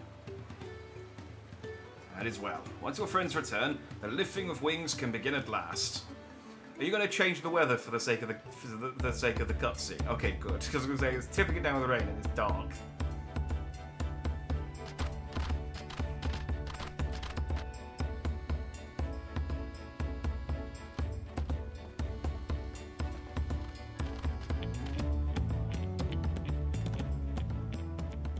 So few have come.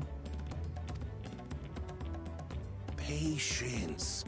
Once Ihihana gets underway, no Hanu will be able to resist joining in. Just so. Ukewu knows well the heart of the Hanu. Have faith, Third Promise, and climb aboard the float. It is time for the lifting of wings. Right. Off we go.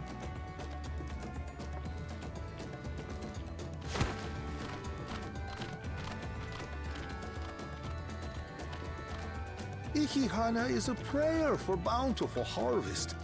But this is not its only meaning. It is also an exchange of pledges between rider and bearers, a commitment to a long and fruitful friendship. And it's also a blood sacrifice to the harvest god. Listen well, friends! The personage we bear today is Wuklamat, the savior of our beloved festival! Let your shoulders burn, or your feathers fall out, but do not even think of dropping her!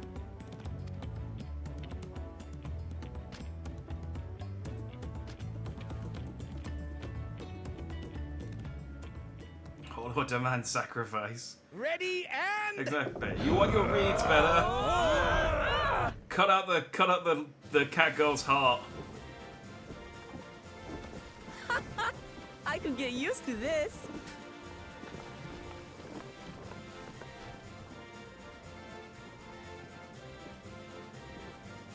Look, they're playing the victory fanfare. We've already won.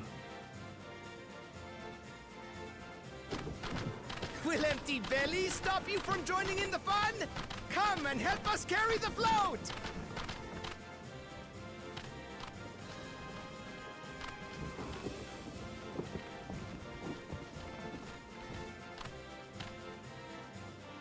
Well, well, well.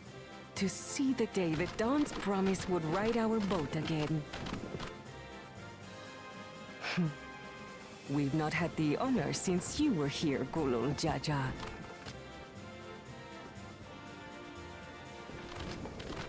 Actually, there are people in the streets of England celebrating like this Right. tonight. We've enough bearers now. Onwards to Kozanuaki! We beat someone at football.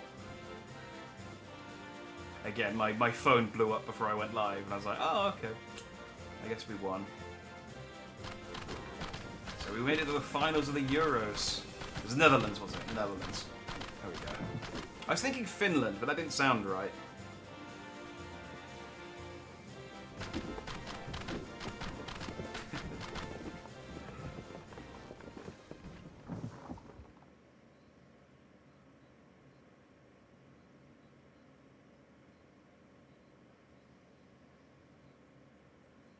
Watch well, for you are about to bear witness to the true glory of Ihihana.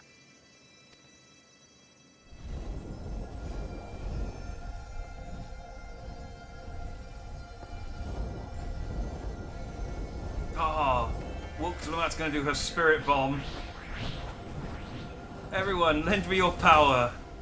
The float draws upon our life force, concentrating and amplifying the energy.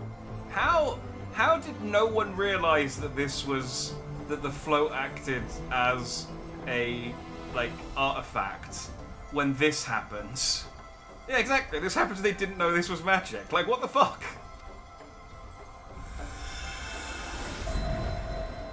Keshaihi then receives that energy and expels it in a great burst, where it showers down upon the land to replenish its vital currents.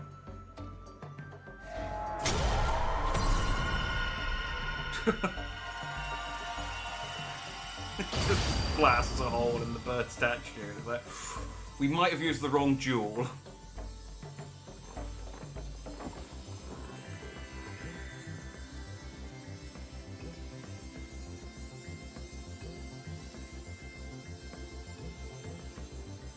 So I'm sorry, we've solved the problem. Like, we fixed it. We've rejuvenated the lands. What are the other three gonna do to get their keystone?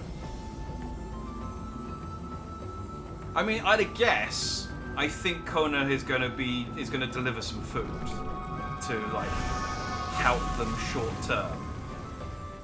Well, okay, yeah, that was very immediate.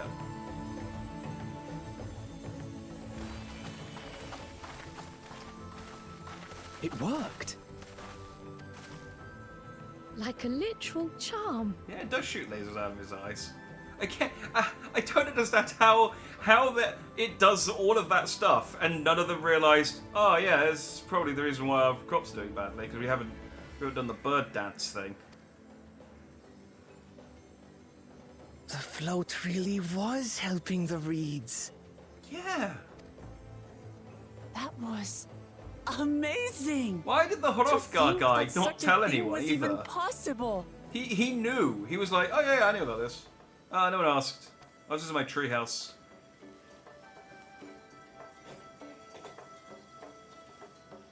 I worked once, Kid Boo. Yeah, the Spirit Bomb. Yeah. And I think has it worked in movies? I think it's worked in movies once or twice. These people are exceptionally stupid. Yes. I agree. I mean, they did say, there's probably like a line, because they did say the previous person who ran the festival died, suddenly. And it might just be like, I don't know, maybe all of the people who knew the festival died, and they haven't done it for so long that all the rest of the people forgot, I guess, but I don't know, it seems stupid. Should I have left the float behind like that? I'm so excited to see the reeds. Nothing to worry yourself over. My brethren have been swept up by the festival fever. Last I saw, they were taking turns at the carrying poles on the way back to the village. Please, feel free to look over the fields and enjoy the sight of what you've accomplished.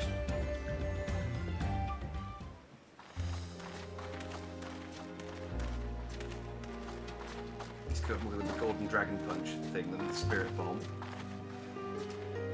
But you know, it's still an iconic move, and it softened Vegeta up a bit. Some of them still look a bit sickly. I imagine even the harvest magic has its limits. If the Hanu continue their festival tradition year after year, though, the entire field should eventually recover. Where does that leave us with the feet, then? You've got nothing to fear on that account. Our situation could never have resolved itself. The revival of even a single reed would have served to demonstrate your commitment to the task. That you recognize the nature of the float and found a near-perfect solution in Ihihana proves your dedication. So what do you mean it can have never... You're the elder. You have opened... Did you just pretend not to know this as part of the test? I mean, I guess that might track. More, I don't think I've seen the festival produce such impressive results since I was a mere chirper. Yeah, okay, so she knew that the festival did that. We have been lax in maintaining the float, diluting its magic, and reducing Ihihana to hollow theater. Oh, okay, that's the explanation. It doesn't normally do that because they've been cutting. They've not been doing it properly.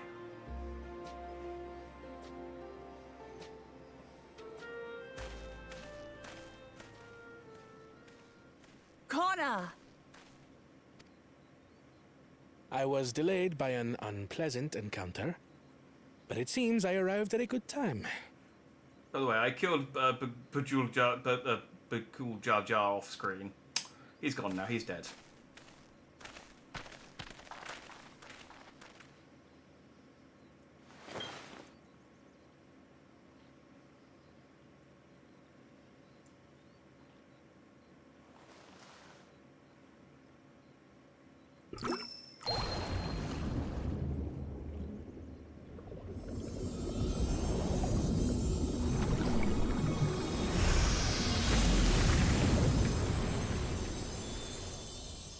Well, that was a lot less effort. Oh, isn't that wonderful? What? You just pour in some mystery liquid and problem solved? Stagnant ether was to blame for the reed's poor condition. I assumed that was an alchemical concoction which enhances ethereal conductivity. Yes, reed steroids. It utilized the flowing water as an ethereal current, thereby promoting the transfer of life energies. A method I could not have devised without the education I received at the studium and the cooperation of my Archon allies.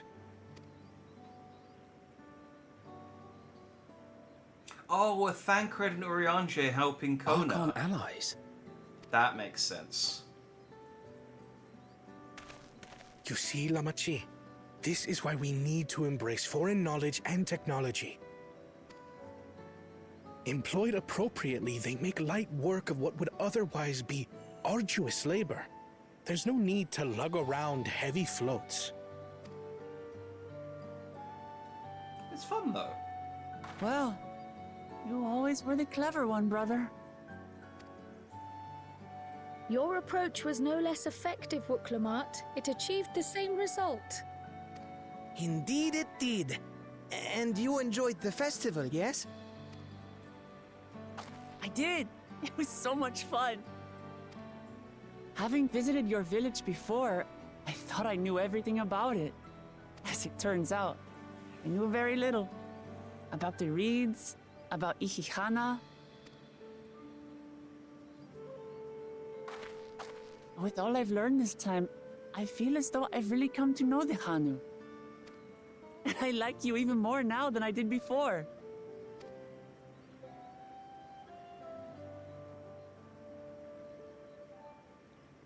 The feeling is mutual. And it's not just you who had a lot to learn either. I'll never look at our float the same way again. Seriously though, how are the other two gonna get the keystones? We just solved the problem. The two of you have exceeded expectations. Come forth and claim your stones. He's gonna beat Kona up at the end and take his. He's like, ha, nerd. Thanks for the keystones.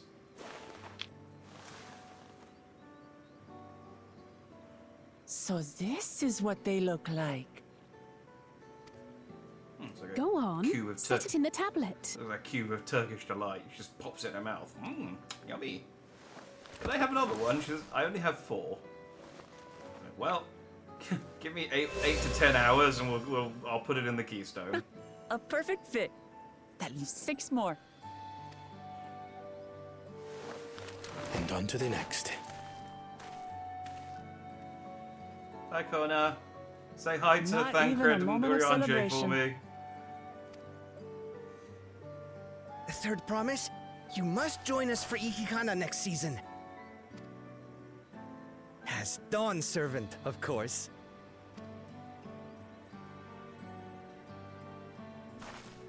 Right.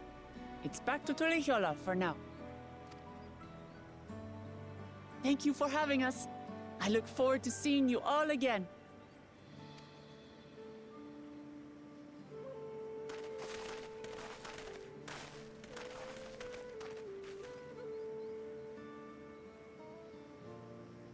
God, he's Zord Zed. These are interesting times indeed.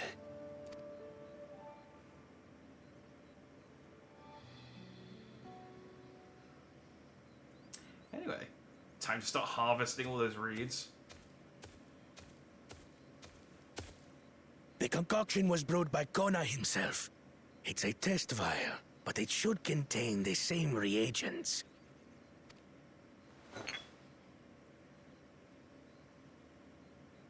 Good work. We'll use whatever we must to win. For win we must. Okay, so that explains Bakul Jar Jar. He's just going to dick dastardly his way to victory, just at the end of every single challenge. It's like, Muttley, get that concoction. I used to be able to do a Muttley laugh. It's when someone says I've heard it. It's like, no, I can't get my voice to do that anymore. I can't do it without hearing it.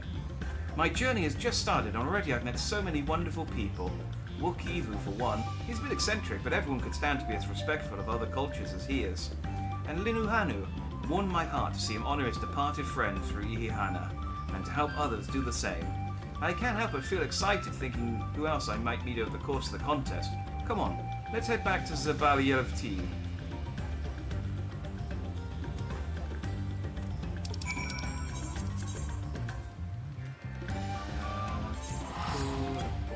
Oh, wait, hang on, before I leave. Dumpling, dry run, hang on, danger at the dock, canoe, strong foundation, moss, reading room. Okay, I don't see... Oh, right of the wind's chosen. Can you do the wind thing yourself then? I don't see any... Wait. Stretch it in. No, okay. I don't see any corn. I don't see another corn servant mission. I'll have to look up when it next shows up so I don't miss it. But... I'm fully invested in both the corn servant and the Dawnservant quests.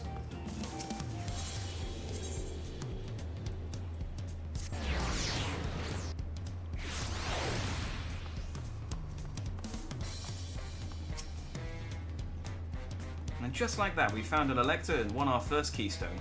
I knew I was right to trust her instincts. Come on, let's keep things moving and march onwards towards Ukkopacha. The chances are good we'll find an Elector there as well.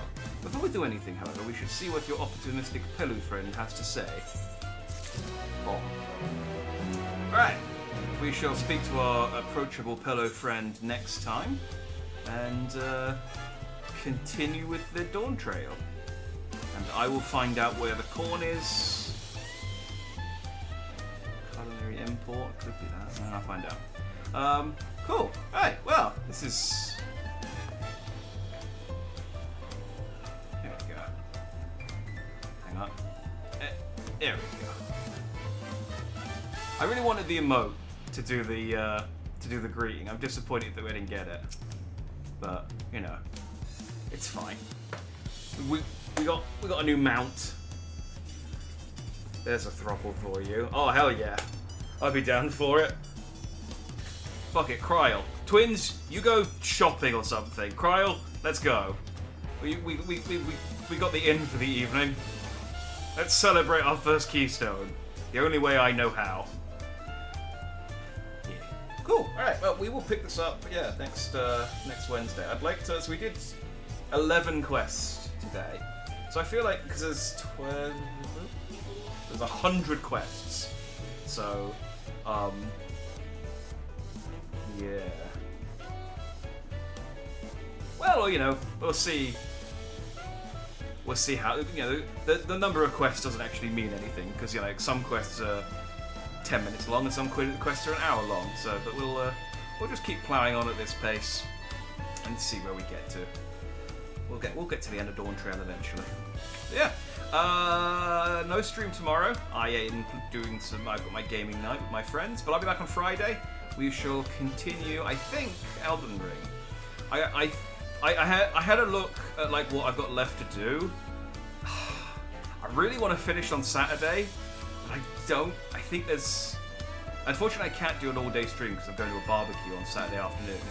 But I think there's still too much left to do to finish on Saturday. But I guess we'll just do as much as we can and then see where that puts us.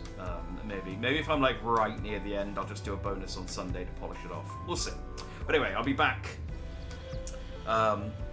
British don't barbecue. We invented barbecue, I think.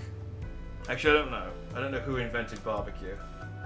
Who invented... Probably the Greeks or something. Barbecue.